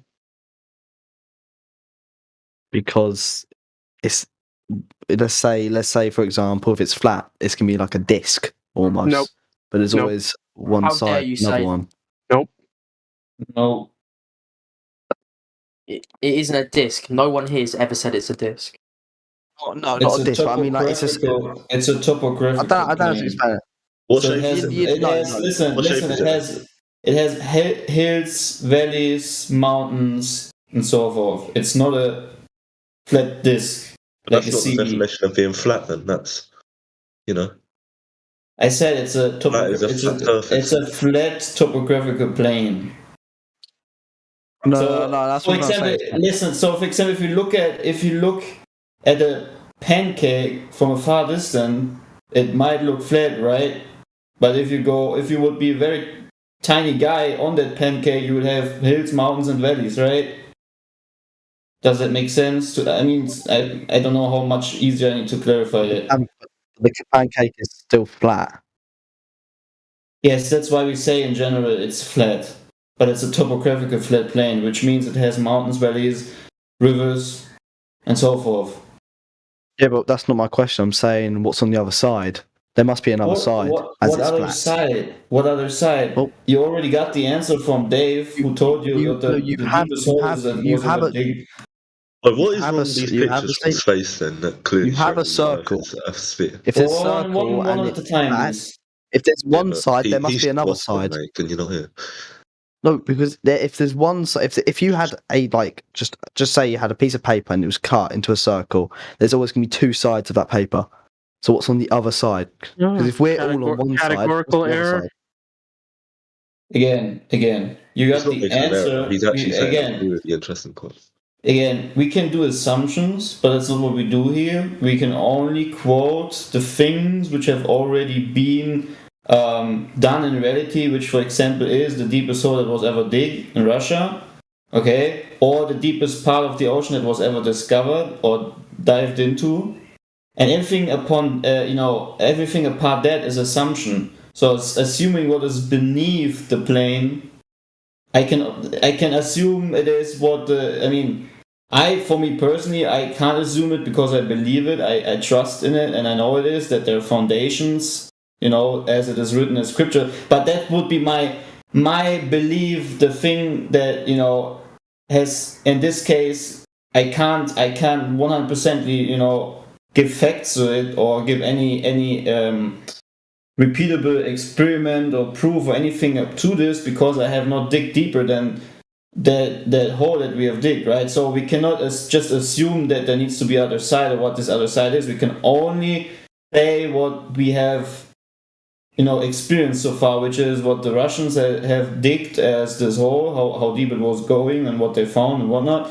And the same is with how deep we dived in the ocean so far. So everything apart from that is just assuming. As same as in the heliocentric model, assuming that there is a molten core that is somehow magnetic magically. Even though magnets lose their magnetic force once they're heated up, but it's a whole other story. Anyways, so do you get the point? It is nonsensical to actually talk about what is the other side. Yes, I get it. All right. I don't. Earth is the universe. No. Yeah. You're important. The thing that you're living on is the center of everything. If the Earth is flat, then how comes no one's ever fallen off it? What about that? Because you didn't listen. You asked that question because you didn't listen to what was just told to you. Yeah, but to be fair, if it's flat, there must be an edge. Have you ever fallen off? Oh, that is true. Have you ever fallen off a lake? No, because I can't fall off a lake because it's just water. But there's no water outside the Earth. Have you ever fallen off a lake? What are you on about? Think of an infinity lake. pool. We're not on the. Think of an infinity pool. You go to the edge, you can fall off it. That is Eon. Do you guys know that you can just check the surface of it to see whether it's curving or not, and that's literally the end of the question? Go from these pictures from space from people that have actually been there, unlike you people, and are just making. Yeah, those are photoshops, buddy. Have you never seen cartoons? Have you never seen CGI images before? Well, how come no one can say either you can't say it's either flat listen to round. How come they're showing the Earth as a curved spherical object when it's you go to space, and then if you go to space, you can argue the point, but you haven't. All right. Yeah, you can't. You can't cut them out. No one can say anything until you go to space. Because you people don't know how to speak in turn. We'll just do one at a time because you're acting like little children. Right. Go ahead, Central. Right. So, sorry, I got some background noise. Little child. Yeah. Okay. So you can check the surface of the Earth to see whether it's curving or not. All of these questions about whether there's an edge, about going to space. Space is a part of your globe story. So to look into that, the first thing that we would do is figure out whether or not it's a globe, and to do that, we'd see whether the surface is curving. It's not. That's literally the end of it. So stop telling us to go to places you haven't gone and that you can't go either, to know what you yourself can't know.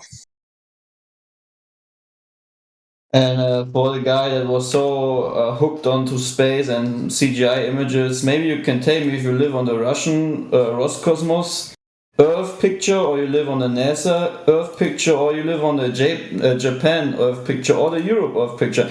They look so different, but they need to be real, right? Because they look so different. Because everyone else has other artists somehow doing the job, right? Maybe we have multiple Earths, that multiple agencies captured, and they're just not telling us, right? No, I'm just joking. I don't want to further entertain this logical fallacy. We measure the Earth flat. It is flat. End of story. Yeah, everything apart from that is just, Exactly. Like, I just wonder if they understand that that's like where the question ends. Is it a ball or not? Check the surface to see if it curves. If it doesn't, what is it? That's it. Oh man, look at the answer that he gave me. That's just literally, what can you do with these people? Well, they're just little children. They're bored. Was it just me, or did the whole Discord go down for like 5 minutes? No, it was just you. Oh, goddamn. All right. Yeah, I don't know why. It does it sometimes. Yeah. Oh, thanks. Mm-hmm. Hey, cut this shit. I'm a changed man now. I strongly believe that the Earth cannot be round, or sphere, or however you want to categorize Well, you it don't. as. You don't need to believe it. Anything. But why can't it be like any other shape? Like, I'm not trolling here, but like, why does it have to be? How do you not say it's a disc when that's like the first thing that always comes to my mind when you think What's of a the opposite of curved? straight? There you go. That's why. Okay. But like, well, why is it not a disc? What's it supposed to look like if we don't know what it looks We like? don't know what the entirety of the thing is. We just know that its surface is flat. Fair enough. So we would have to know what the whole Earth is in order to make a claim like it's a disc. Okay, yeah, that makes sense. Yeah, that does make sense. Right, cheers. And we know that if its surface is flat, that it's definitely not a ball, right? Because a ball has to curve, right? Or if it was like, you know, when you push down. Deflated ball? No. It's a deflated. Yeah, maybe it's a deflated ball, right? No, you know when you push a metal ball against like a hard surface and the top bit goes like flat. Yeah. What if it was like that?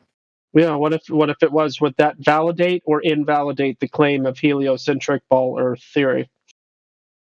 Don't know. Cut the shit. I said no. I don't like your name. I'm gonna say cut the shiz because that's like not offensive.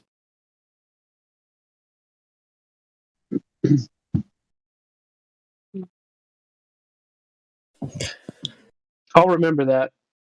Call you Cuddy. It's a good one. Oh, I like Cuddy. That's good. Cuddy. Oh, Cuddy. Yeah, that's a good name. It's a good name. Seems like we made progress here. You guys actually seem to now understand the difference between flat and curve. That's further than we usually get. True. That's true. Do any of you play any games or not? Used to. No. What I do wish. you play? Sometimes, but only simulators. Sims 4. Oh. Yeah. No, that's not what he said. Oh. Has anyone seen the new Modern Warfare 2 trailer? Shit looks cold. No. No, watch it. It's good. Any of you play F1 or watch F1? No. No. Please unmute. I'd like to appreciation that I can understand the Earth's real shape. Very boring We stuff. are really old fashioned. Yeah. Do you watch football then? Any sports? Hockey? No, I hate any sports. It's just boring. It's just melting my brain when I watch it. Can't understand people watching sports. I mean, I quite like to watch F1. Oh, that's okay. It's okay. You know, maybe that's just my autistic side there. I just never understood it. I understood what is happening, but I can't understand how it's entertaining for people to watch football or any other sports. It's just, for me, it's just boring. Yeah. But that's just me. I only watch football when it's the World Cup or the Euros. I rather watch like. Oh, you're American, aren't you? No, German. I rather watch 8-hour video of something that other people would disregard as being a conspiracy theory, right? To gain more dots, than wasting my time with watching sports. Have you ever tried to watch sports? Yes, yeah, I did. That's you just tried not watching my F1? thing. Yeah. I mean, sometimes I was forced to it because of friends, but forced. Yeah, no, I can't enjoy it. It's just boring. It's just boring for me. I don't know. I mean, people get all hyped up, right? Like, oh, look at this team, look at that, blah blah, and they talk about it like if it's their religion or something. But I just don't. I don't care really. It's just boring. Fair enough. I'm quite into it reminds me. It reminds me a bit of the Roman days where they gave them bread and games. You know, right? Like to somehow make their minds be focused on things that keeps them in a circular thinking pattern. because they're so so captured by the things that they need to watch and keep up with, that they will never have any time for topics like this, for example, and so forth. Anybody likes skateboarding? Skateboarding. Oh yeah, man. Skateboarding I did, and longboarding. That's also what I did a long time. I should do it again, actually. That stuff I like. That's cool. That's what I like. That's what I like. Does anyone play Battlefront 2? No. Did anyone used to play? Anyone play CSGO? No, I used to play Battlefield 1942. Battlefield? Battlefield 1942. Is that what you're talking about? No, Battlefront. Nice one, man. Nice one. I figured I'd bring up a game that I played almost 20 boys, years ago. I'm gonna have to go. So it was lovely talking to all of you. All right, man. Yeah, nice to meet you, man. Stay nice. Yeah. God bless you. Battlefield 1942 Game of the Year 2002. Wow. That's been a while. Yeah. I still play that game every now and then, actually.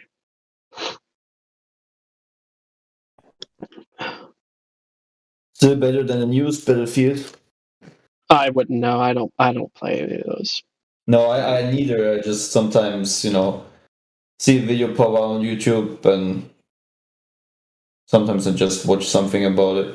I just seen all the hate towards this new stuff. I actually didn't realize that it was 20 years old. It's really funny. Well, it was a short global discussion. Yeah, it'd be like that. I think they came together. They left together. Yeah. Techie is still here though. You can. Oh, who's still here? Techie. All right. Techie, you survived. Congratulations. Yeah. Yeah, I don't think Techie was part of that little clique.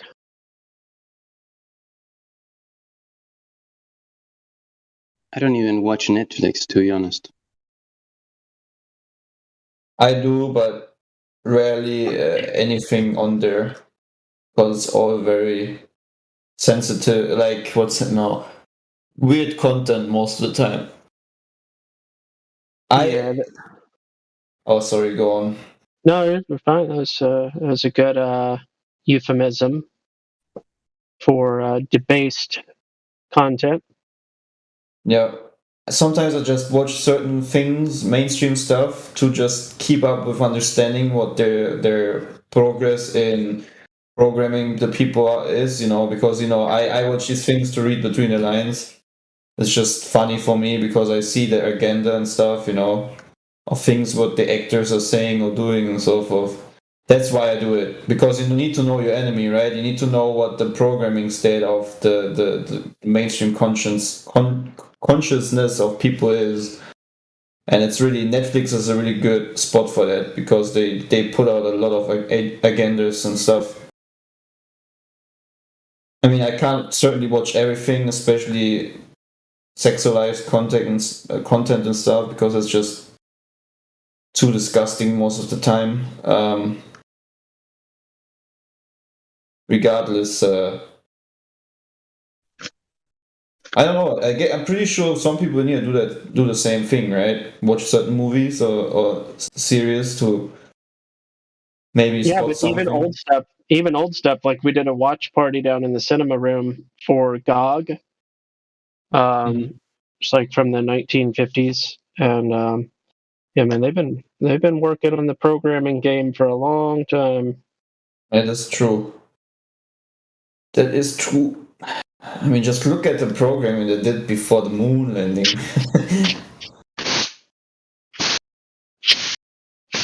With all this space.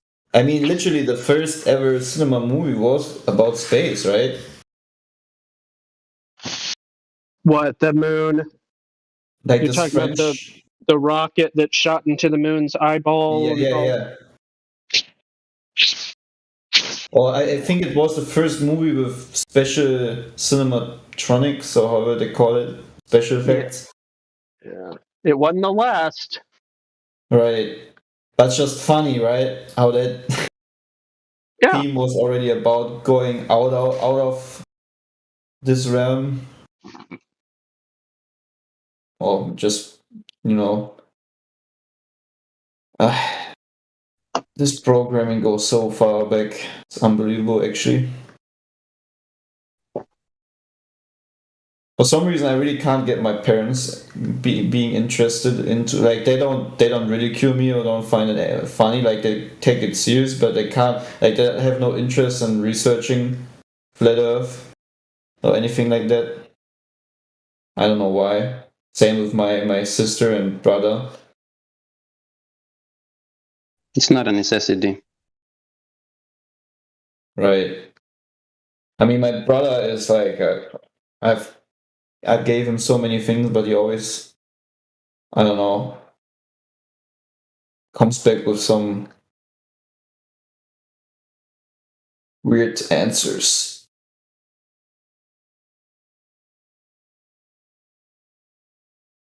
But you have a lot of knowledge, huh? About the flat Earth. Me? Yeah. Or I don't know. I think there are people in here and out there on YouTube that have far more capabilities of maybe explaining things regarding the flat Earth. I just would say I pretty much are aware of the basics. But like, there are other guys who can have a little bit more insight into maybe difficult things. But I mean, at the end, we don't need to go into a difficult topic when it's about proving the Earth to be stationary, right? It's actually very simple. But yeah, I will never say like that I gain enough knowledge or that I'm now that I have a lot of knowledge, because I'm always, keep on going, so to say. Like if someone would come up with something that would change a perspective of something, I'm gladly to hear it, or change my opinion. I mean, I'm still waiting for the Glober to show Earth curvature, right? But I mean, that's just, we know that will never happen. Because it can't exist.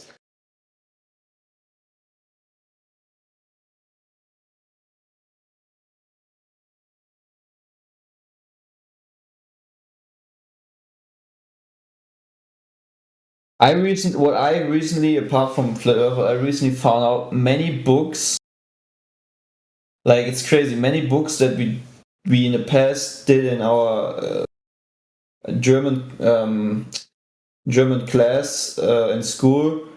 Many things like Faust or Goethe or whatever, all these very big, famous writers and stuff from the past, they all had, at the end, something about them was always linked to alchemical stuff, magic, witchcraft, and sorcery, and the devil, like many things. That they were like highly depressed people contacting demons and so forth. It's crazy. Like if you read Faust, for example, a very famous German writer, a famous story from a famous writer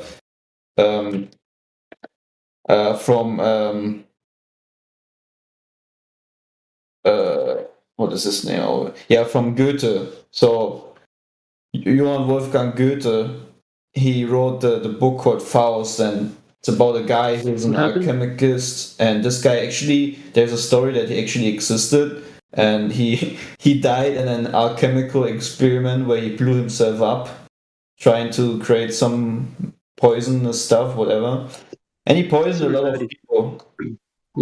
But just think about it. Most of these famous people that are being taught in school, they're all sorcerers. They're all, like the things that we are warned about in scriptures.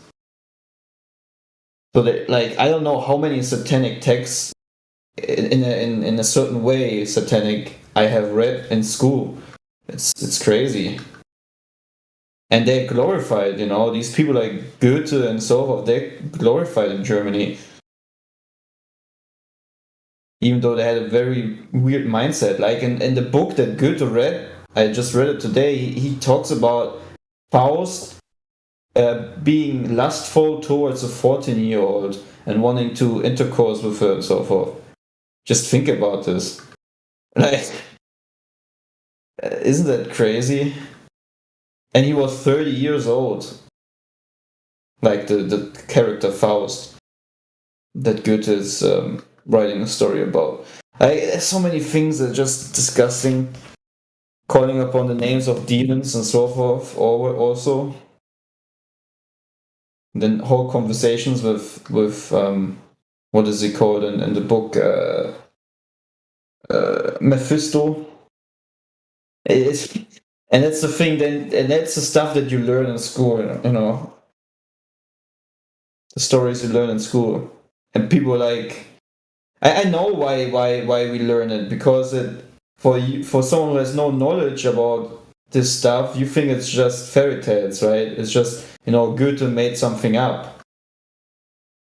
But if you then go back into research in the background of Goethe and you find out that these people were highly into witchcraft and so forth, you understand why these people had so much knowledge about this stuff and could have gone so much into detail.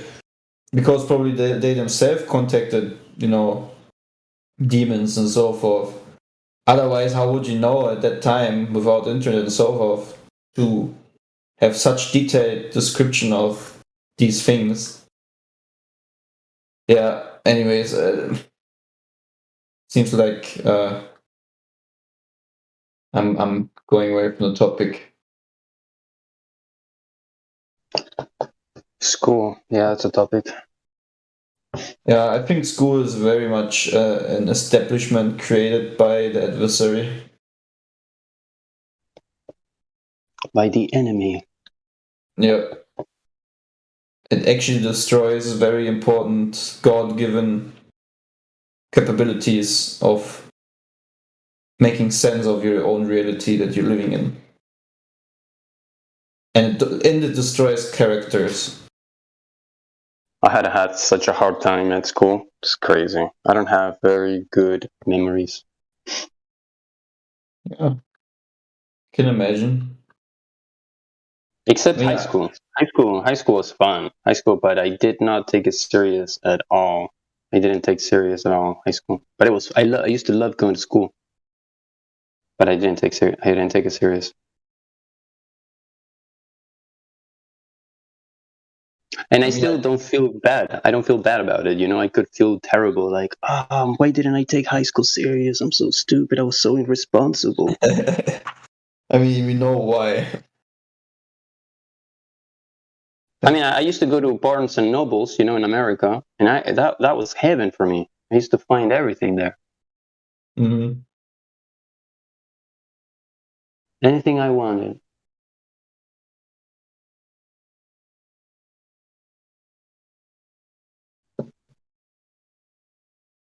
Yep. Is Barnes and Noble still available in America? Yes, right? What? Barnes and Nobles? I don't know what that is, unfortunately. Anybody in America? Sorry, I was muted. Yeah, it's a bookstore. They're all over the place in America. Really? Okay.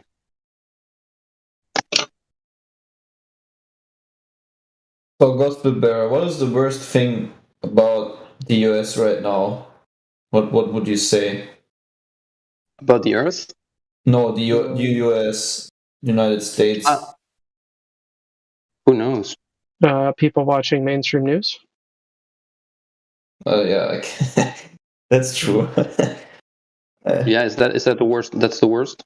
How are the news like? Well, the thing is, anybody that doesn't realize what's that both. Sorry, anybody that doesn't have knowledge of a Hegelian dialectic and false dichotomies is plagued by the back and forth narrative of left versus right, up versus down, light versus dark, whatever. The donkey elephant, whatever. And they're confused and they're frustrated. And they don't know who to trust.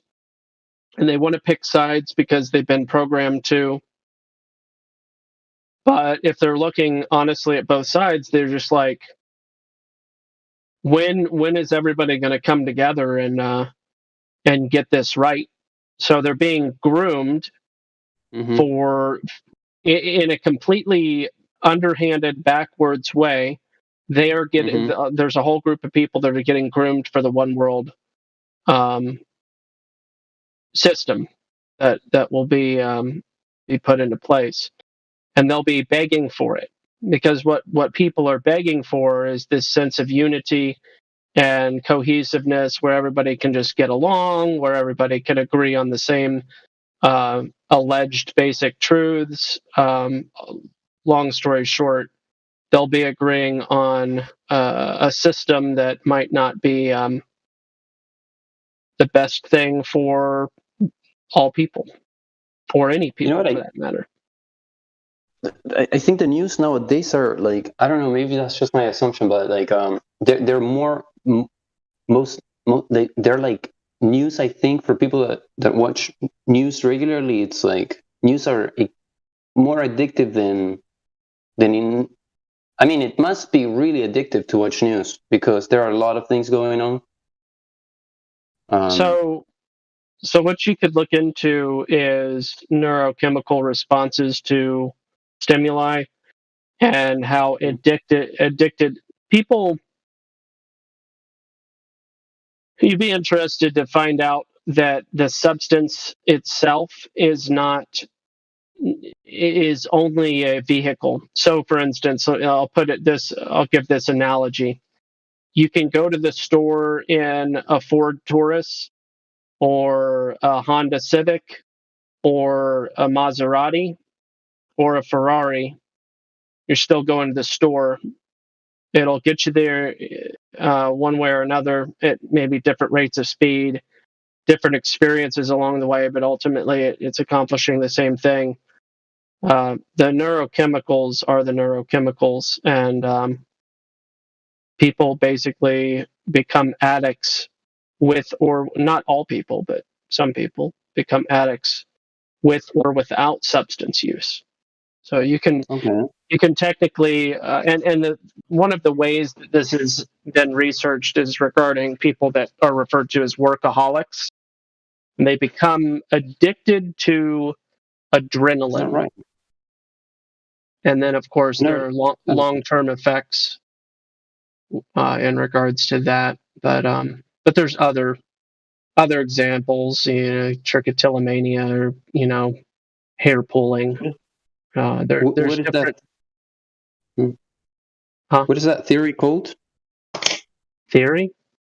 Is that's a theory? I assume. The theory of neurochemicals? Okay. No, not really. Neurochemicals, do they exist? Is dopamine a thing? Is norepinephrine a thing? Is adrenaline a thing? Inevitable, right? I don't know. I guess I'd have to see some. I don't know. If they're not things, we have to. I don't know. We have to be addicted to something all the time. No, some people are. Some people are addicts. That's all I'm saying. And you don't have to be a consumer of substances in order to be an addict. You can actually accomplish the triggering of the release of different neurochemicals based on different behaviors. So watching the news, let's take cortisol, for instance, which is a stress response hormone or neurochemical. Sometimes they get called neurochemicals, sometimes it depends on what category you're talking about. But whatever the case, cortisol has its pros and cons. Everything has its purpose, but when it gets abused, so to speak, it has a negative long-term effect. At least this is what's been demonstrated in long-term clinical studies. So cortisol being a stress response, also associated with fear. There's a release of cortisol.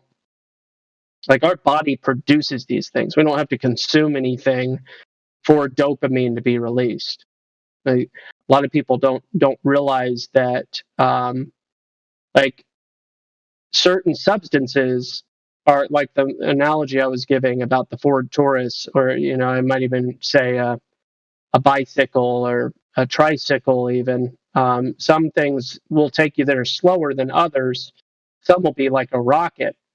Whatever the case, they're only doing the same thing all the other things are doing.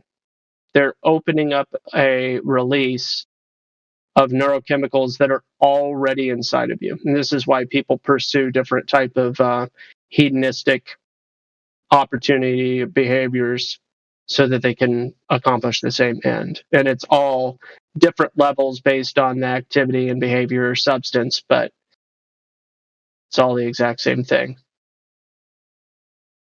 When I got sober, my number one favorite thing to become addicted to that releases serotonin, endorphins, dopamine, even melatonin. Smiling. Yep. Smiling doesn't get you high, folks. It's not like what he said, like a rocket, but it does that regardless. Yeah, and so the dopamine can, and then depending on what you're doing, dopamine can start to help release oxytocin, which I guess is the love drug, and is only released when you like doing something over a period of time to the point where you start to physically fall in love with it, and that's oxytocin. Am I right? I mean, you could take it that way. Okay. Oxytocin gets released when we're making physical contact with other people. Okay. Yeah, it's a pretty interesting one. But laughing does it too. Smiling and laughing, they're my favorite now. Anyway, go ahead. Yeah, no, it's a fact. You can take a hike and put your hands behind your head, like you're getting like somebody's got a gun behind you. You got to put your hands behind your head, but obviously there's no gun behind you. Anyway, take a hike, put your hands behind your head, pull your elbows back slightly.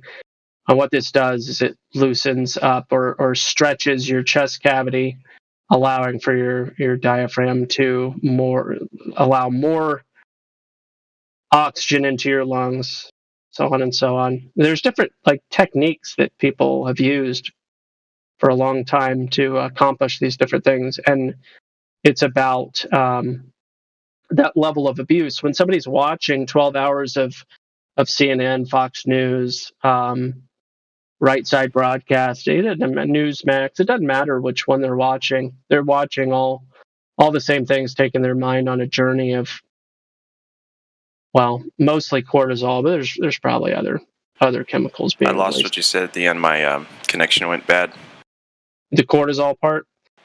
You said hands behind your head, take a hike, and hands behind your head, and then my thing crashed. Oh yeah, it's a thing that people do when, if you're wanting to increase your oxygen intake, you can put your hands behind your head, pull your elbows back slightly. It stretches your chest cavity. It allows your lungs to get more oxygen, basically, because you're.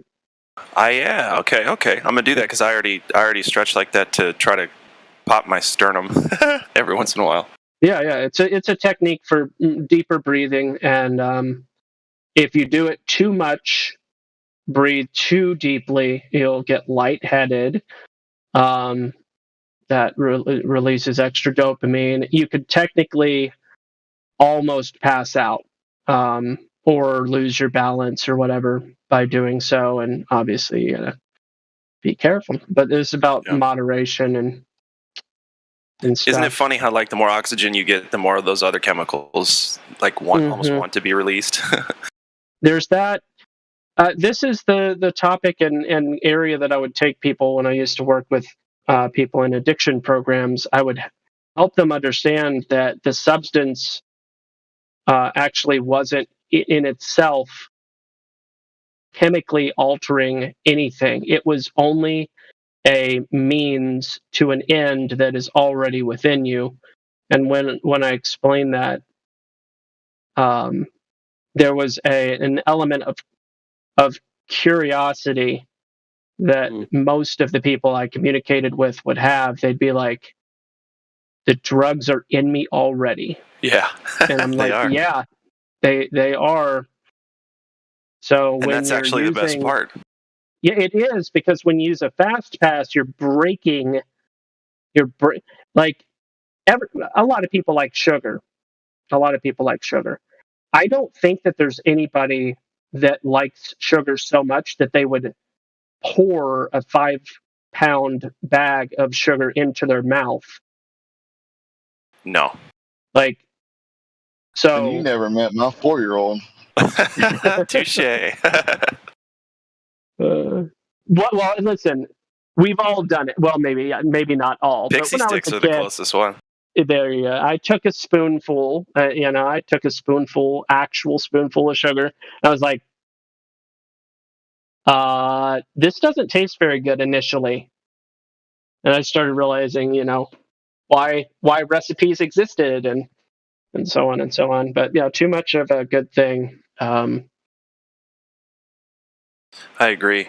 I am studying to be a substance abuse counselor too, and one of the things that they taught me in treatment was, the drugs are already inside of you, and you'll never get as high as when your body just naturally releases the right cocktail. You can never get that from drugs, because the drugs are going to release. They're going to release a certain amount of certain something, and that's what the high feels like.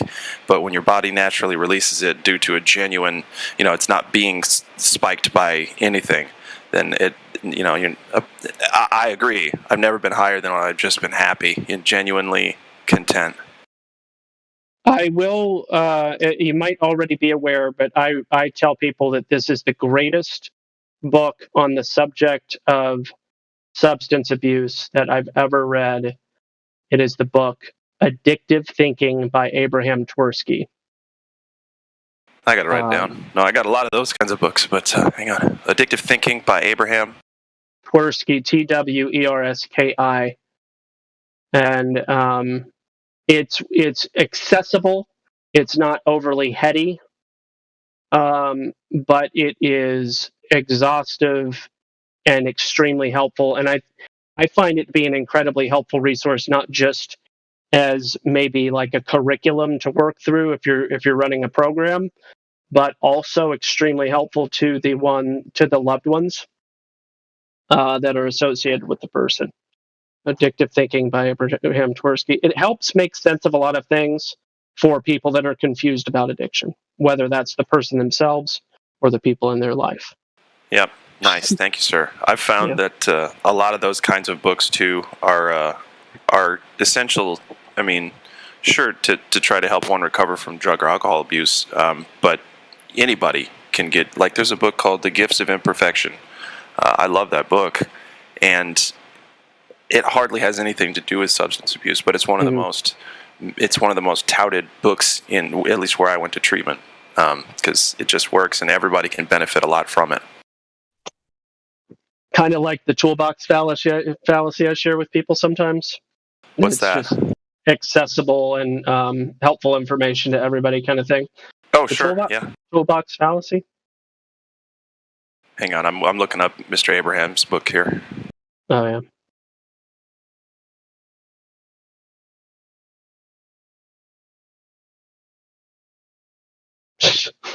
Nice, levelist.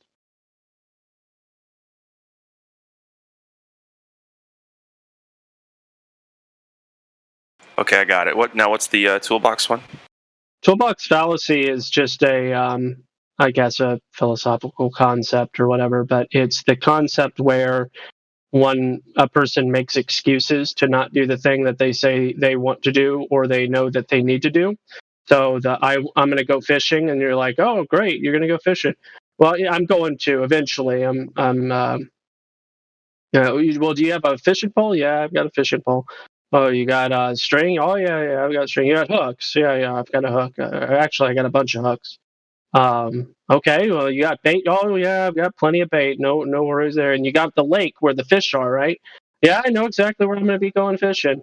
Well, what's stopping you from going fishing? Well, I got to have a place where I can put all my fishing pole and my bait and my hooks and my string. So I'm waiting until I get this really cool toolbox before I go and do that fishing thing that I know I want to go do. Yeah, so I got you. But this person's been doing. Usually, it's the sort of thing that's like he's been saying he's going to go fishing for like 10 years, and he's waiting on finding the right toolbox, and just kicks the ball down the road. That's the toolbox fallacy, and it typically disappoints people because they go, "Oh crap, I have like 5 of those things." Yeah. It's extreme, but here's the thing: it's extremely common. Sure. There's very, very few people that are so organized in life that they are efficiently accomplishing everything they know they ought to be doing, or even want to be doing, for that matter, which would be a whole other layer. I would say that would be an extremely rare accomplishment. But for sure, I'd like to find someone who. I mean, I think I know a couple people who at least portray themselves as that. I'd like to see if they really actually get all that done. But I mean, yeah, it's common. It seems like it's a go-to for the psyche. Like, well, I do want to do it, but and then there's the big but. Mm-hmm. Yeah. Right on, man. I'm going to check out that book. Thank you. Yeah, it's super good, and it's really cheap. You can usually get a copy between $1 and $4. Yeah, I'm seeing that. It's nice. Yeah.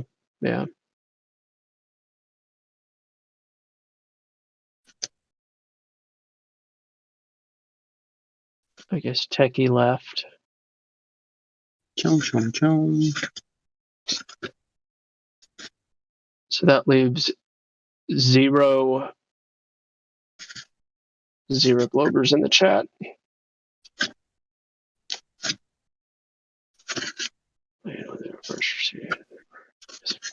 I know I had a toolbox fallacy with working out. I got to get a bench. I got to get the right weights. No, I want the kettles. I got it all, dude. Just not the motivation. Oh, man. The motivation is the toolbox. Yeah, it's the sort of thing. I don't know if it's like this with you with reading, but when I read, I'm like, yeah, I like reading. When I'm not reading, I'm like, yeah, I don't feel like reading. Good grief. It's like once you start doing the thing, so there's different start getting momentum. Philosophical understandings about which comes first. Which is it, behavior and then cognition, or is it cognition and then behavior?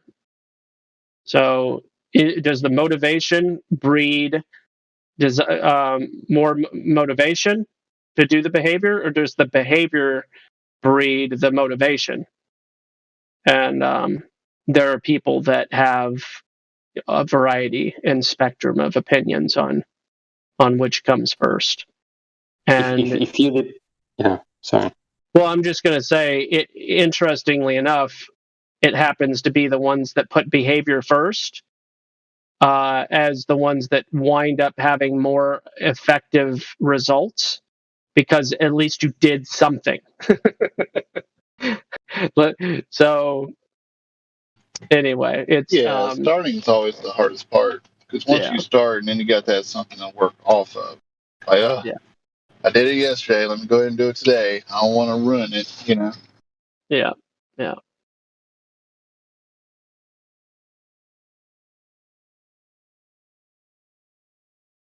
Announcements.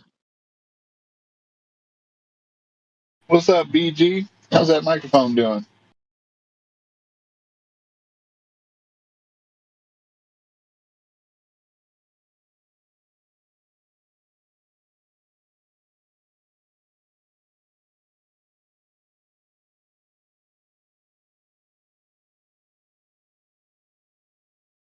I don't know. You tell me, man.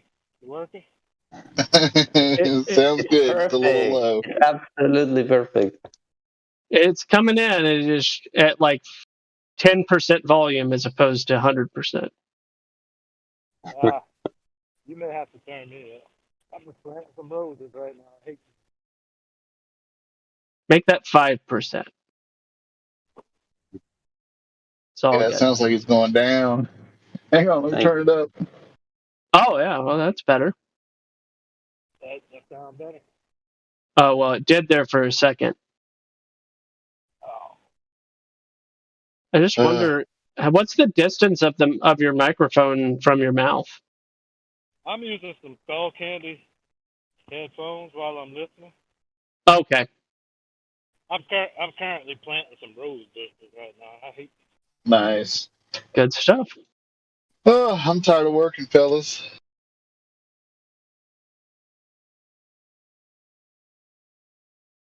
That's why I stay on mute most of the time, because I know y'all can't hear me. Installing all this air conditioning. It ain't fun.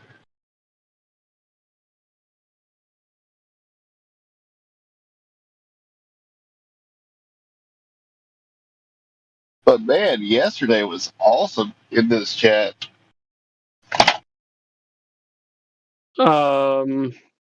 Yeah, we had a pretty thorough conversation yesterday, didn't we? Well, yeah, I commend you on the patience and the attention to detail. I wanted to say that to you. I was gonna message you, DM you that, but yeah, no, it was awesome. Yeah. It was funny how that dude left too, like a little bit brokenhearted almost. Yeah. It's like, dang. I remember I guess that. I That's not understand. bad. That's No. it's better than there's definitely Then worse egotistical, you know. ways. Exactly. Yeah. That pride, man. That's that baloney.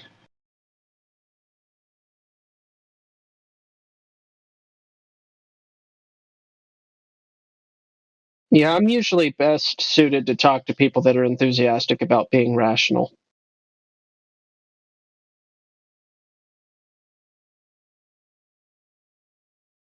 Some people avoid reason and logic like it's going to hurt them.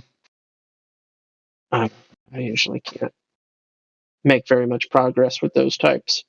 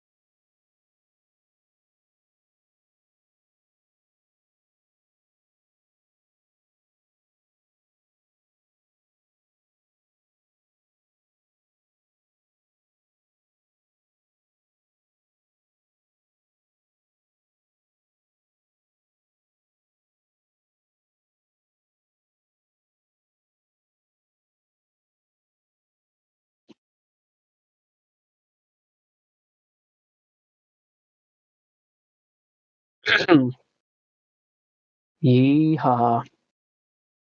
Hey, there's a bunch of people boosting this going around. Boosty boost.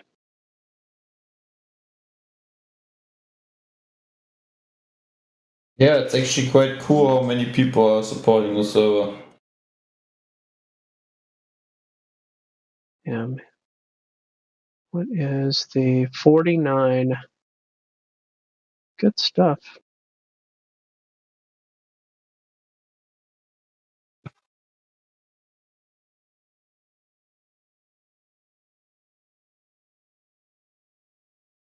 Also shows Discord that they're still earning money with dangerous misinformation.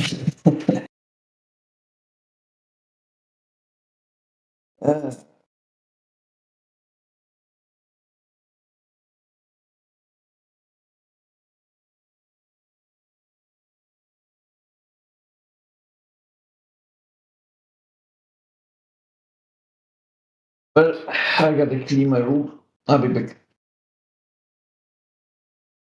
I got a question. Can YouTube or Twitch or any of the major platforms call misinformation on flat Earth at all? You're saying can they call flat Earth misinformation? Is that what you're asking? As in, like a TOS, term of service kind of deal. You know how As of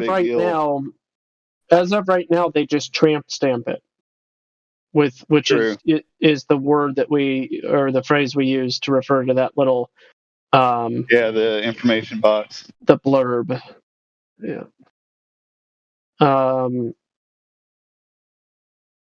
It's been a little bit of a head scratcher. I've been trying to figure it out myself. I'm sure the answer is they could do whatever they want to do, right? True.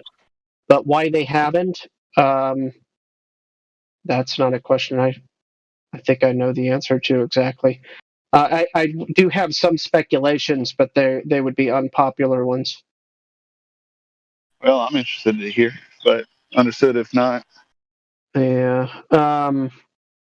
I'll send you a video that basically answers why I think, or I agree. Obviously, his thoughts are not my thoughts. I just agree with. I agree with him.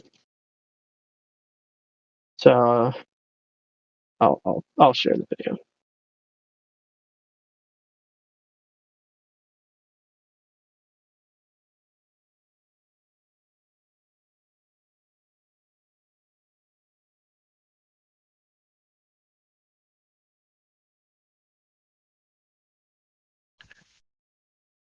One thing about that tramp stamp that really bugs me, like within the last year or so, they added that the flat Earth theory has been scientifically disproven. Yeah. Somebody added that. Yeah.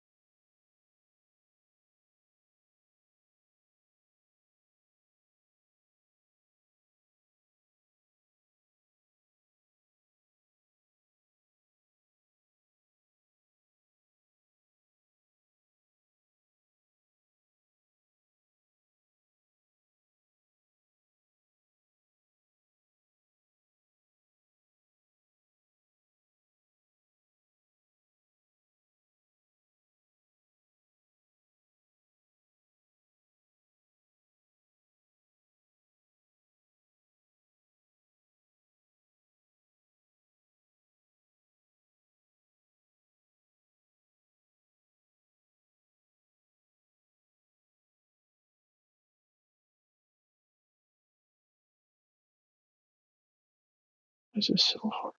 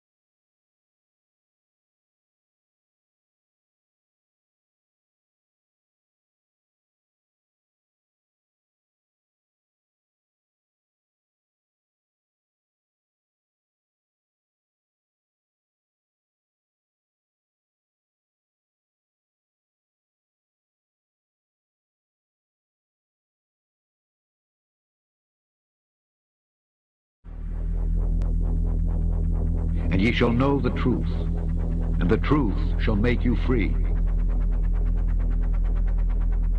Welcome back to Smarter Every Day. Now, a lot of the pictures you see from the International Space Station come from the cupola on the inside here, right? So the cupola is on Node 3, is that correct? Node 3. Node 3. All right, so this is astronaut Don Pettit. You may know this guy. You've done all the city tracking. Yeah, I've done a lot of cities at night, and then the nighttime aurora and time-lapse sequences of Earth. Many of those that you see have been done in this module when I was at the helm of the He's the junk. Let me just say it that way. You're the junk when it comes to space photography, right? Can you say that? Say I'm the junk? No, I can't say that because I get too embarrassed. I'm going to meet you on the other side, okay? So, seriously, he's the junk. Like, all the really cool aurora stuff, Don's the guy that took it. Now this is a cover. Okay. So we call it a shutter, and it protects the windows from micrometeorites. Okay. The shutters are closed, the windows are protected, and also thermally insulates the windows from the radiation environment of space. So can you shut these things from the outside?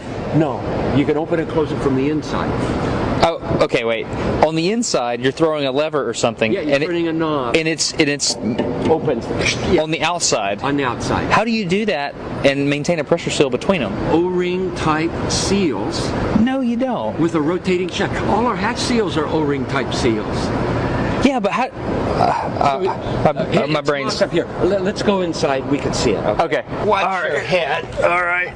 Oh. Oops, thunk. So you have a whole series of O-rings in here, and a shaft that you rotate. So, I mean, like on the space station, how many of these would you have?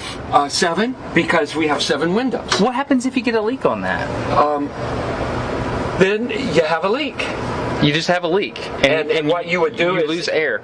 Yeah, you would probably seal the whole cupola off. And then there's probably a plan, I don't know off the top of my head, but there's probably a plan for replacing the mechanism. It might require a spacewalk. So my question is, how can you operate a lid on the outside of the space station by manipulating something mechanical on the inside of the space station without losing air pressure? It's called real good engineering.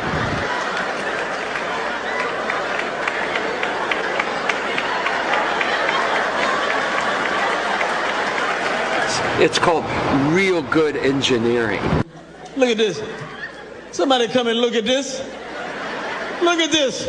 What happens if you get a leak on that? Then you have a leak. You just have a leak. Okay, one more. Then you have a leak. You just have a leak. And what you would do is lose air. Yeah, you would probably seal the whole cupola off. And then there's probably a plan, I don't know off the top of my head, but there's probably a plan for replacing the mechanism. It might require a spacewalk. So here we have an astronaut who has flown in space 3 times, but yet he doesn't know the procedure. He doesn't know the plan off the top of his head. If there was a leak on the ISS that he's traveled on 3 times, he doesn't know the procedure. Come on. And then there's probably a plan, I don't know off the top of my head, but there's probably a plan for replacing the mechanism.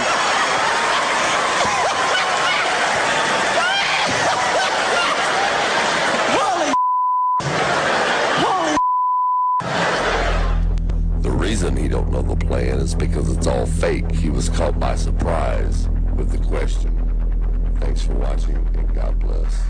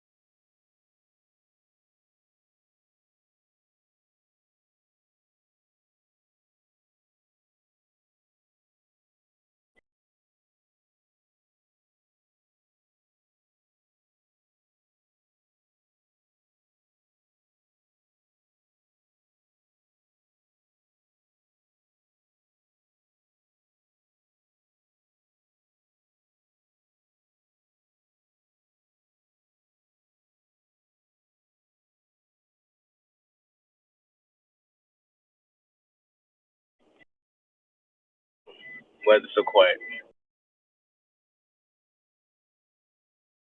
I don't know. I lost my power a few minutes ago, and I came back, and everybody was quiet. I think it was all my fault. I don't know.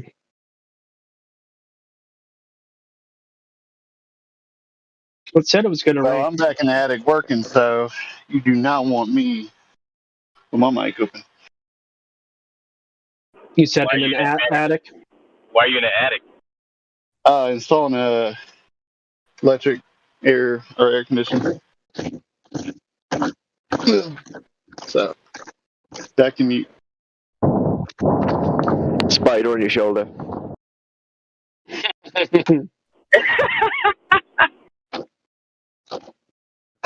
Not nice. Dude, I hate spiders. Those and roaches, man. I'm not a fan of those two things. Stay away from Florida. Dude, that's where I grew up. So that's why I was telling you. Yeah. We had them big old freaking roaches, man. Dude, those suck, dude. Yeah.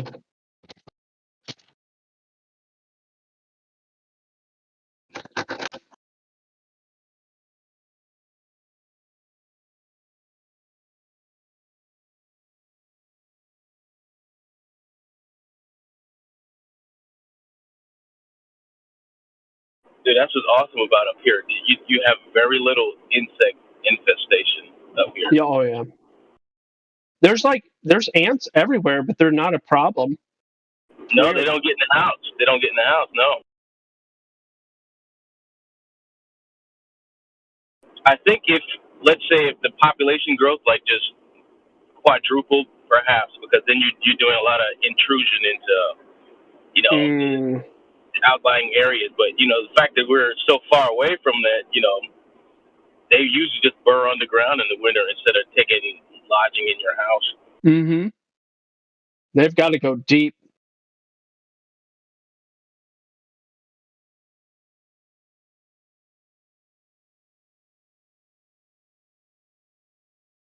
It's amazing how they survive these winters. And the prairie dogs, I don't know how those things survive the winters, the prairie dogs. How the hell do they survive those winters, dude? I don't get it. I don't either. They must have some major. Well, I mean, the frost line can be anywhere like up to 7 feet, sometimes even deeper. So. Right. Exactly. Yeah, it's weird.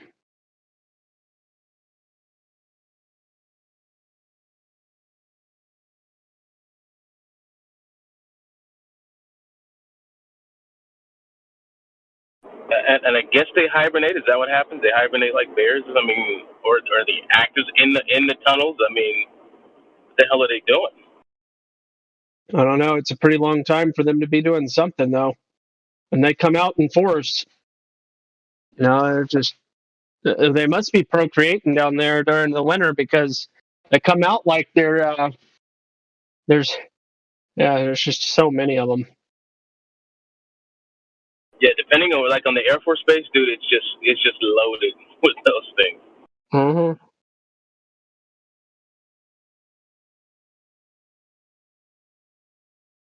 And what's interesting though, because like when I went to Texas, they're like a third of the size of the ones in Texas. Like the prairie dogs up here is way smaller than the ones in Texas. I didn't realize that there was different sizes in the U.S. Oh, where did Wrecked Gamer just left?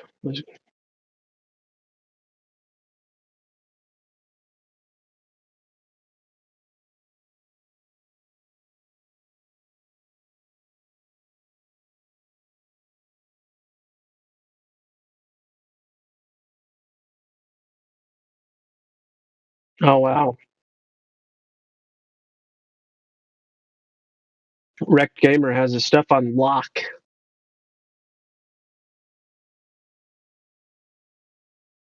I'll just have to ping him.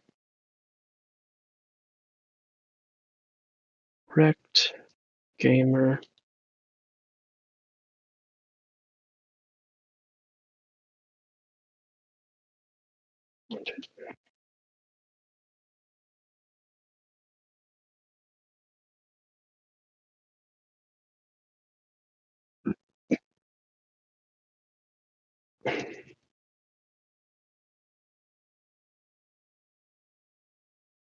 Hey, what did I miss?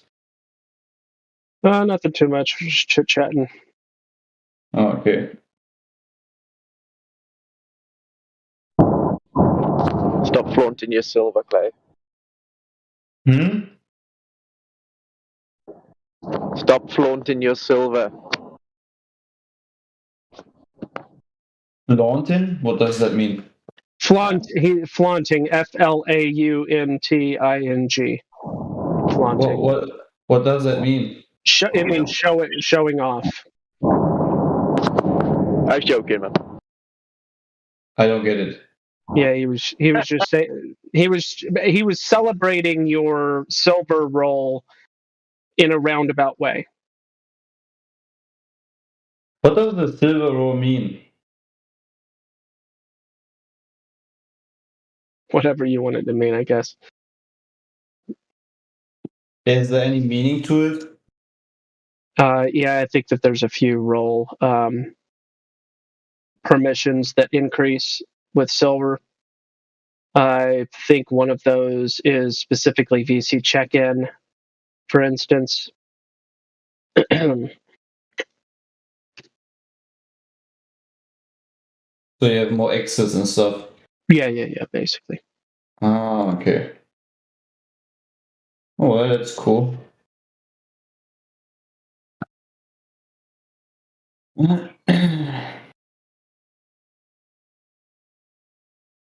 Oh, now I understand. The only reason why I asked what I missed is I was actually cleaning my room, so I couldn't know what is going on. Or rather, cleaning the house. And that's why I asked.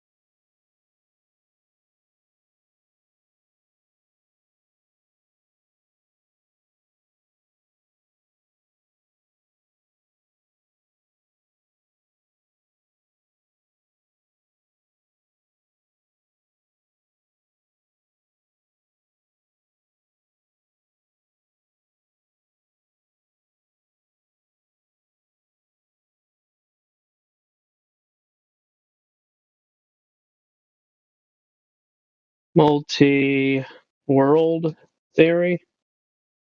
Where's Sharky? Where is the Sharky? Live in a different world than we do.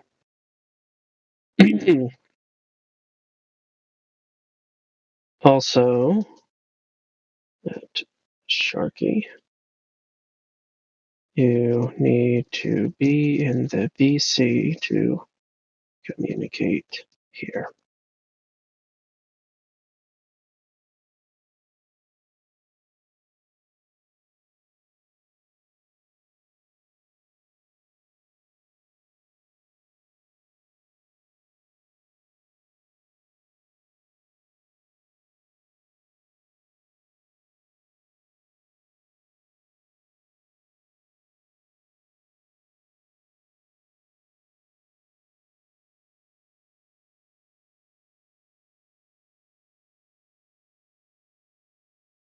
Last warning, Sharky.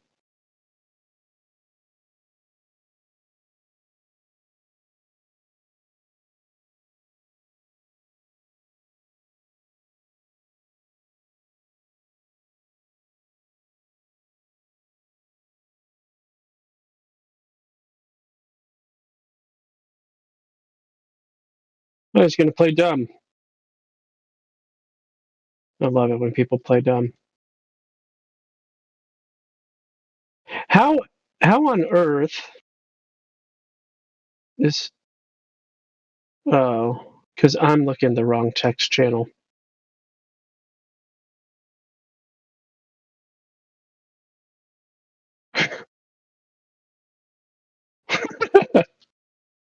Whoops. Was that the lobby or something? I said the cognitive dissonance text chat. I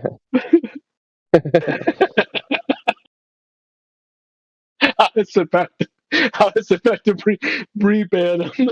Oh man.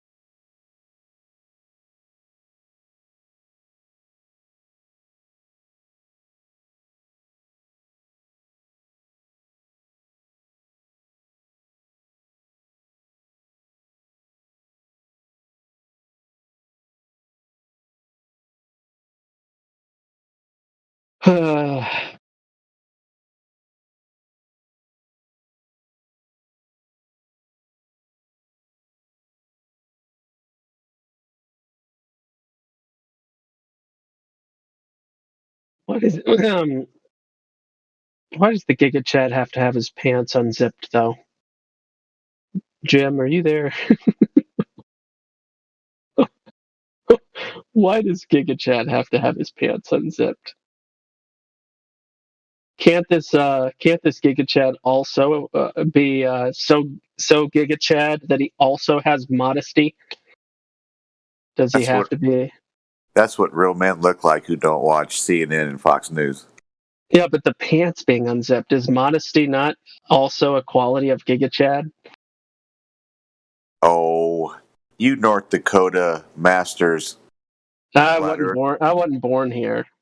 Well, you okay.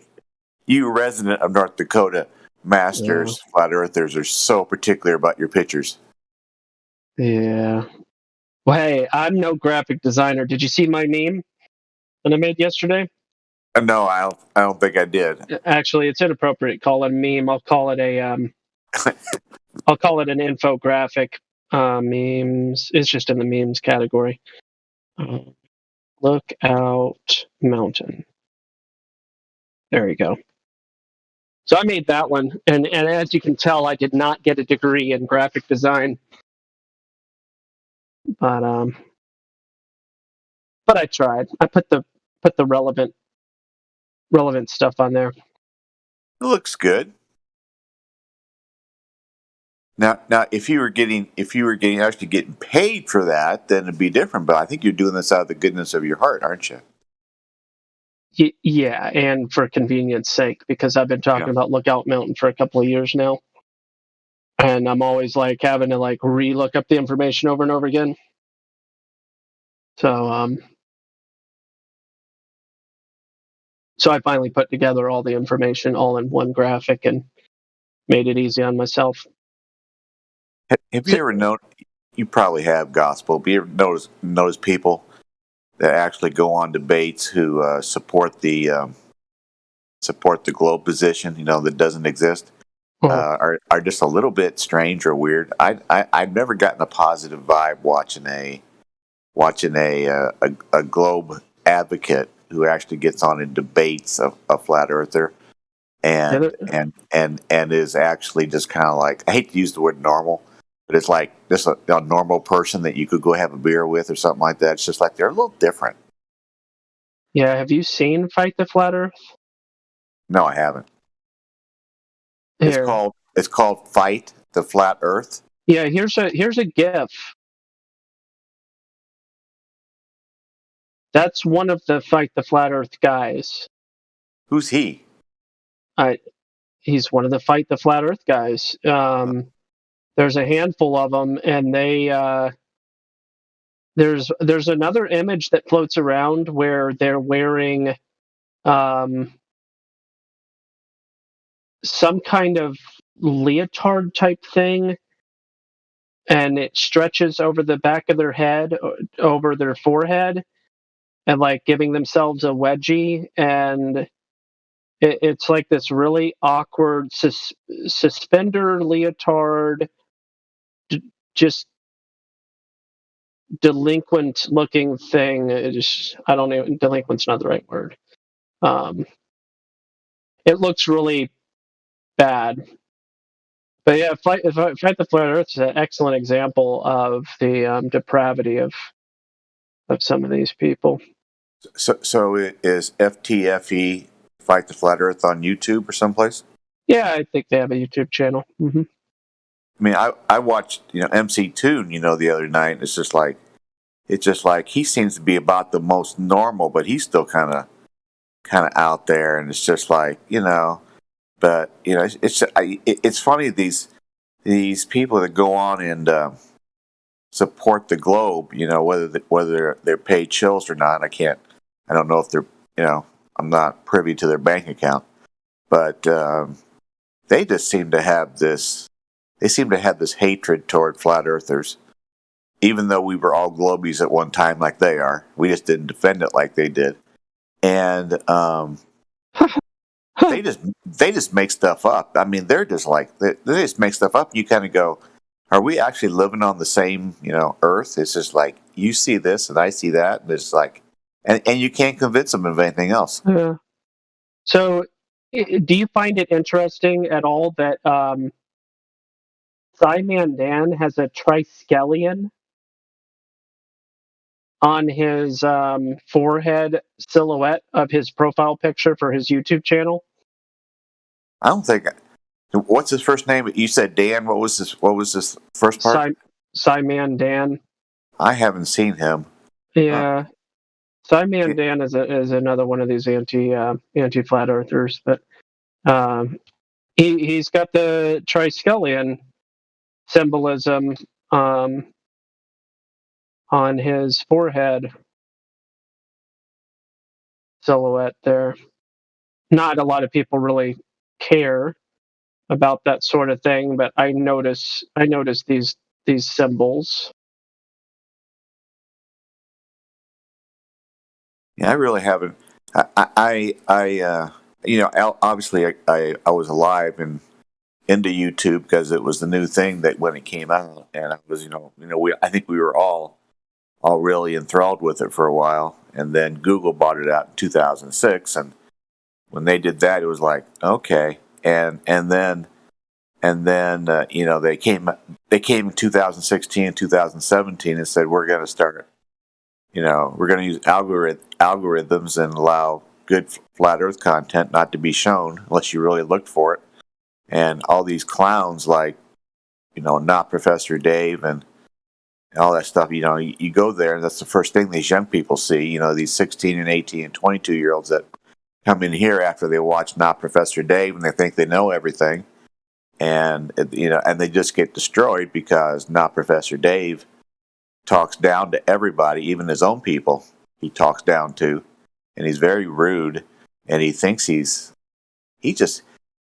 I'm amazed how many grown-up men and women listen to Not Professor Dave or want to be Professor Dave and actually believe what he has to say, what he says. I mean, it just blows me away how many people just people just repeat like a parrot what he says. It's just unbelievable. Mm-hmm. And they don't care. They don't care that he's a 2-time dropout. They just don't care.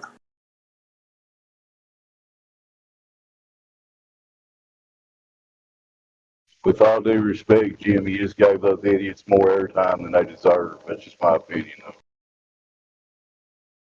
That's weird. In a weird phone call. Alrighty. So how's the weather 6 miles from the Canadian border today? Well, what do we got here? We've got 67 degrees. Supposedly on and off rain, but we haven't had any rain yet, which is fine. We need to dry up a little bit because we've had more than enough rain already. Did you say? Did I hear you say right that you're around the 49th parallel north? Yep.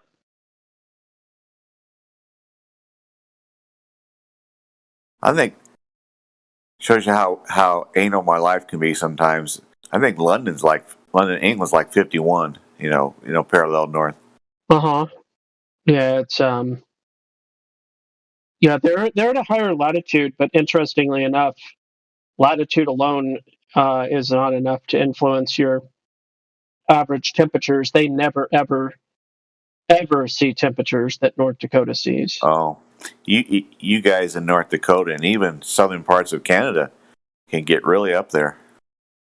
And the temperature range records in North Dakota are negative 60 Fahrenheit to 120 Fahrenheit. Yeah. So, England, I don't know. They might have seen close to the upper end of the high there, but far as I'm aware, they have never seen anywhere close to negative 60 Fahrenheit. Yeah, I noticed when we moved to Dallas, it's 33-degree latitude, which is the same as Macon, Georgia.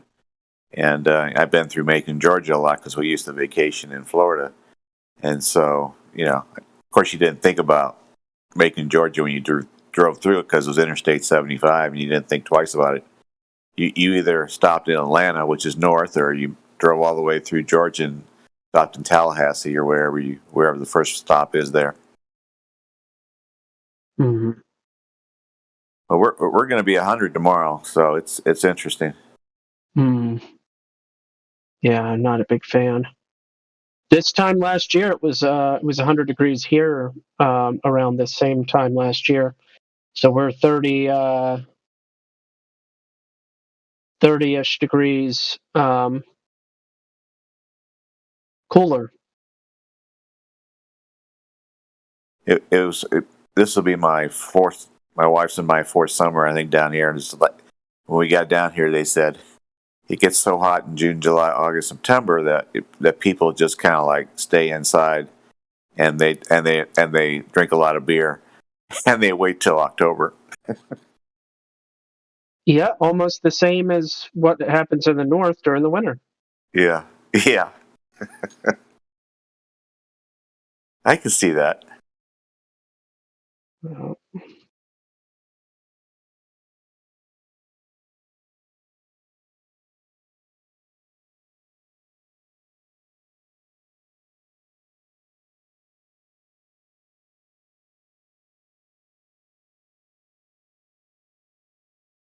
Used to be people from Texas would move away, go to California to escape the hot weather, and now they're leaving California to come back to Texas to escape the politics and the 14% state income tax on, if you make quite a bit of money, you got to pay 14% in state income tax. It turns out fire is hotter than hot weather.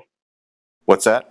It also turns out that fire is hotter than hot weather. Oh, okay. I'm being a little facetious, like California being on fire, Yeah. That's all. Both literally and figuratively. I heard yesterday, I thought it was fascinating that in hot weather when the sun's out and heating the pavement or concrete, that concrete's 40 degrees hotter than the grass that surrounds it. I thought that was pretty interesting. Oh yeah. The grass not only does it diffuse heat, it also diffuses light as part of why you can almost never have mirage over grasslands. It's kind of interesting.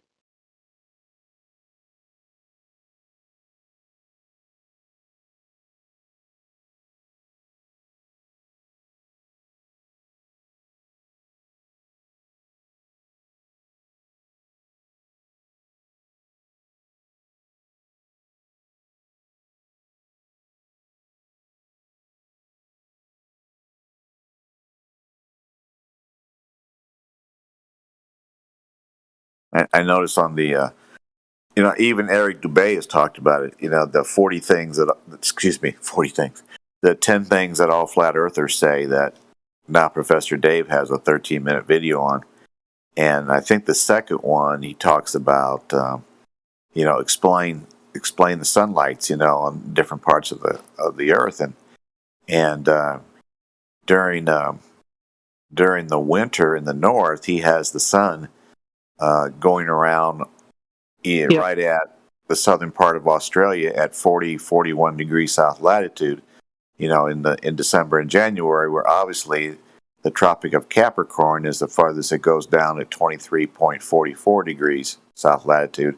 And his video has the sun going around the flat earth at 40 or 41 degrees south latitude. And it's just like, no Globey picks up on that. They just go, okay, and now Professor Dave puts it out. And even though the sun is going around the flat earth at 40, 41 degrees south latitude in the winter in the north, it's actually 23.44 degrees for Capricorn, and nobody cares. It's just like you tell them that, they don't care.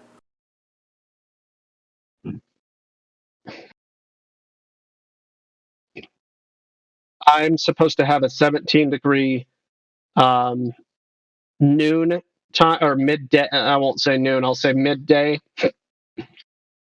sun on the winter solstice. Yeah. And I'm looking forward to this winter, checking that out for sure, because 17 degrees seems really, really low.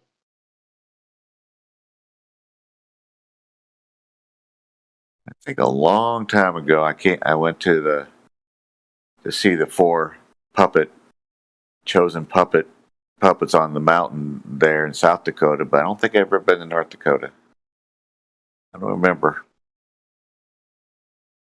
Never been to Fargo, in other words. Hey, Wrecked Gamer. I posted a comment for you, Wrecked Gamer, accidentally in the wrong text channel. I'll have to post it again.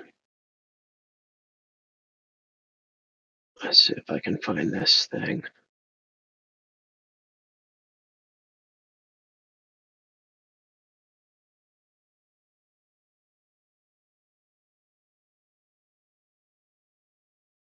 Here it is.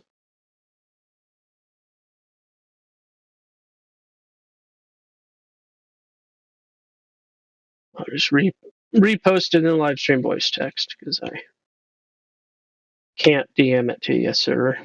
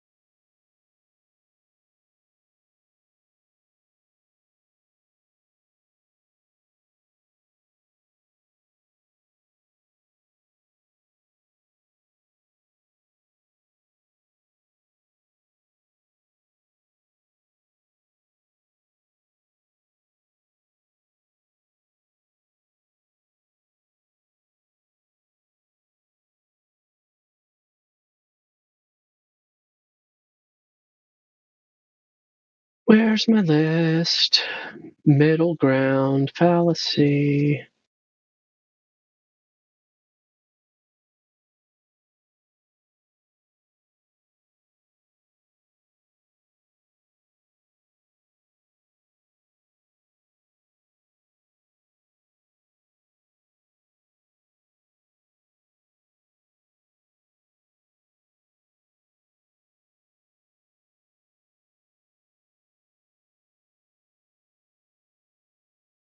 Yeah, I found the FTFE YouTube stuff. Yeah, it's pretty. They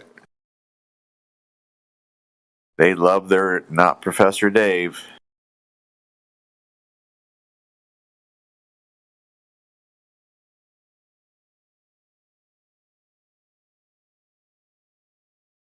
Overgeneralization.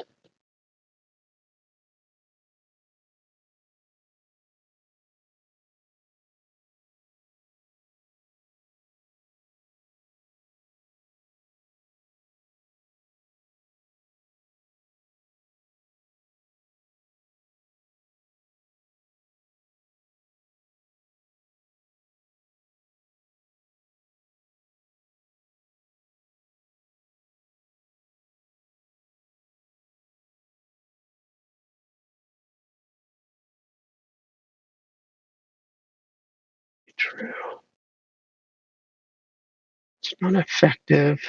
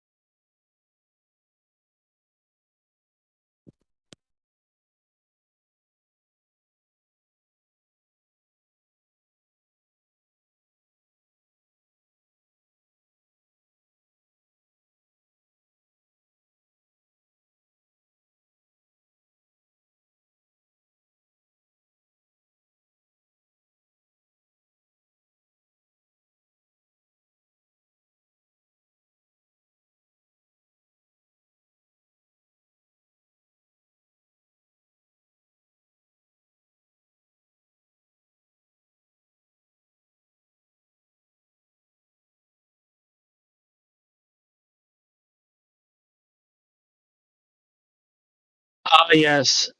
This is a really good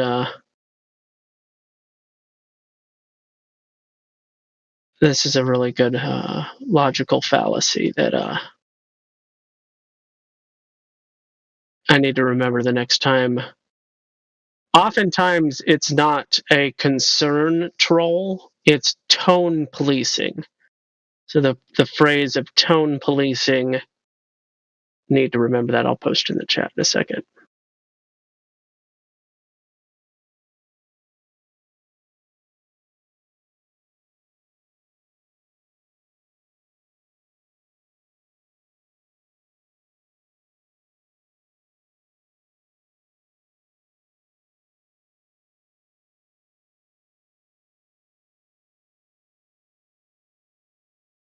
Tone policing. A corrupt argument from pathos and delivery, the fallacy of judging the validity of an argument primarily by its emotional tone of delivery, ignoring the reality that a valid fact or argument remains valid whether it is offered calmly and deliberately or is shouted in a shrill or even hysterical tone, whether carefully written and published in professional academic language in a respected peer-reviewed journal, or screamed through a bullhorn and peppered with vulgarity. Interesting. Conversely, a highly urgent emotional matter is still urgent even if argued coldly and rationally. This fallacy creates a false dichotomy between reason and emotion, and thus implicitly favors those who are not personally involved or emotionally invested in an argument. Example given, I know you're upset, but I won't discuss it with you until you calm down. Oof, have I heard that before? Or, I'd believe what you wrote were it not for your adolescent overuse of exclamation points throughout the text. Or, alternately, you seem to be taking the death of your spouse way too calmly. You're under arrest for homicide. You have the right to remain silent. Tone policing is frequent in contemporary discourse of power, particularly in response to discourse of protest, and is occasionally used in a sexist way, or it is occasionally used in sexist ways. Examples given: the accusation of being shrill is almost always used against women, never against men. See also the fallacy of the F-bomb. Good one to remember. Tone policing. Focus on the details. Focus on the claims, focus on the facts. Although, to be fair, a certain level of tone policing is beneficial for the sake of the live stream and stuff. So.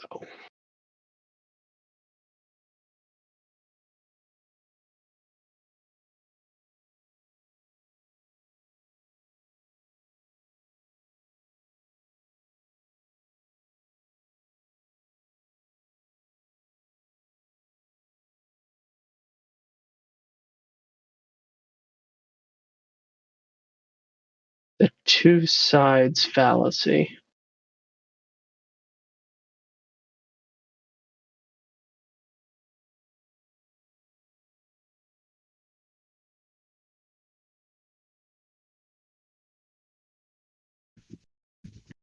That's the relevant. Good example of the tone policing is what people accuse of Quantum Eraser a lot. Yeah. It's the way he's saying it, not what he's saying, what they try to say. Yes. They tone police him. Yes. Good point.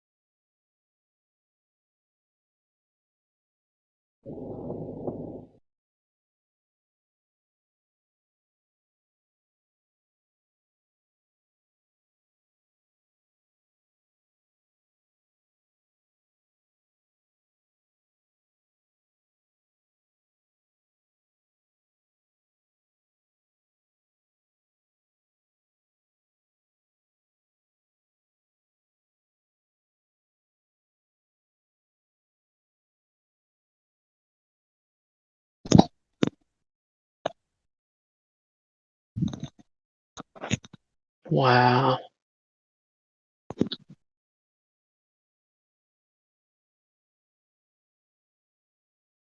I posted it before. I post it from time to time. It's a good long list of logical fallacies.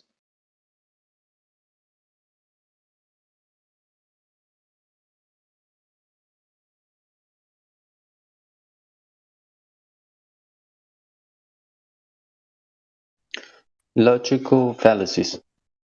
Yeah. Yeah, I just read the 1,000 Flowers fallacy, and I had yeah. When you read through the list, you see a couple in there that teach you some history and stuff, and it's like, oh, interesting. That's what happened. It's a pretty decent list. Some of their examples are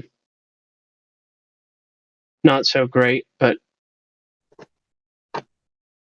you can make up your own examples. Let me see.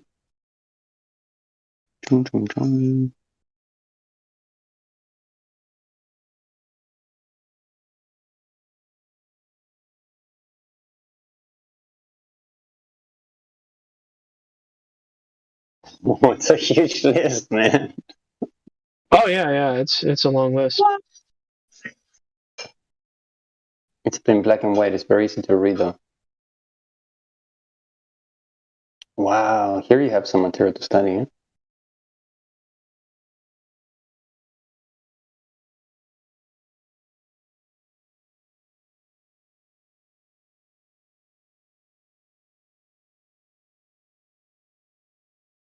Where did you find this?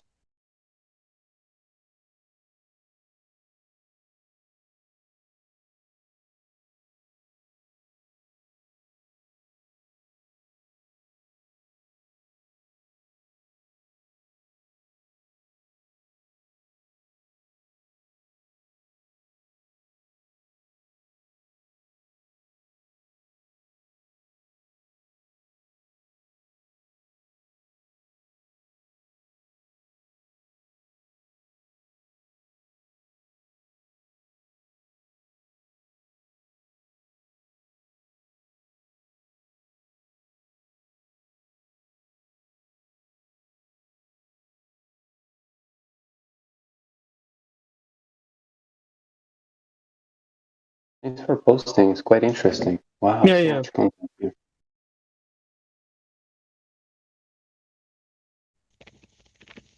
Okay, I'm just curious. Has there two globes in here? Yeah. He has two accounts. Oh, okay. I think he's using one on his PC and one of his phone, maybe. Okay. Fully committed, no? Are you talking about me? Yeah. Yes. Yeah, I drive for DoorDash, and so I use that and that's my phone one, the Glatflow spelled weird, and then Glatflow Anti-Sophist is the other one that's always signed on. Yeah, I have two different accounts. Gospel got it right. I might as well have not said anything. But yeah. Please stand up. Please stand up. It's all good. That's right. Yeah. Technically, I've got 3 accounts, but these 2 are the ones I use. The more you know, yeah.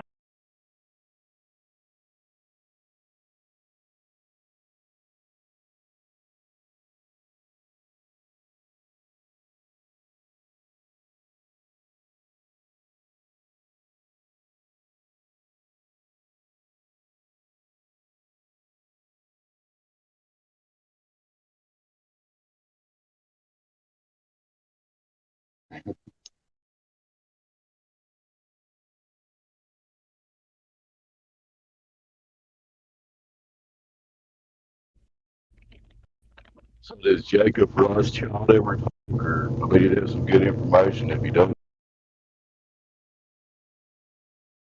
He said a couple of things in the past, not too much conversation though. Okay. Shame. It would be nice if he could share his agenda plans with us, get a head start. Wink, wink. Yeah. Agenda.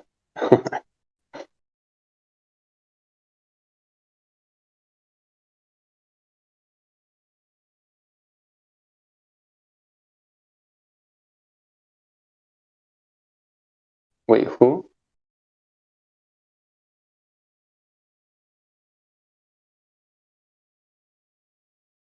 Jacob Rothschild.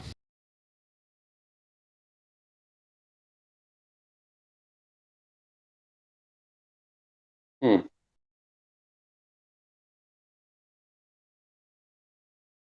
Do you know who that is? Absolutely. You're talking about the person with that screen name? Yeah. Right? Oh, never mind. They've got listening past. I feel like they've said something in the past or been in the chat or something. I don't know why I remember interactions. Maybe I'm mixing them up with somebody else or something. I don't know.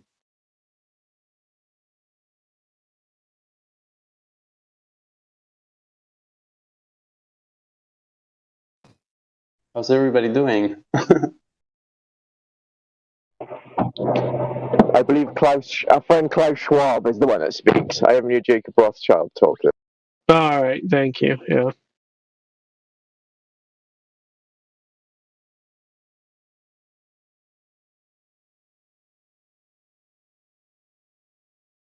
You will eat bugs, and you'll be happy. Yeah, why does he uses the you? Why doesn't he use the we? I don't know. That's the thing. I don't. That's a good point.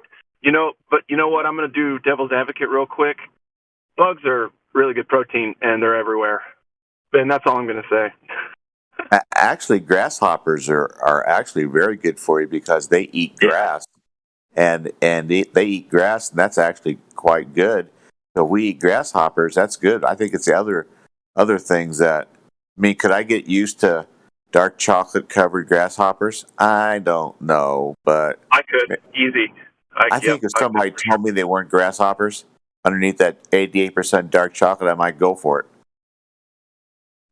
Well, here's the deal, though. It's an overpopulation scam, so they're going to make us think that we have to eat bugs when you can just grow your own food and slaughter your own meat, when you need it on your own land. If you want to do that, Earth still provides everything that we need. People just think that they got to live in cities. I got to have a career. Derp, right? No, thank you on the bugs. I'll have my porterhouse. I think Klaus Schwab doesn't say I because some animals are more equal than other animals.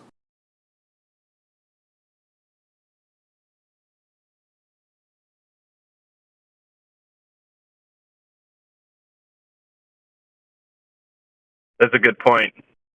More equal. I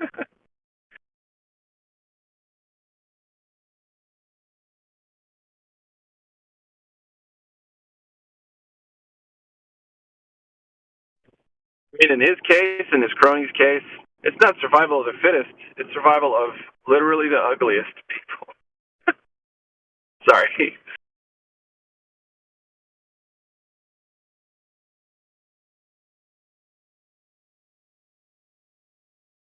And you can make the argument it's the survival of those who sell their soul the easiest.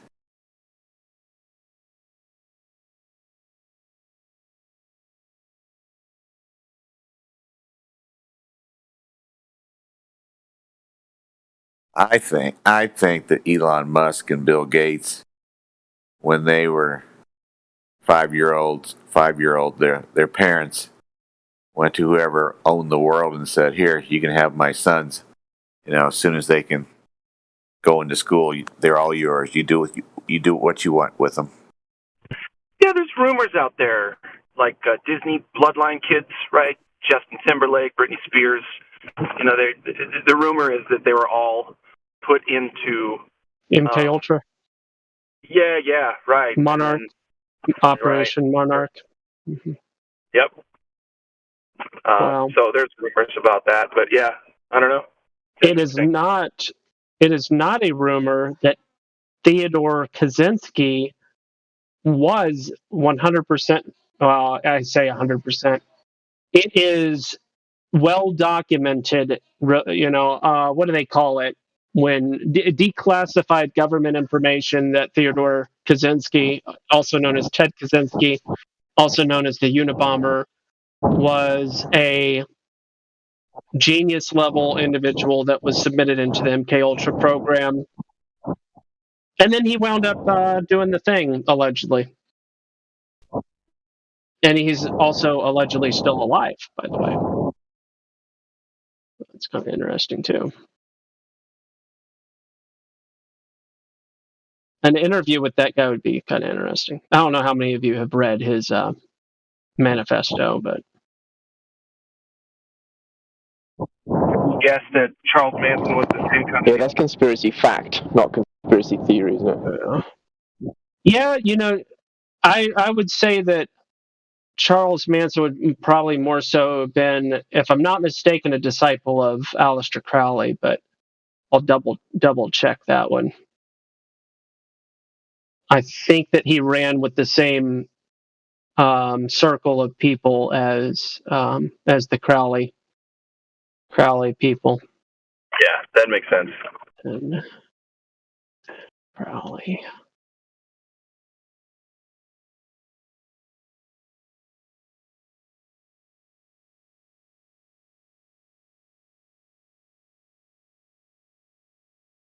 Trevor. Yeah, well, yeah. So Trevor and Crowley. I don't know that name very well. This Trevor guy.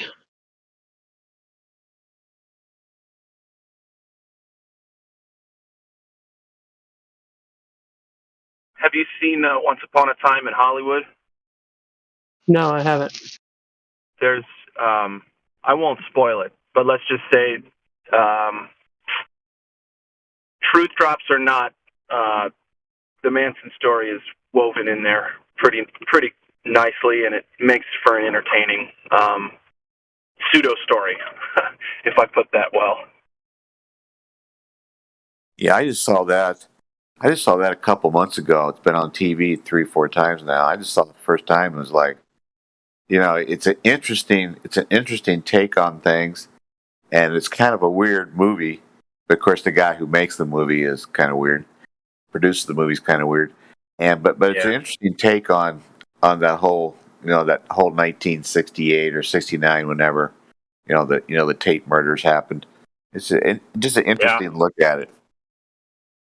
Yeah, and I agree, and what's super interesting, maybe the most interesting part to me is, how true to form is the depiction. Now, I've got to know that there's a certain percentage, perhaps a large percentage, that isn't true and embellished, but also I got to think that there's some truth in the retelling of that story, I think. At least via that movie, right? Quentin Tarantino would definitely not scrimp on the stuff that, you know what I mean? Like, I don't know. I'm still developing an opinion about it, I guess.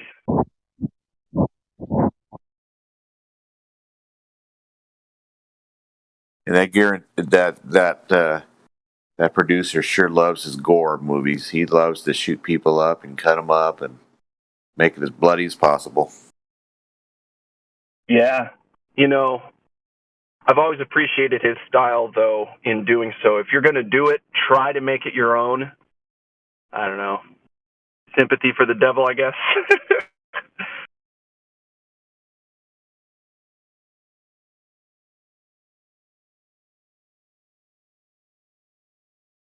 Which, by the way, I don't have. That was tongue-in-cheek. Mm-hmm. Well, it's interesting because Hollywood does an incredibly great job at that trope. Sympathizing with the arch villain or whatever the case. It's very common technique that they employ. Yeah, the anti-hero, right? Like a Batman character, stuff like that. Well, Batman's supposed to be a good guy. Yeah, Bad Santa is an example of an anti-hero. Yeah. Now, an anti-hero is not the same thing as the villain. So every now and then, I guess sometimes they blend and there's overlap there. Let me think of another example. Dr. Evil. I don't think Dr. Evil is an anti-hero necessarily, but there's overlap because Dr. Evil, you sympathize with him because of the humor, I suppose, but there's also a backstory. But then again, there's movies where they paint the character as a unredeemable, unrelatable evil. Like some of the early, I guess, renditions of the Joker, maybe. But then as time goes on, they want to establish more backstory and they can't help themselves, and they develop a story where they make these characters that used to be viewed as unredeemable sociopaths to relatable, misunderstood people.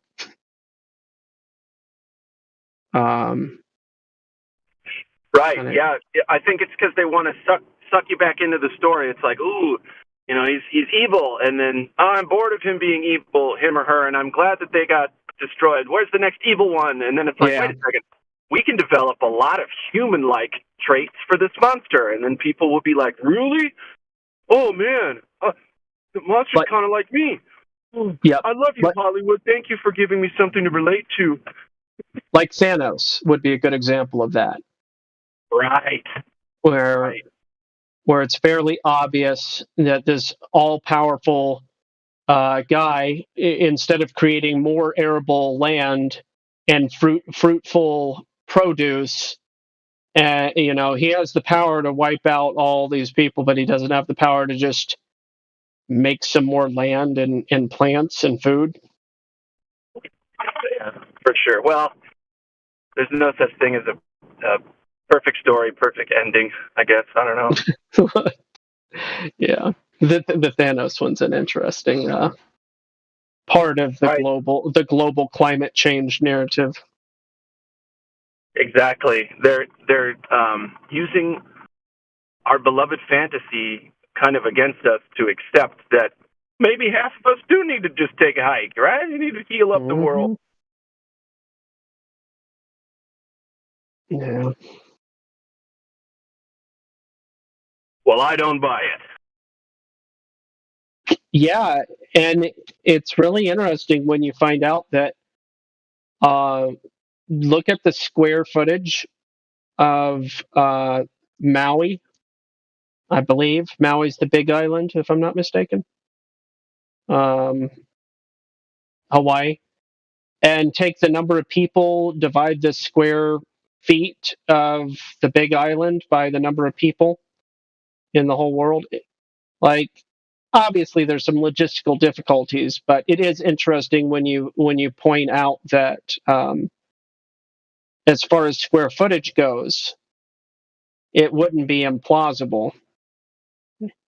impractical, but technically everybody could take like a vacation to Hawaii all at the same time, even if only for a couple of minutes.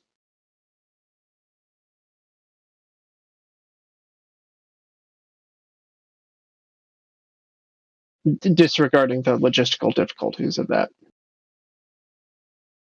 Sure, that'd be difficult. I got to take this delivery. I'm still listening, though. Oh, yeah.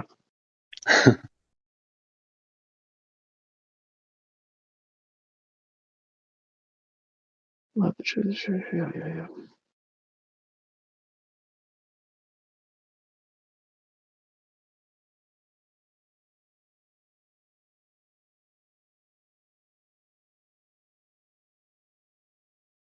You're accumulating some good ones there, Jim. Top tier stuff. I didn't mean to criticize your Giga Chad. Well, I apologize on the Giga Chat because I forgot I forgot to button my my trousers up before I took that selfie, so I apologize. Oh, okay. Yeah. I apologize, and I'm sure there was some part of me that was trying to woo the women out there too. So yeah. When you get old, you still want to woo the women, I can understand that. I've had some relatives demonstrate that. That never really goes away. Yeah, you're 85. You still want to woo the women, Yeah. My grandfather on his deathbed was still flirting. Yeah. I hope that's not why they killed him. That'd be pretty wicked. Not that there's really a great reason for murder. Not suggesting that in the slightest. Don't get me wrong there.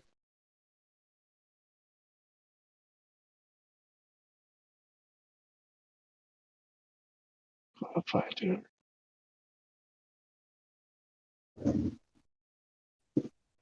No thanks.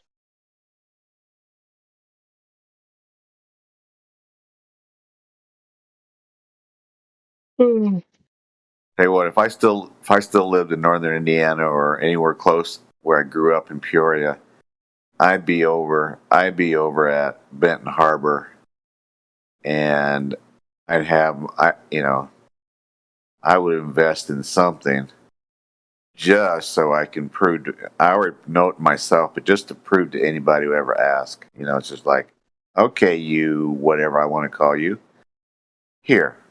And then they can yell, Tom Coombs, meteorologist, ABC in South Bend, Indiana, Mirage, or they can say refraction, and I'm going to go, nope, I was there, I saw it, it was a beautiful day. Don't tell me I didn't see what I didn't see, what I saw. What you're seeing here is a mirage. Yeah. That is one place I would definitely. Benton Harbor is right on Lake Michigan, so I looked at it, and they have restaurants and hotels right there on Lake Michigan, and it's a little bit of a tourist attraction, a little bit of a resort area there.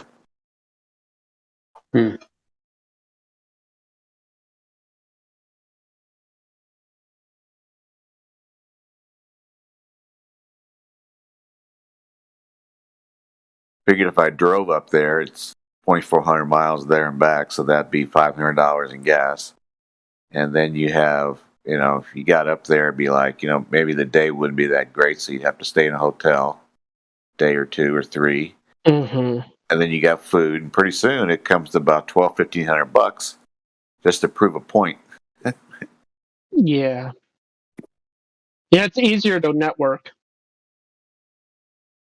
That's why I was trying to find out anybody in northern Georgia or southeastern Tennessee that could go take a trip over to Lookout Mountain with the P900, P1000, and actually take some pictures of Pinnacle Mountain. It can be done. It's been done before. It's just the internet, dead internet theory actualized, because you just can't find what you're looking for these days on the internet. You type in cheeseburger and you get 2 billion results, and then you click, and it's 212. You literally only see 200 results, even though allegedly 2 billion exist. Allegedly, how would you know though? You can't confirm it. There's no key. There's no unlock function to allow for more results to pop up. It's super frustrating, but anyway, when you try to look for photographs from Lookout Mountain of Pinnacle Mountain, which is in Virginia, the Kentucky-Virginia border, I bet you that's probably been pictured hundreds of times. Millions and millions and millions of people have visited Lookout Mountain. It's a pretty decent tourist destination, and it's near Chattanooga and other fun stuff to do in the northwest Georgia, and yeah, you just can't find it. Yeah, I think when you're on 75, I don't think it's on 24, but when you're on 75, you're driving down that way, and I think it's, they have the brown sign, on the road, rectangular sign that says Lookout Mountain. It's just like not that hard to get to. It's not out of the way. No. See the 7 states, blah blah blah. I'm just excited about the infographic that now I can aid my conversation, and sometimes I'm hesitant to bring it up because I know the work ahead of me. But anyway. My wife and I were driving back from Alabama one time. We went from Nashville. My daughter was playing volleyball, and she got done in a volleyball game. My wife and I go, we're going to go to Huntsville, Alabama, and see the space stuff there. It's like, okay, and I can't wait.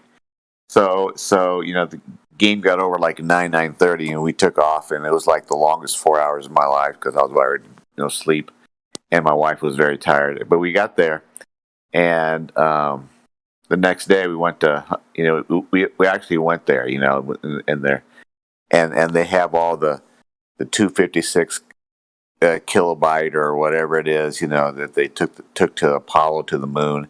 and all that stuff. And I just ate that all up. There's JFK, his big portrait right there, and I just ate that stuff up. And it's just like they built that whole thing around a lie, and it's like, and then what's that? I went to the Smithsonian Aeronautical Museum in D.C. That was one of the Smithsonian museums that I visited, and you see all the different relics, props, all the different props. And it's like, wow, look at the charring. Look at the charring on the metal of the shuttle.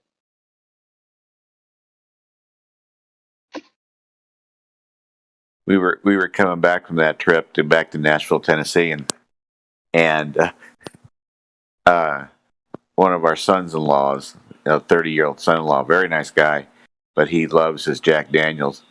And so we were coming back on the interstate, and we saw a exit for the main Jack Daniels place in Tennessee. Mm-hmm. And we said, well, it can't be that far. If it's off an exit, it can't be that far. So we got off, talking about Lookout Mountains, very close to the interstate. So we got off to go to this Jack Daniels place, and I forget the name of the city or the town, and it was like 45 miles. It was like so much for telling us, that the exit's right off the interstate, but when you get off, it's 45 minutes to an hour to get there. Yeah, and we got there, and it was interesting. It was a nice day, and my wife and I aren't, we don't touch Jack Daniels. But we got a nice big bottle for my son-in-law, and he loved it. It was for Christmas, and so it was very interesting. I mean, if you love your booze, you love your whiskey, you go there.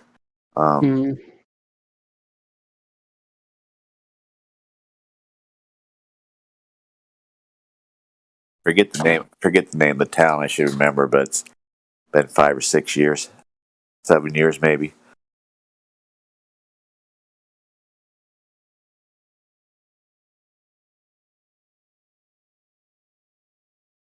Yeah.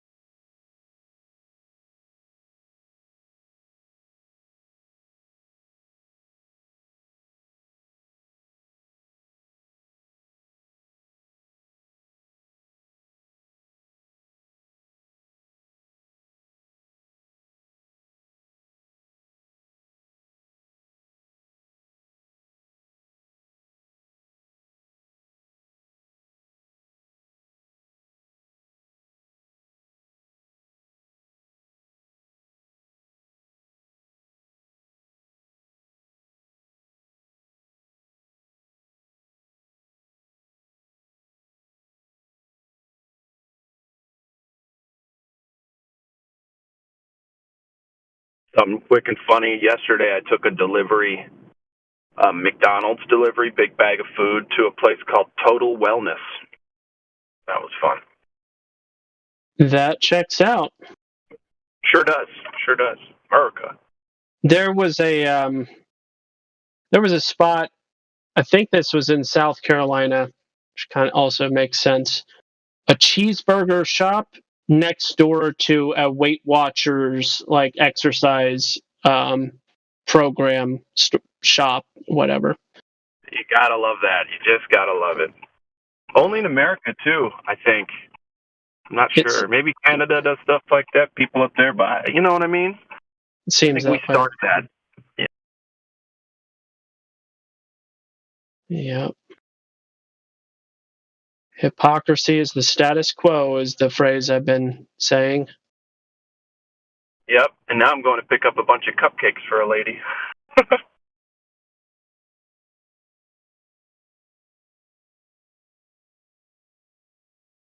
What do you want to bet she works at the hospital? Interesting. I'm not sure. Not sure why that would be the case. Is there a stereotype cupcakes in hospital workers? The stereotype comes more from my experience than something I would expect people to know en masse. But yeah, because I've worked with a bunch of nurses, and they were busy, running around at the old folks' home. But I will tell you, none of them were healthy. Yeah, yeah.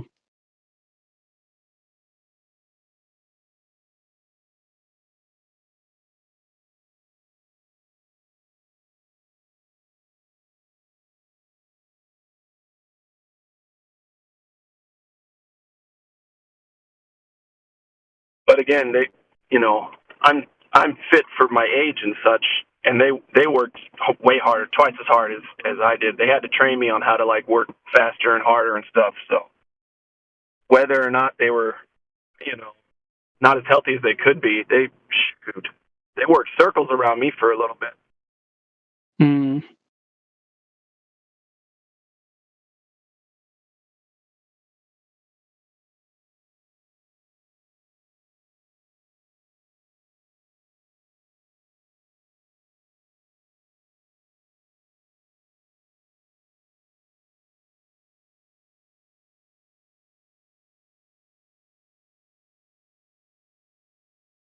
The guy who told me to join Discord about 2 months ago, he said, "You gotta." He's in the UK.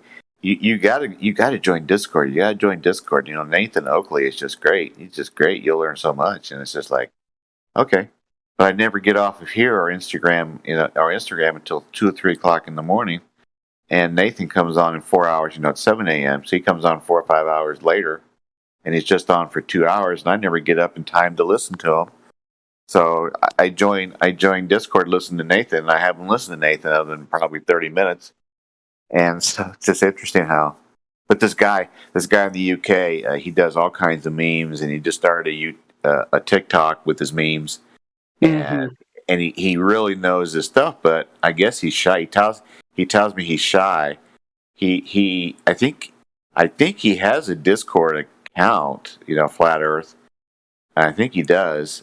And his first name's Jay, and he just doesn't want to come on to voice stream because he's shy about getting on. He listens on YouTube all the time, and every once in a while he'll hear something that I'm on Discord, and he'll send me a message on Facebook, and he'll say, "Well, that was really funny," or "I learned a lot."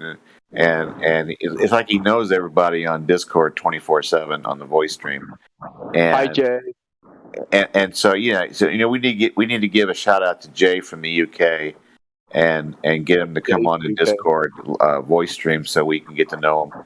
I've heard his voice; he's very, very British, and so we just need to give a shout out to Jay from the UK and get him on voice stream because he already has an account. So I don't know if he'd have to go through VC check-in or not. I don't know.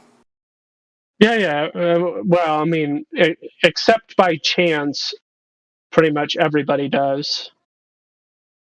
Every now and then, people get lucky and get unmuted here and then authorized. But yeah, he's perfect for Discord 24/7 Flat Earth voice stream. I mean, he'd be right up. He contributed. He would contribute quite a bit if he'd want to, talk, discuss.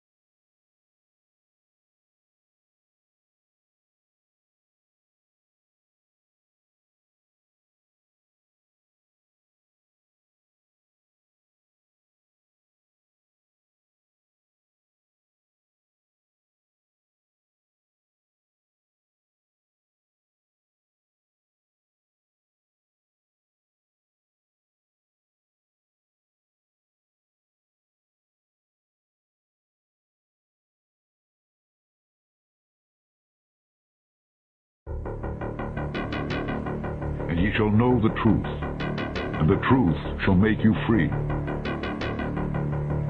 Social criminals, these people in the space program, nassholes I call them. I have a very low tolerance level for stupid bull. Every one of those items is provably untrue at one level or another, but we believe them because they're pounded into our heads from the time we're children. That's what they do with that kind of stuff. They put it in the heads of kids. They pound it in there because they know kids are too young to be able to mount a sophisticated argument against these kind of ideas. And so kids, and up to a certain age, by the way, kids are going to believe everything a grown-up tells them, everything. So kids never learn to question things. Nobody questions things in this country anymore. Nobody questions things. Why? Americans have been silenced, bought off and silenced by gizmos and toys. And as a result, no one's ever learned to question things. Kids who want to learn to read are going to learn to read. Much more important to teach children to question what they read. Despite what you might be thinking, these two circles are not equal. I repeat, these two circles are not equal. One is in fact larger than the other. What I need you to do is determine which one that is. So, please raise your hand if you believe the blue circle is larger than the red. All right. Please raise your hand if you believe the red circle is larger than the blue. All right, very good. Now, before I said anything about these two circles, what was your first instinct? Equal, right? Because they look equal. And the reason why they look equal is because, in fact, they are equal. These two circles are identical. Yet I got just about every one of you to raise your hand and say that they're not. So what did we learn? That you can be manipulated like that to believe in something that goes against your natural instincts. Just imagine as a child you're taught that the blue circle is larger than the red. If you say it enough times, you convince yourself that's the truth. If you're told the lie enough times, it becomes part of your reality. And if enough people are taught that lie, that the blue circle is larger than the red, well, now it becomes part of the culture. And if that culture then passes that misinformation along to the next generation, well, now it becomes tradition. Now, The Matrix is a story. It's a story. When told enough times to enough people, it becomes part of that culture. It becomes the tradition. And this story is being told over and over every day. And ye shall know the truth, and the truth shall make you free.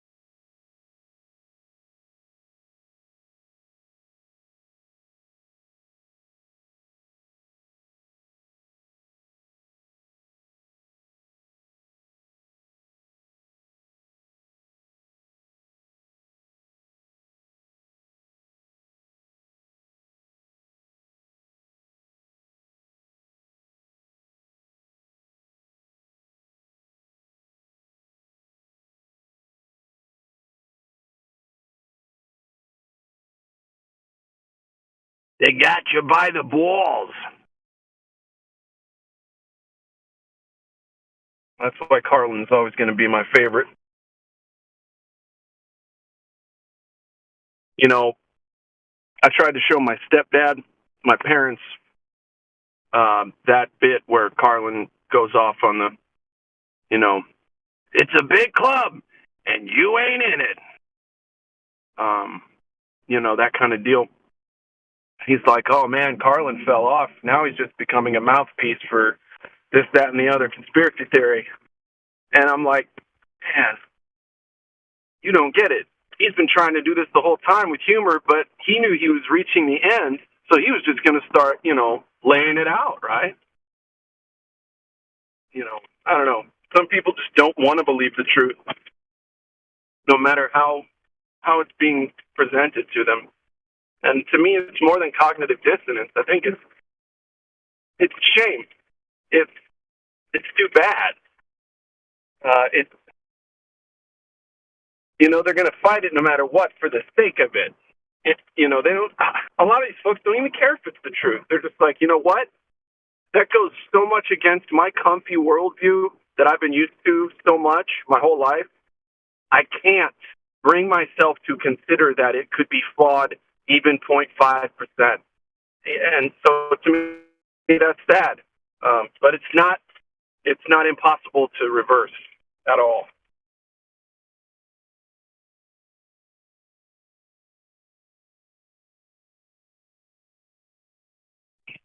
Anyway, listen to George Carlin's whole catalog. It's brilliant. He's the best. Well said, Sir Gladflow.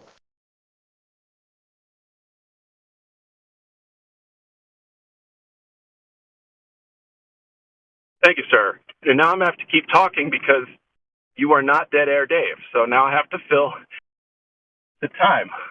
Unless you want to be considered Dead Air Dave, then I could just shut up. But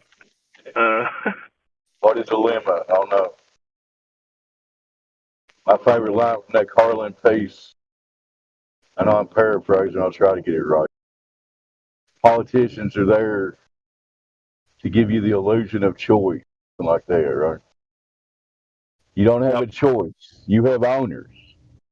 And the owners own everything. They own all the big TV stations. They bought the judges a long time ago, blah, blah, blah. Yep, Carlin was the man. And I tend to think what you said there toward the end of his life, he was like, fuck it. I'm going to tell it like it is. People either listen or they don't. Most people didn't. Yep, exactly. My stepdad, the reason I bring him up is because my stepdad used to love George Carlin. Growing up, we'd watch HBO specials, this and that. And it was really disappointing to see that he couldn't join Carlin on his, I don't know, Carlin probably had a fork in the road choice, and he took the noble option, I guess. I don't know. But anyway, yeah, he didn't fall off. He became, he woke so many people up without even trying, even his earlier stuff. It was just so cerebral and funny. It made you think.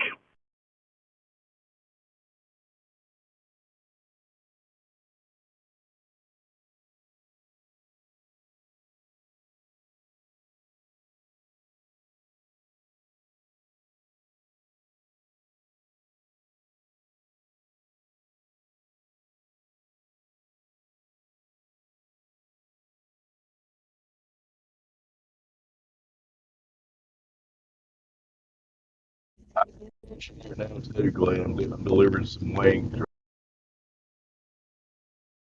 40 buffalo wings.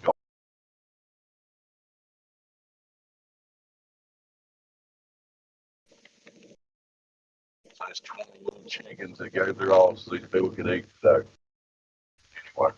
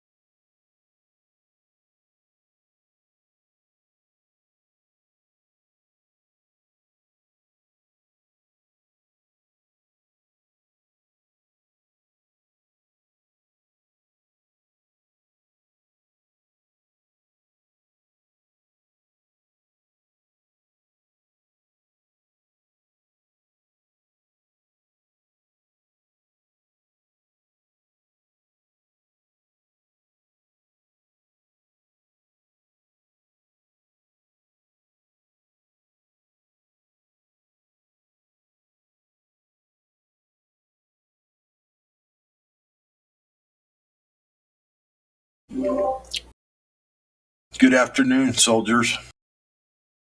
Hello, hello. Oh, What's going on, God Rocky? Not much. Just getting online and saying hello to the soldiers here at the 24/7 Discord channel. Flat Earth. Are you keeping the Mormons in line in Utah? Oh boy, that's a pretty tall order there. I'm not a soldier. I'm a cult follower. Okay. Yeah, I was called a cultist this morning. So Yeah, it was a reference to this morning with that Dr. something dude. Dr. Phil or what? No. No, what is it? That guy with the blog. I'm not sure I know who you're talking about. Let me scroll up. The name should be relatively. Talking about Danny Faulkner. Yeah. Exactly. That's who it was, Dr. Danny Faulkner. He was here?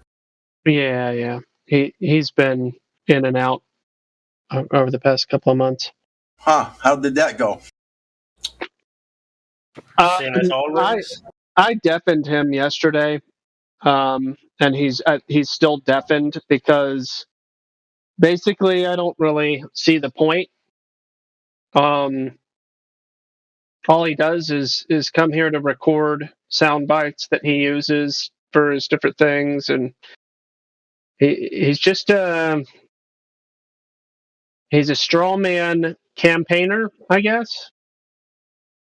You know, he wrote a 200-page flat Earth book with the straw man on the cover and made all sorts of nonsensical claims. And then what he does is when he's questioned about the claims that he makes, he says, well, I'm not saying everyone. He just avoids the point that he's doing misinformation and misrepresenting. He's just, well, I'm not saying that everybody does this or everybody says this. So basically he's admitting to cherry picking in a sanctimonious, backhanded way. It's just really, he's just gross. I don't like it at all. Yeah, I can understand that.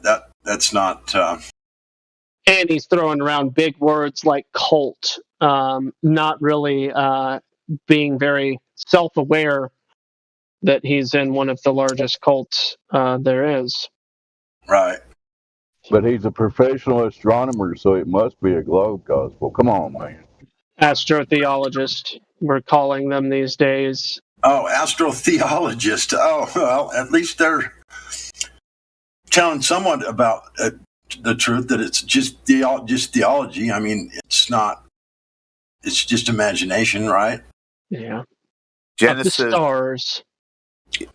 Genesis 14:1, verse 15. And God put the moon and the sun at 93 million miles away and 238,000 miles away, and made a solar system with planets, and spun us around an ever-expanding universe. And God saw that it was very good. Yeah, that's not in Genesis. That's in the book of Second Hesitations. Oh, come on. Someone actually published that? No. Oh. I think he just made that up on the spot. But Second Hesitations, on the other hand, now that is a book worth reading. Really? No, that's an old-timer Southern joke. That's the first I've heard of it, to be honest with you. And God saw that the ever-expanding universe was good, was very good.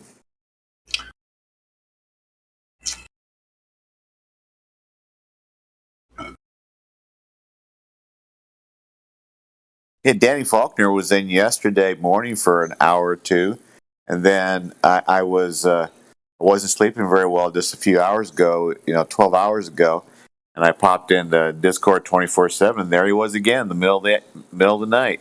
Wow. Does he go by his real name? Danny 57 is his screen name. Oh, yeah. I see.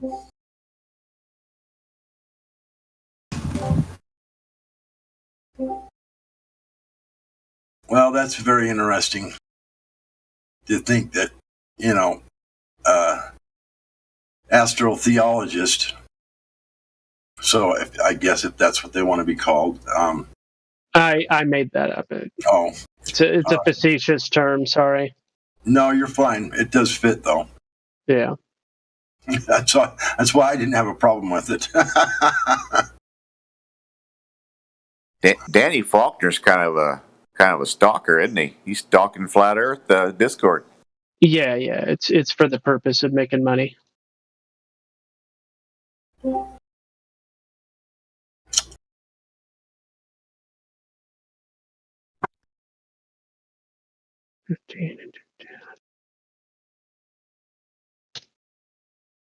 I guess my neighbor just told me that she heard on the news they announced a heat wave coming our way now. Oh, yeah. 120 degrees they're predicting. Well, don't send it our way here in the Midwest. Things are pretty nice right now.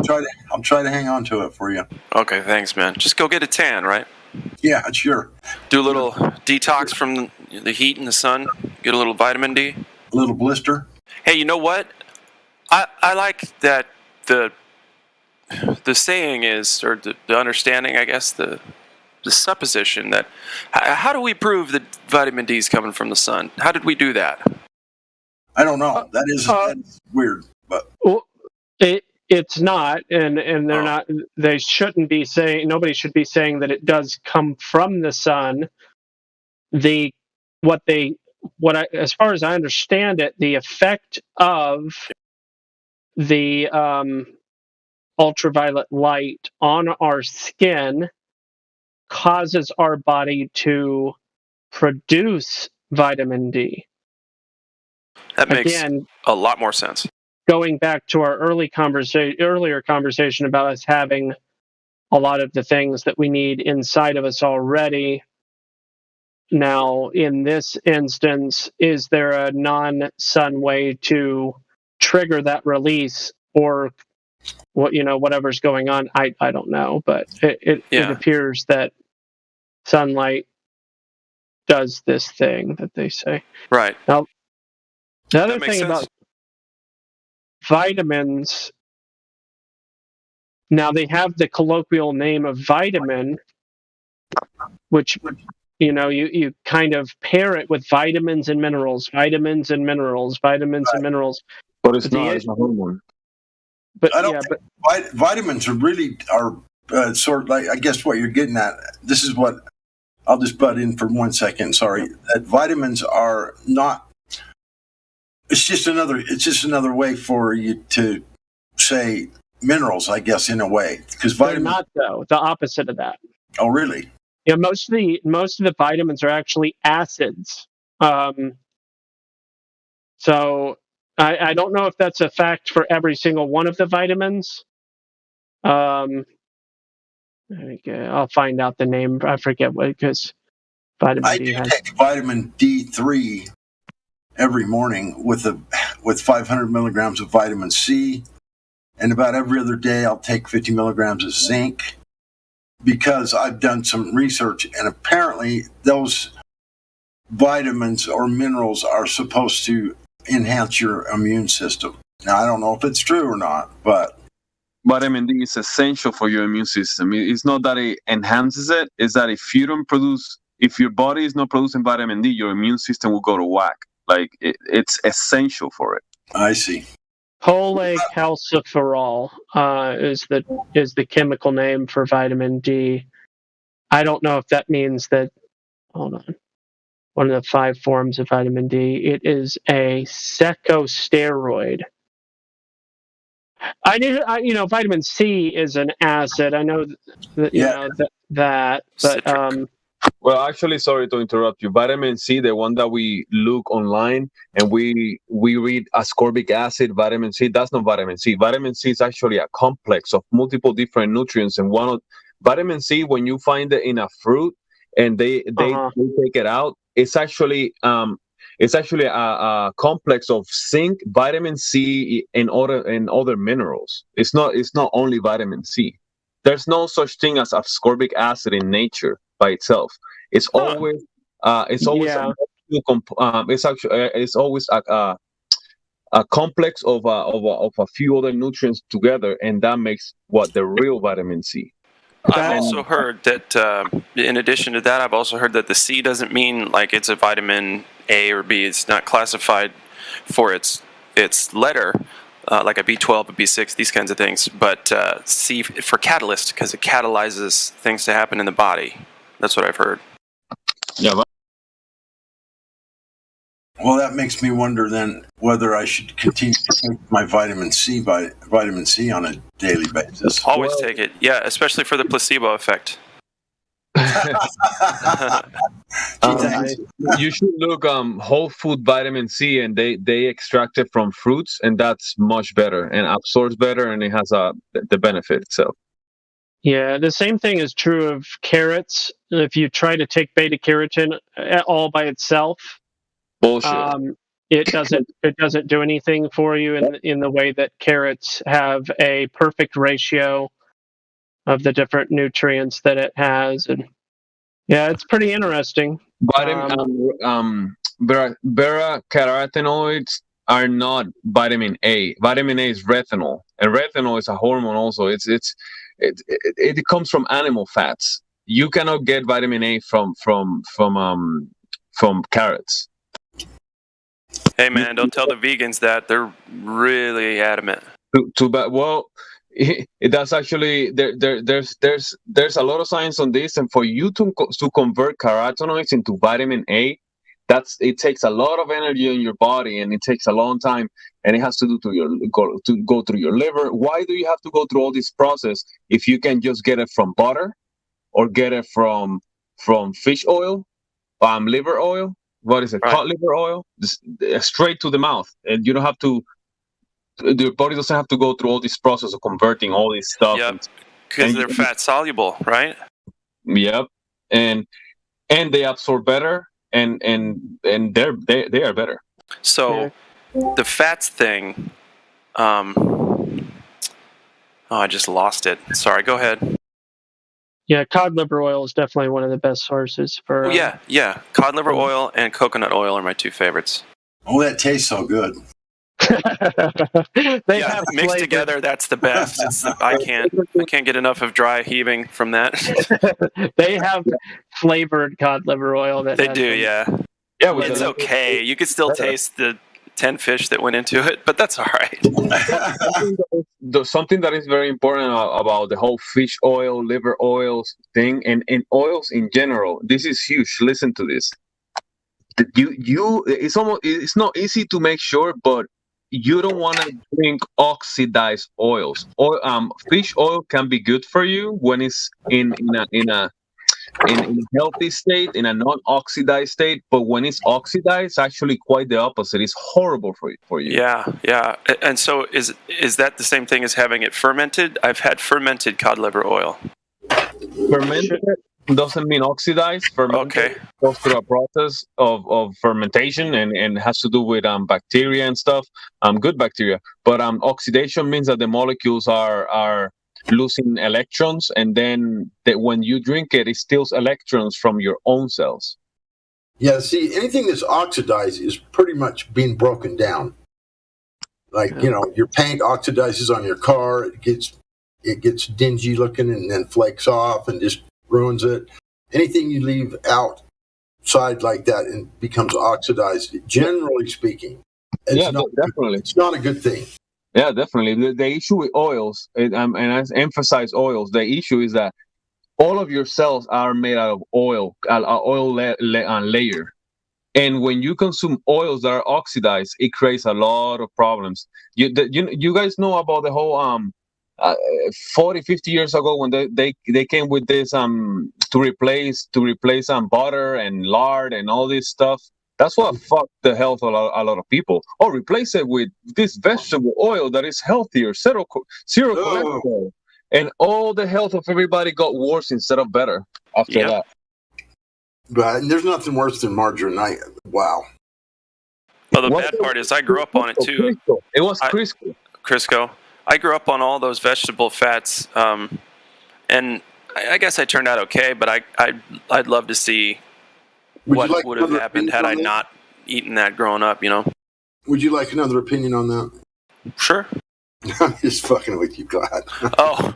bet you turning out okay. Yeah, okay at best. I posted a not so nice video in the live stream voice text on that topic for your pleasure, IMO. Okay. It's from Mad TV back. I think it's back from the 90s, pretty sure. Oh man, when they could actually do that I don't think they can do that on TV now. What, the Olestra thing? Just saying anal leakage? I don't know.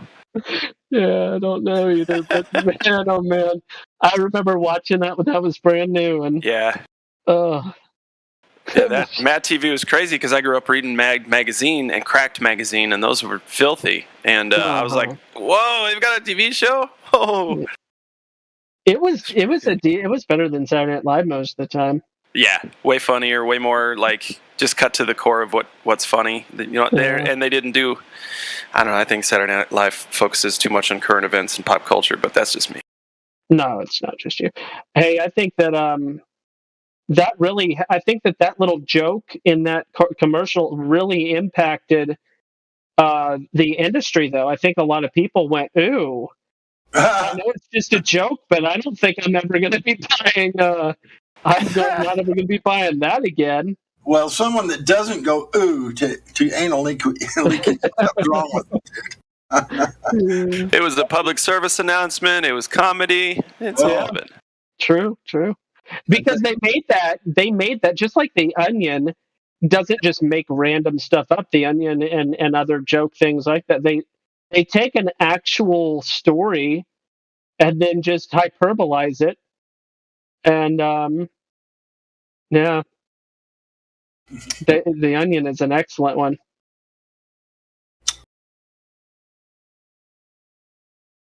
Just 10%. Yeah. All right. Did those get? No, they're here. We'll give these guys a chance. Hey, alternate, would you like to say hello?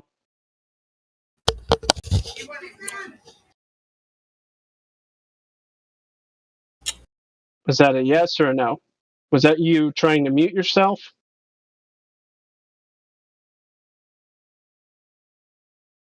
Obviously, your mic functions. Alternate, you can just simply say hello.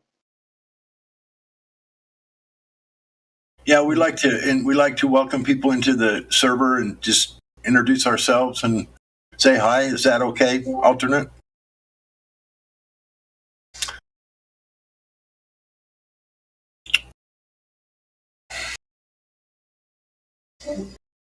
Being that you proved that your mic works and you're not saying hello.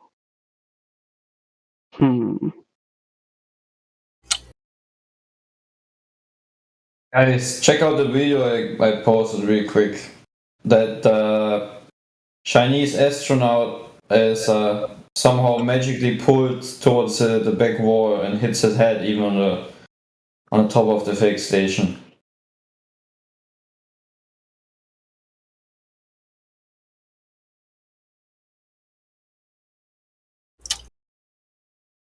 I just want to know what you guys think. I didn't even know the Chinese had a space station. Oh yeah, they have. Look at that door, flimsy. Look at that door, how flimsy it was. See that? When he lifted it up, it's just a rubber, flimsy, fucking no good piece of shit door. He could have been pushing himself up with his feet, right?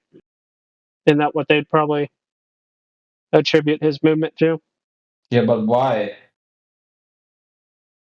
To get out of the way of the door?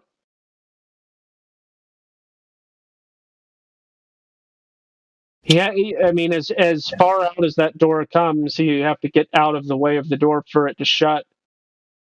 So it definitely looks awkward, but And for me, it reminds me a bit of that moment when you're in a parabolic flight and that. I know what you mean. Yeah. Look at the guy in the background. He pins his hands against the walls to make sure that he doesn't move, or against that girl. See, he stretches out both of his arms. Right. Pins himself. They're all going to. If you look to on the two guys, thank you for pointing it out. They're all going to the left side at that moment when he's going back. Yeah, that's a vomit comet situation where the plane is probably in a dive or something, and then it's either pulling out of it or doing some kind of a little bit of a turn maneuver, and you can see how it shifts them over. Maybe so.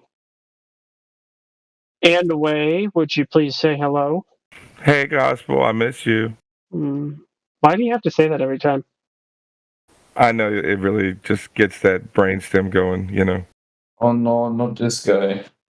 Not exactly. It's just odd. Miss you Odd too, behavior. brother. How you been? Sydney, I told you that flat globe.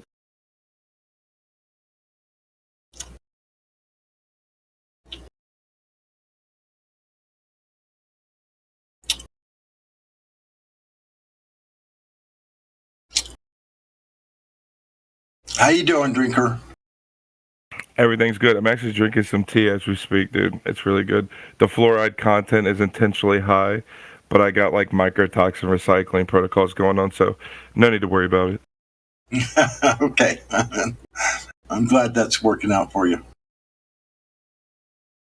Yeah, and Earth still takes the shape of its container. Don't worry about that.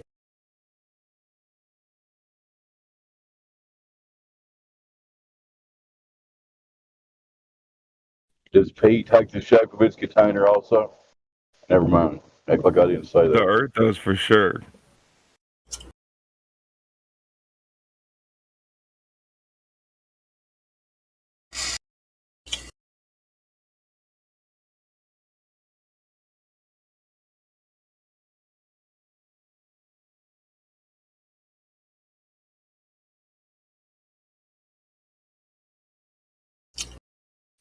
We could go back to anal leakage if y'all want to. How does it work on a globe? Thanks, Dave. Appreciate you. Wait, does that account for curvature? Or? I was posting a Mad TV video. I guess it depends on where it goes. I mean, if it takes the shape of its container, dude, it's going to conform to the surfaces of it. So, I mean, that's very clear.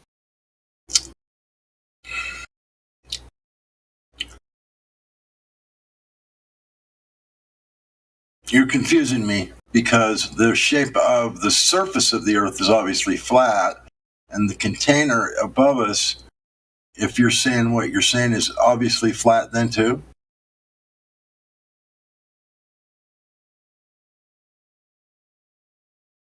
Yeah. No, he's talked about how the dirt ultimately will settle into a level position over time.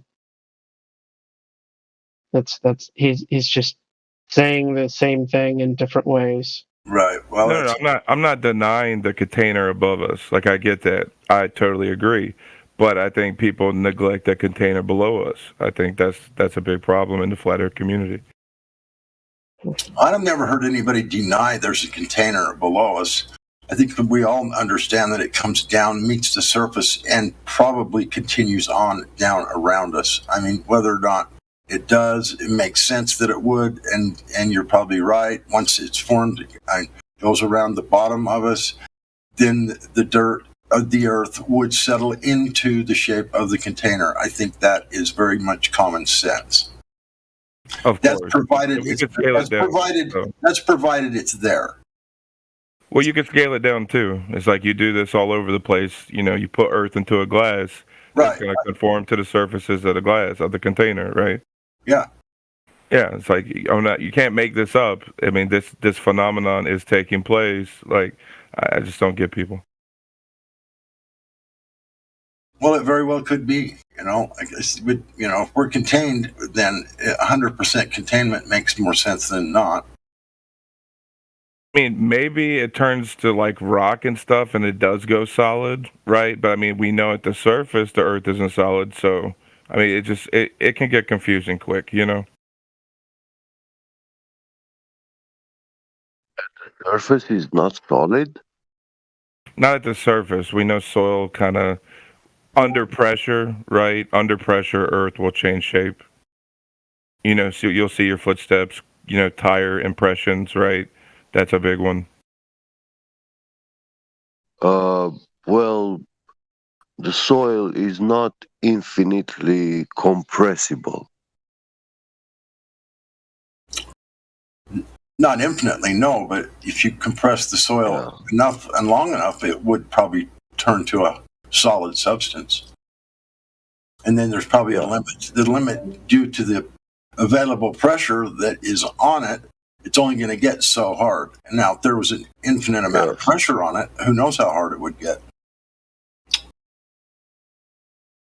It's like putting something in a steel cylinder, throwing some dirt in it, and put a 20-ton press over the top of it, and press it, and then come in every day and hit it again one more time, and press it, or maybe 100 tons on a cylinder of dirt. Maybe after a year or two, it'd be a rock. I don't know.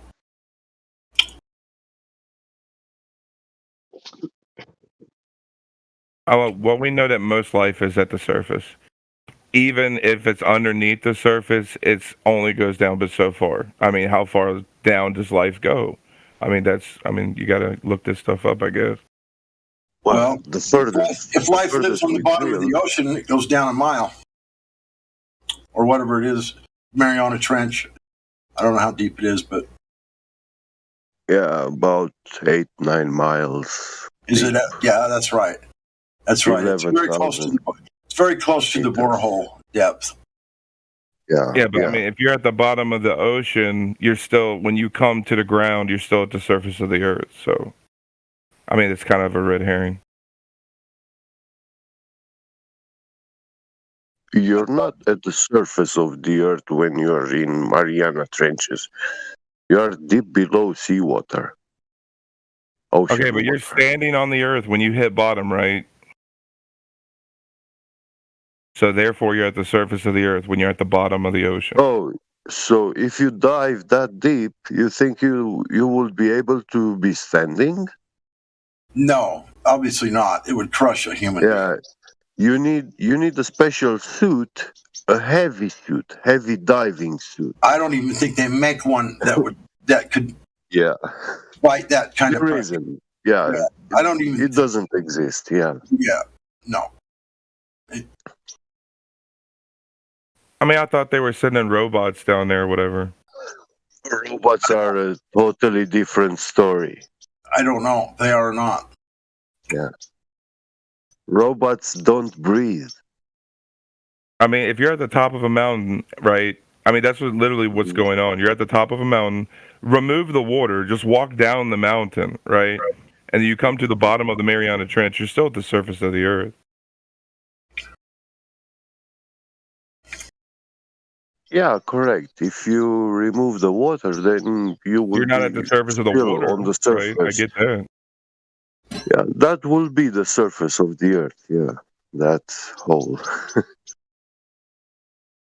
It's like a valley. Or a deep ditch. Trench. Yeah. Have you guys seen that that heavy water they found down there, that bubble of water that was so hard they just bounced off of it with a sub? You ever heard that? Yeah, I saw underwater lakes. Yeah. It was so dense they couldn't go through it now or enter into it. And maybe that's, if we have a Kármán line above, we probably have a Kármán line below, as above as below. Maybe that's what the Mariana Trench is, the Kármán line, and also the borehole when they got stopped and couldn't go any further. It was due to some kind of weird meniscus, not meniscus, some substance that was like peanut butter, I guess they said, kind of. And it just clogged up the bits and wouldn't pump up couldn't drill through it. It just was, and it wasn't very hot. They said it was like about 400 or 500 degrees, which is not that hot. So obviously they hadn't ran into any like thermal vents or magma or anything like that. I don't think magma goes that far down. I think it's for volcanoes and whatnot. I don't think that magma goes very deep into the earth. I don't think magma is to be found anywhere except exotic remote places where you have volcanic activity. Yeah, so exactly. If you drill down, you can find it there. But any other places, you won't be able to reach any magma. Right. If you drill. Yeah. I agree. That's probably true, I'm sure. Yeah. I heard someone say that the earth was mined.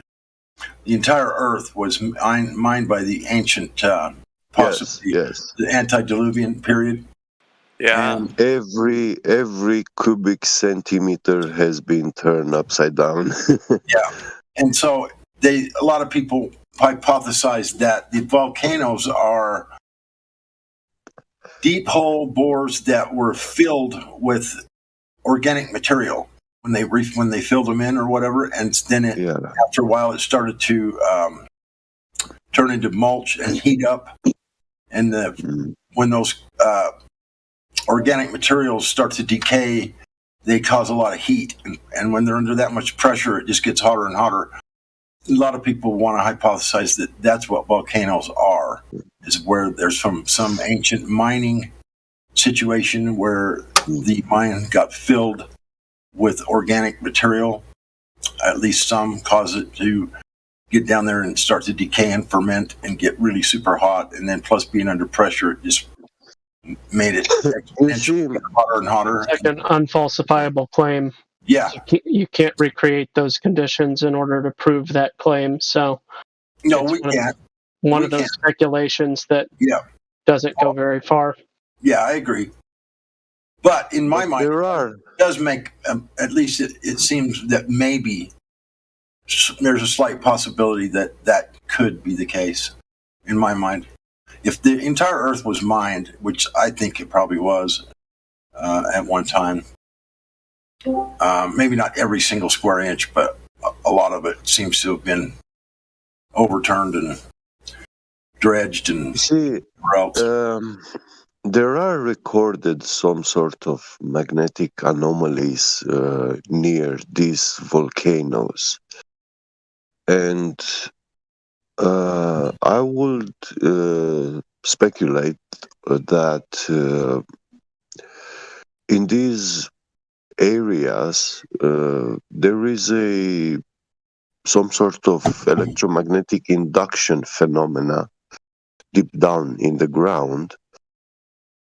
And this electromagnetic induction make like metal deposit heat up and create this sort of lava, magma. At my workplace, I do have two stations which heat up the metals using electromagnetic induction.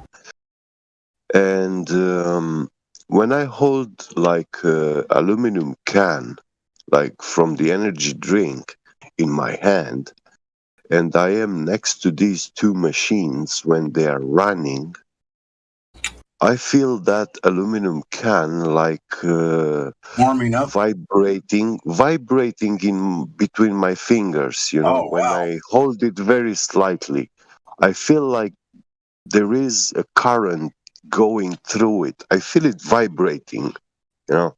It's very weird. It doesn't electrocute you, or you don't feel it warming it up or anything. But Well, it's enough not vibration recommended would to. cause it to warm up if you vibrated Yeah, long enough. Just the friction from the that vibration coil, cause it to warm. that coil is pretty big because they introduce a pipe in it, and they use this method to harden the metal pipe, which afterwards it gets machined. And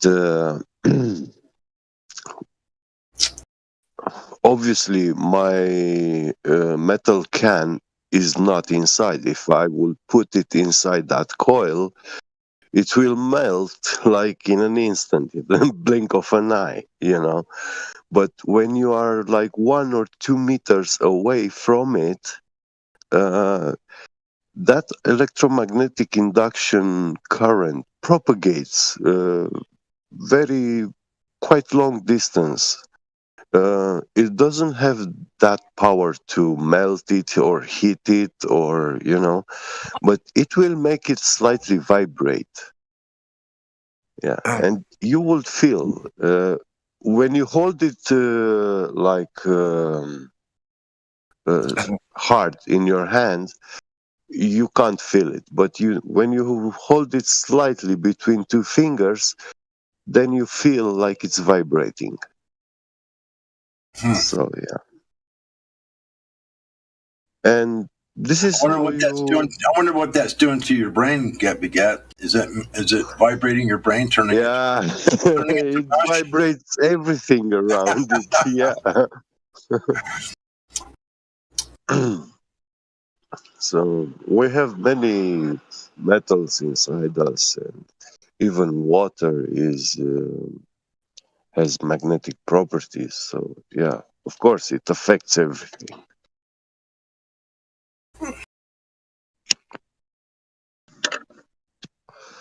But it wouldn't be like a microwave or any this bad radiation.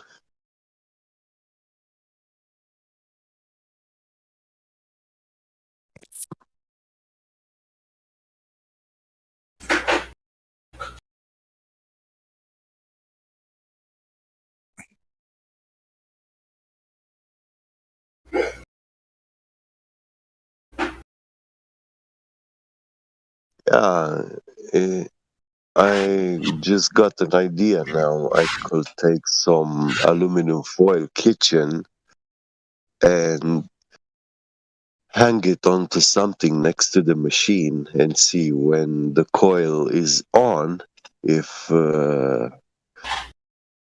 it shows any sort of behavior, motion, or something. That will be interesting to test.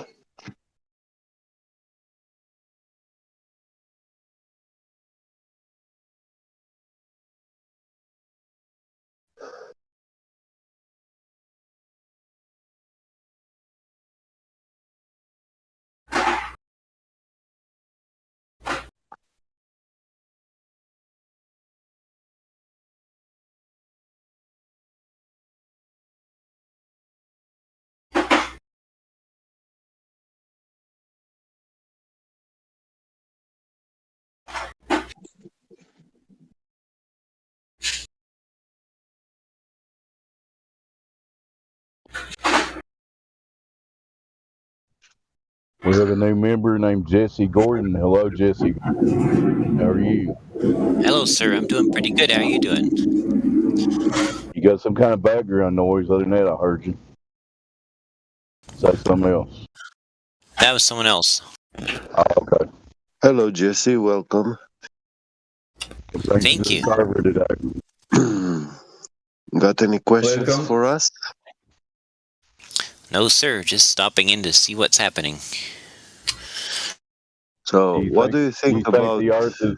Go ahead, Gibby. Yeah, what do you think about the shape of the world you live in? I think it's a fascinating topic. that's interestingly difficult to measure. Does that make sense? Well, that's not really that true. Well, hang on now. He's got a surveying tool in his PFP, so he might know a thing or two. He might not. Oh, he's a surveyor? I don't know. Just check his picture there. Because I'm all about surveying. Oh, so you have a theodolite? Yeah, I have theodolite. Yeah. So you use something like a plumb tool with it to calibrate it? It does level out. That looks like one that you get it close and it automatically levels itself. Is that true? Yeah. The one in my avatar actually is a Pentax ETH120F, which does not have a compensator in it, so you have to level it. But I also when you're centering it, then on your survey stake, you'll run a plumb bob down to the nail, and then you'll level it from there. Well, it actually has a little bubble level on it, right? On the rotating part. Bubble. Yeah, it's a round bubble. You center it in the middle. Mm. Well, it also has a straight bubble on the rotating part, so you level it out, and then you rotate it 180 degrees, and you see if the bubble moves. If the bubble doesn't move, then you're presumably level. And I also check them against a water tube that I string up. So the water bubble is a very precise method for leveling stuff. Yeah, a water tube is. The water level bubble is not as accurate as you would think. It's hard to get it because it's hard to get that bubble perfectly centered. And so with it being like 1,000th of an inch one way or the other from being centered, you can't see it with your eye. But at 1,000 yards distance, it would probably affect your elevation that you're shooting your transit with. It would affect it off a little bit. Well, it's not perfectly level. This is about the acceptable tolerances. Isn't there a guy, sorry for real quick, because I forgot, isn't there like a YouTube channel, a guy who uses this device for measuring the non-existent curvature? Like, I think, wait, I'm trying to find that channel. What I'd like to do is I'd like to start at the beach in Washington, the state of Washington or Oregon, and then just walk down the beach or even just down Highway 1, it doesn't matter, and start shooting elevations at 100 yards at a time, and then reference it back to the very first place you started, do your math, so you know exactly how many inches above or below the very first spot you started from, which is very easy to do. And then just keep on going, do 100 yards at a time, till you go all the way down the coast, and then you'd know exactly how many inches, feet, miles, whatever you were, you would know exactly how far above or below your starting point you were. There would be no way to screw that up as long as you did if you had someone there to double check your math, verify your math, so you're minusing or adding the proper amount of inches and tenths of inches and whatever you are above or below the last shot you took. As long as you did the math and took your time, there'd be no way you would be out one time by the time you went 1,000 miles down the coast. You would know exactly how many feet above or below your starting point you were. That would put this issue to rest. Are you in Washington? No, I'm not. I'm in Utah, but I'm in Washington. Oh, are you? Don't you agree with me about what I just said? Jesse. Yes. Yeah. I couldn't see how you couldn't. Because no, I was answering. Two people said my name. I'm saying I'm here. I just want to say this Jay Tolan channel that was posted in the live stream text. This guy is using one of the devices that you have in your profile picture for measuring the Earth. Anyway, did you hear what I said about going down the Highway 1 or whatever, down the coast and shooting 100 yards at a time?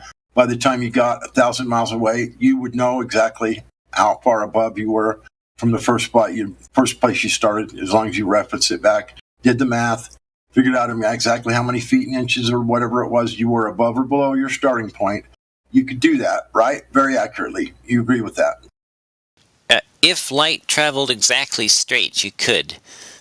At 100 yards at a time, light is not going to bend enough to make any difference. Yeah. Not at all. You can't bring that argument into it. Refraction would play no part in it whatsoever. Yeah, light refraction takes place when light is changing the mediums of propagation. So you need two different mediums, and there is something about air turbulences, with small pockets of different temperature and density. And that is not actually changing the medium. It's actually temperature variations in the air. Yeah, but even those are negligible on short distances. So you can use a theodolite to make 100 yards measurements at a time, but it wouldn't be very precise when you're trying to measure 10 miles distance with a theodolite. No, I'm talking 100 yards. In one shot. Yeah. It would be very accurate. Anyway. Yeah. Do you have any evidence whatsoever, my friend, that light actually bends due to refraction? Can you show me an observation, or can you prove to me that takes place in the air at short distances or even a mile? Can you produce any observation or some sort of laser test or any test at all that you can come up with that actually shows light to bend? Can you show me that? Because if you can't, then we're not going to go with it. We're not going to go at all with any refraction causing any significant difference and affecting the results of the test to be possible that the horizon is rising up like a half a mile or 600 feet or whatever it is. You need to show me this observation or this refraction. You need to show me the light doing that, because as far as I know, it does not do it. If it does, it's so very little, it wouldn't make a bit of difference in your test or your observation. So please show me that you can prove that refraction actually happens, sir. Okay, in other words, well, are you familiar with density gradient refraction? Yes, I am. Show it to me. Mm-hmm. I don't want to hear about it. I want to see it. I want to hear which one it's extending horizon. Which type of horizon? Which type of refraction? Yeah, it's a good question, Sasha. One at a time. Because that's happening. Yeah. I know. I know. I want to know which one is, because when it's miraging, it's upside down. With that. When it's sinking, it's blah blah blah. When it's what is that? Blooming. Yeah, what is doing a black swan example when it's extending? How we call that? So I take it you can't show me that. How we call that refraction when a horizon extends 10 times or 20 times more? No, it must be written in every scientific book, because it's happening. No, I can show it. I try really hard to not talk over people, and because I like the kind of discussions where we can really learn from each other. Okay, great. Can I repeat my question? Which type of refraction extending horizon? Which kind of refraction extending horizon? Yeah. Yeah, like which kind of refraction actually facilitate you to see further than you should be able to see? Oh, right. Density gradient refraction. Okay, Density gradient. Can you post me now that density gradient refraction, and then it's saying density gradient refraction extending horizon. John Smith, 1977. Then I don't know whoever Einstein, whatever name, but you will say now we will read it that from the source where you find it out.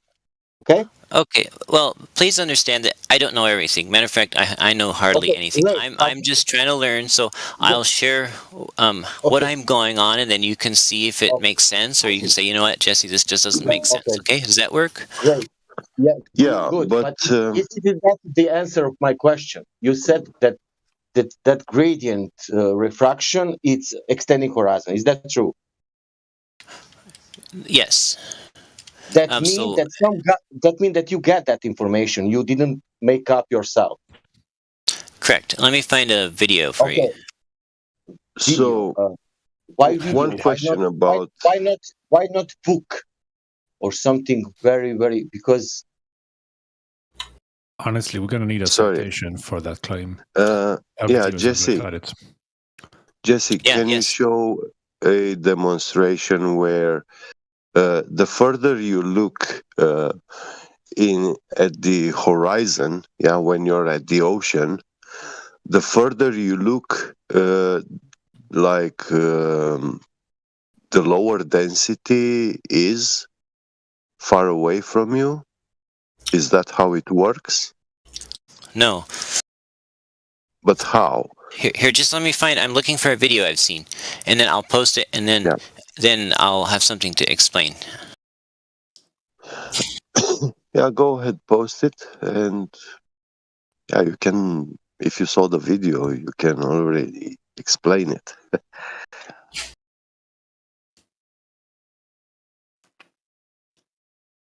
This is the light bending in a fish tank with the sugar density gradient, which is obviously not air, but it illustrates, There, that fish tank illustrates that light. Because I asked. So there's sugar at the horizon. That's great. Are you saying that is the answer of my question? I asked you which type of refraction extending horizon. That means on the air, and you show me something in container, some light, and you said density gradient refraction doing that. And I asked you, okay, great. Now tell me from which person you got that source, that horizon, it's extended because of gradient density refraction, whatever. With sugar, too. You got to add sugar in there now. Yeah, but the problem is that... wait, the water in that fish tank has sugar and salt, and it's a mixture there, and it's pretty much uniform in all the fish tank. No. So from one end to the other, you do not have a sugar density gradient. Because the sugar is dissolved in the water, and the gradient is from the bottom to the top of the water. I gotta say one more thing real quick, and I'll shut up. Sure, go ahead. Listen, diabetics beware of the horizon. Okay, I'm done. Yeah. Because it's a good thing it's not geometric, right? Yeah. I want to know only what is where is horizon in that video? The horizon is not shown in that video, but okay. Can I show you some other video about, let's say, how it's raining in Croatia, meteorological, which month it's raining in Croatia? Well, I didn't. And then we will discuss why that has connection with the horizon. Can I post you video about raining in Croatia, and then we will discuss horizon? Just post a video in relation to the price of rice in China. I like that the sugar water needs to be contained because it still won't behave like. Look at this logic. I'm going on the beach. Let's say that Black Swan example. I'm going there, and I see horizon 10 times further. And in that moment, I cannot think about distance, about horizon. In that moment, I need to think about sugar and that container and that video. And then I realized, oh my God, I watched that video. That means that horizon, it's I don't know what it's doing. Yeah, one moment, Sasha. Jesse, you gave us the example with the fish tank where a laser light, you can see it like bending downwards when it's going through that water in the fish tank. Now, can you show me any such phenomena going on when you shoot a laser beam through air that and when you have mist, fog, can you show me that laser curving downwards? No, he cannot. No one's been able to. It's just a joke, is what it is. Yeah, a joke. the funny thing, I want to tell you about reality, because when you have a laser refracting in the air which we breathe, when you observe this phenomena at large scale, you shoot a laser beam parallel with the ground, and when you are like 5 miles, 10 miles far away from the laser source, you will see that laser beam, it will be curving upwards towards the sky, pretty much opposite to what happens in the fish tank.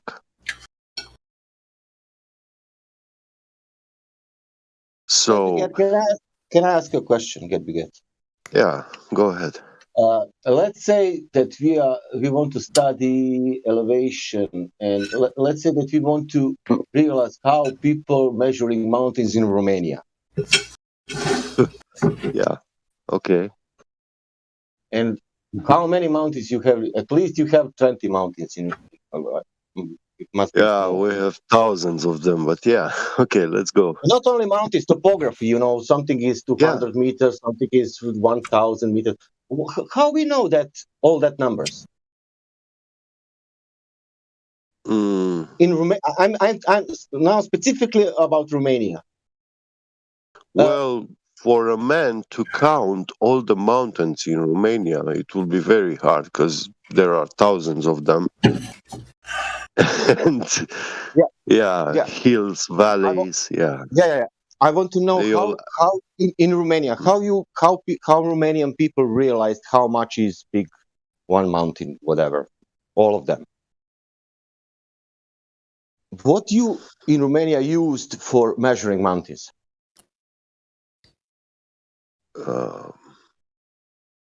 Well, they used this sea level in regards to sea level, yeah. Okay, let's say Polonia, because Romania has the sea. Polonia has not the sea. Which sea Polonia taking for the mountains? Well, Poland, they also have sea. Poland has sea. Yeah. Let's take Austria. Austria has a lot they of don't have. Yeah, okay. And they don't have a sea. Yeah. Okay. So does they use it will be very hard for them. Yeah. But they measured. They have we have Mont Blanc in or whatever there in Swiss. We have like a 3,000-4,000 meters mountains. Yeah, they have above 3,000 meters. Yeah. My question is, which sea level we use for measuring mountains in Switzerland or Austria? I would assume the Mediterranean Sea level. So it's pretty far away from them, Yeah, but from Adriatic Sea to Switzerland, let's say it's 200 kilometers. There must be curvature between them. Of course. But how can they use the sea level because it's curvature between them? Well, that's a hard one, obviously. Can I chime in for a second? Sure. Yeah, I don't want to cut a conversation off unless you guys, it's okay with you. I know Matthew is, I know Jesse's working to take over Matthew's spot, but Matthew actually did a laser and put it into a plastic, and of course it curved. It went into a different medium. But Jesse, we always talk about lasers over water or over land always staying in a straight line. So do you, and I'm going to try to say this nicely, how stupid do you think that we are here on Discord 24/7 for you to come in here and put a laser underwater that stays underwater the whole time and think that proves anything above the water in air that is just one medium? I don't understand. I've only been, I've only been a flat earther for 8 months. Wait. You forgot the sugar. Don't assume that Jesse thinks that we are stupid. You made this assumption, and I suggest you don't make it. But Jim put it very well. That I like it how he put it. That even with that, he said, "I will say nicely," and he said, "Do you?" I will repeat the same words what he said. Yeah. Okay, guys. To clarify this, I want to ask Jesse something. So, Jesse, how long you came across flat Earth knowledge and across us, this server? I just came across this server a few days ago. I was first introduced to Flat Earth in 2018. Okay. Yeah. So, and since 2018, how much have you researched about it? Well, I don't know. A fair amount. Of course, my real life friend who says, "Hey, Jesse, you should check into this." At the time, he was all, and he liked Mark Sargent really good, so he says, "Here, watch these." So I watched a lot of those. And then I watched a lot of other stuff, and then I started doing like measurements and observations and stuff. Yeah. Okay. And your position is the position of a person who is skeptical or willing to find the truth about this? Are you intellectually honest, interested to find which version, which view of the world is actually true? Yes. Yeah, good. So that's a good thing to know, because we have a species of people coming in here. We call them anti-flat earthers, and these people are people who already took a default position, May fighting. Guess? Sorry? May I take a guess? Yes, sure. Go ahead. Bored belligerent globies? No. Probably, yeah. No. But no, anti-flat more of their lives. What is that? Just want to fuck around, basically. Yeah. Practically, whatever you say, it will be all the time opposite, even double speaking, even whatever. Yeah. Whatever you say. Yeah, what I want to say about our small community here is that flat earthers, it is true, we are very extremist people, and that means that we will not go with blind belief systems. We will go with anything that we can empirically prove, empirically measure, and scientifically demonstrate with experiment and test and observations. So, because science is not a belief system. Like the word belief for science is blasphemous, like blasphemy for a religion.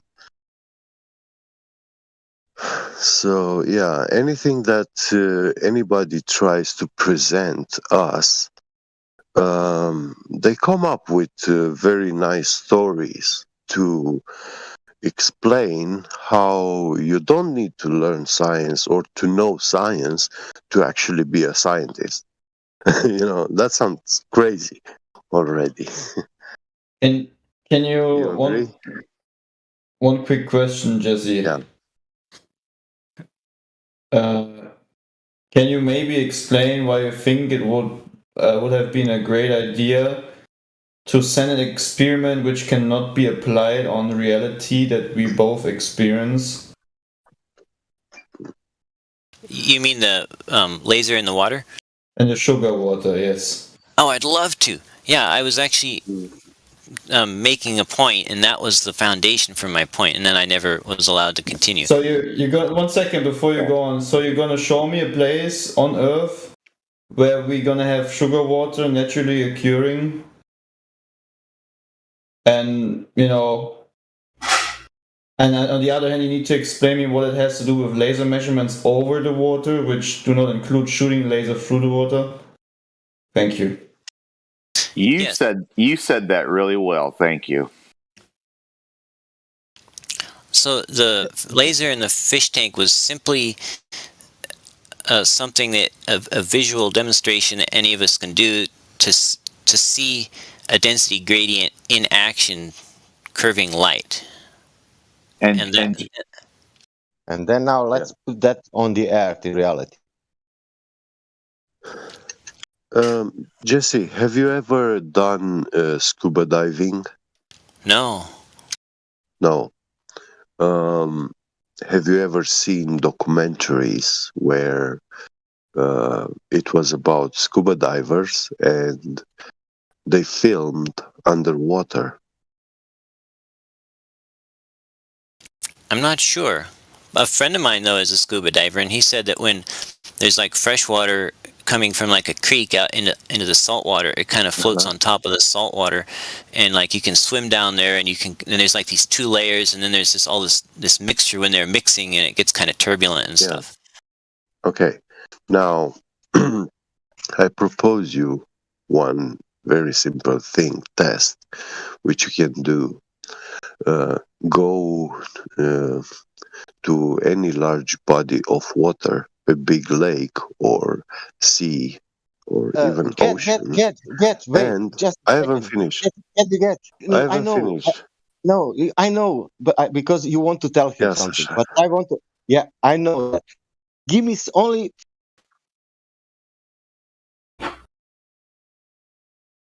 You cut out, Sasha. Mic check.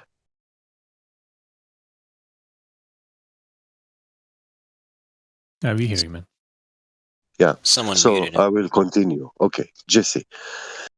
Now,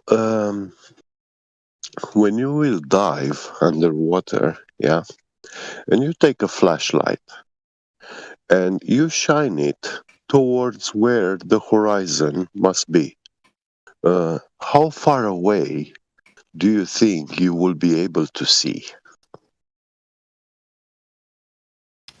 So I'm underwater, and I am shining a.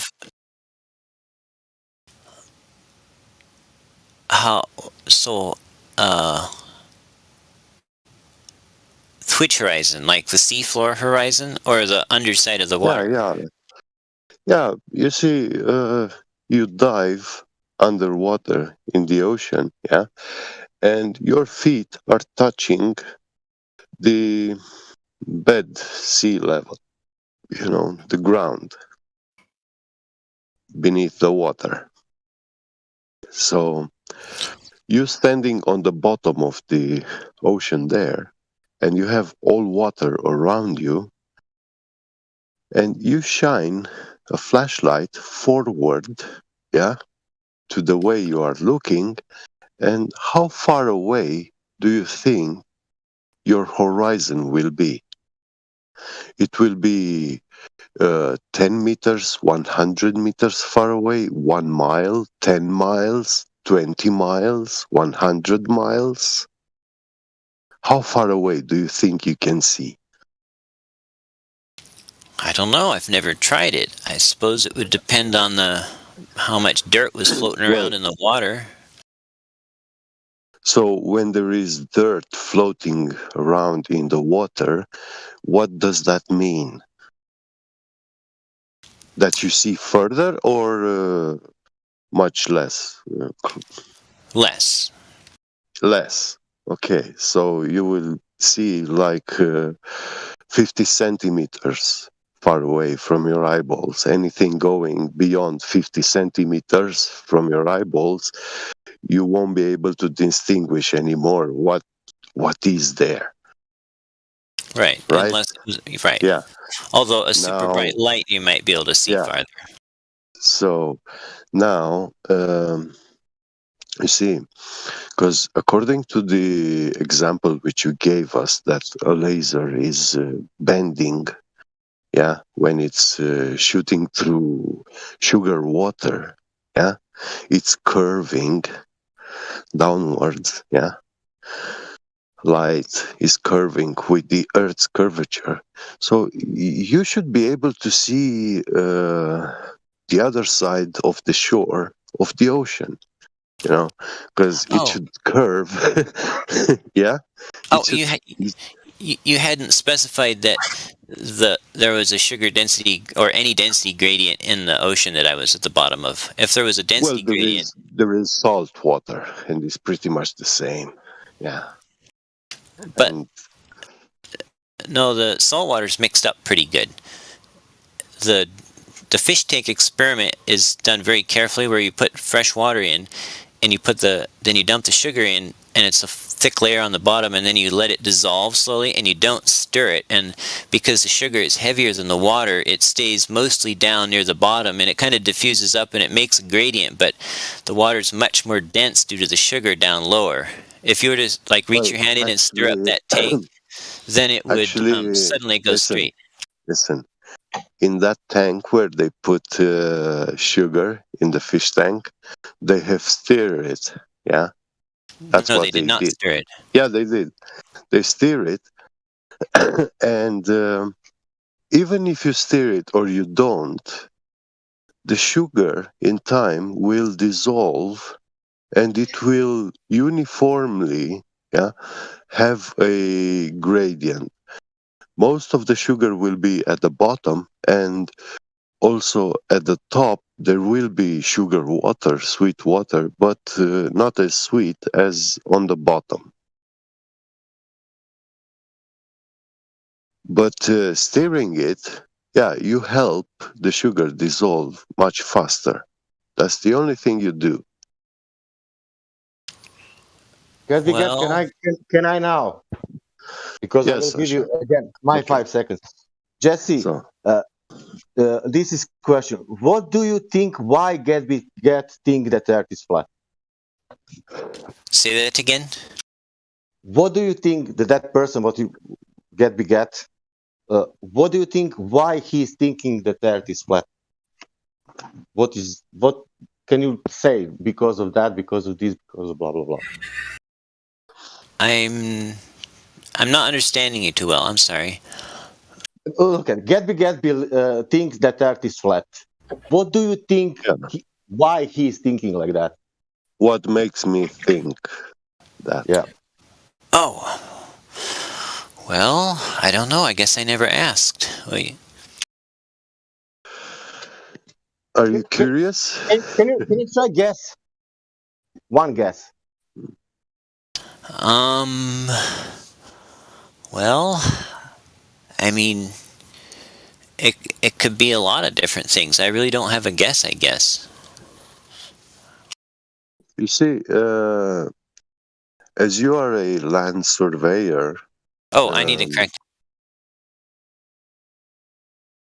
I'm not. Yeah, I am not a land surveyor. I'm not licensed, and I've not been trained. But own the equipment and I know how to use it. Oh, okay. Well, if you learn how to use it, Gabriel, can you tell us now why you think that Earth is flat? yes, of course, I will tell him. Yeah. So, you are a person who's dealing with taking measurements. You are using measurement instruments. And the funny thing is, I'm also doing the same thing. I work in CNC machine milling and turning, and I use precision measuring instruments, quite many of them, even interferometers or any sort of linear encoder that you can think of. I have already used, even piezoelectric, which are used to measure in picometers. And that's like 1000 below nanometer. And to have an idea, a gold atom has 144 nanometers in diameter. So I have dealt with very precise measuring instruments personally. I'm not a scientist, I'm not an expert, yeah, but I'm a worker which I make use of these instruments. And I know very well how linear encoders function, work, yeah. Now, I have seen the Airbus company. They have built a giant 3D printer, and they need to 3D print large structures of carbon fiber. And these guys need to, these carbon fiber structures are for the structural resistance of the airplanes, the giant airplanes, the biggest airplane, A380, or yeah, if you ever heard about that giant airplane made by Airbus, commercial airplane. Yes, sir. Yeah, so, and they are using linear encoders. A linear encoder is like a band strip, yeah, which has gradations every nanometer. They are very, very thin lines, every nanometer apart. Those band strips are laser engraved, and when you look at them, they look like a silver or white color, but it looks like they have, when you look at the CD, you can see the light like rainbows in it because it refracts light because of those tiny laser engravings. So now they have a laser sensor moving along this band strip, and it's like 2 millimeters or 10 millimeters apart from the band strip, and the laser diode shoots a laser beam into the strip, yeah, and it comes back into a laser sensor reader and takes a reading, yeah. It counts, yeah. It counts every line, every step, every nanometer it travels.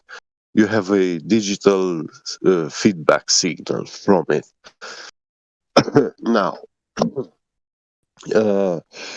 in this measuring tool, you cannot talk about light refraction or laser refraction because the distance which the laser is being shot to the band strip and is coming back to the sensor is only 10 millimeters, and that is a very controlled medium. Like the lens is in direct contact with the band strip, yeah, and in between the lens and the laser diode, that chamber is sealed. And the temperature of this whole mechanism is also controlled, is kept constant, and this is the instruments they use in these machines. Now, this linear encoder is 200 meters long, and when you perform a 200 meters measurement, you send this machine to move 200 meters far away. It's coming back, and then you send it back in the same location. You will be sending it back in the same location with a precision of 65 nanometers margin of error. But the 65 nanometers tolerance is taking place at the highest speed of motion. So that's when you get the maximum error, like 65 nanometers. That means 32 nanometers plus minus, you know. But if the machine is moving in a regime of calibration, it's moving at a very slow speed, yeah, all that distance, it's coming back, and then you do it again, it will not lose one single nanometer. It will count all of them, and it will move precisely 200 meters from the start point.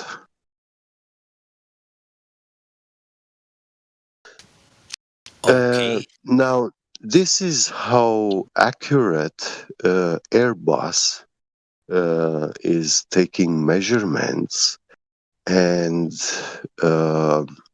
guess what? They are using two plumb tools at the both ends of this linear encoder. They have one on the ground, on the floor, and one at the top, because this printing head is like 4 meters tall, 3 or 4 meters tall. It's a giant machine inside a big building, like 200 meters long, and I don't know, 40, 60 wide, you know. And when this machine is moving, yeah, across the printing surface area, the machine has to be always precisely perpendicular to the printing surface. So the bottom cannot move 1 nanometer forward, and the top to stay still, it will be tilted in that moment. And it will not be able to lay down correctly those carbon fibers. They are nanometric carbon fibers, you know, or micron carbon fibers. They weave them together, you know, and then they have to also lay a layer of resin on it. Like, are they using like a chopper? No. First, they weave the carbon fiber, and then the machine is laying a resin, yeah, for hardening. So it can glue it to it. Yeah, yeah. So they will make a carbon fiber component. What is this? What is this? All this story about what you do for work. How is this doing? What is this doing for us and proving the flat Earth? Can you please explain that to me? Yes, they use these two plumb tools at the both ends of the machine, and they take them as perfectly parallel lines. Okay. And they have measured the distance between the plumb tools at the bottom and at the top. And they, with nanometer precision, they found that they are perfectly parallel. And according to these, they form a, like, not square, rectangle, a perfect giant rectangle, yeah, where this printing head is moving. And when the bottom of the printing head is moving 1 nanometer, also the top has to move 1 nanometer. Yeah, I know. Or the line. And now on a globe, your down vector is divergent from the center of the ball.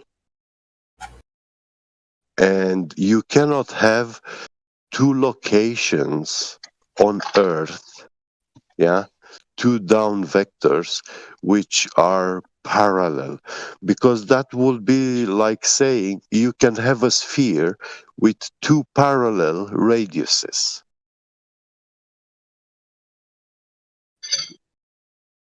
You get me? Yeah, I do. I know exactly what you're talking about. How about Jesse? I'm trying to follow. I think you're saying they've got this gantry that moves with a precision linear encoder that's accurate to within, you said what, 40 nanometers? 1 nanometer precision, yeah. Oh, it's accurate to 1 nanometer? Yeah. Okay. What wavelength of light do they use in that? It's a laser. I think in the 430 nanometer wavelength, but this laser is not being shot 200 meters far away. Right. So the laser, listen. Now, do you have any rulers in your house? Yeah, I got a 12-incher and a 36-incher right here. Yeah, whatever. Yeah, good. Now, you see the line gradations, yeah, on it with your eyes. Yeah. This might help. I actually have done CNC machine work myself, and I have a lathe and a mill that's just manual that I use all the time. Okay. And I've worked with CNC robotics, and I've actually designed PID controllers for optical encoder feedback, DC motors and stuff. Yeah. Yeah. So I know what a linear scale is like, and how the little quadrature encoders, right? Yeah. Yeah. Exactly.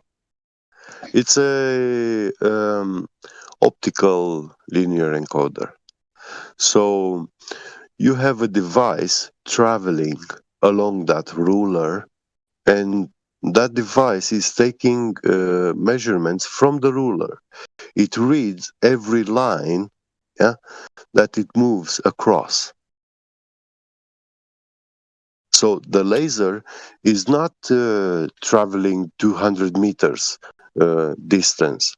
The laser is only shooting, from the laser diode to the band strip, to the ruler, and this device is always like 10 millimeters far away from the ruler, because this device is moving across the ruler. Yeah, I've seen plasma optical scales. The ruler is 200 meters long.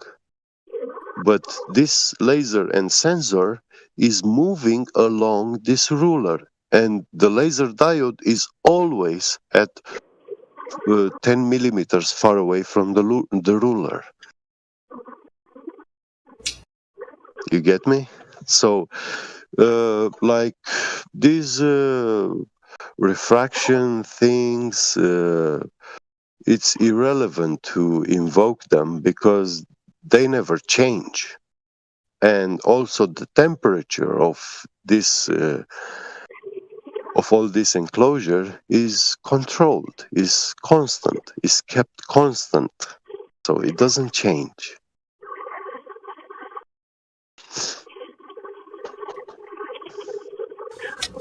Okay, so What he's getting at, Jesse, is we're way out of the weeds, man.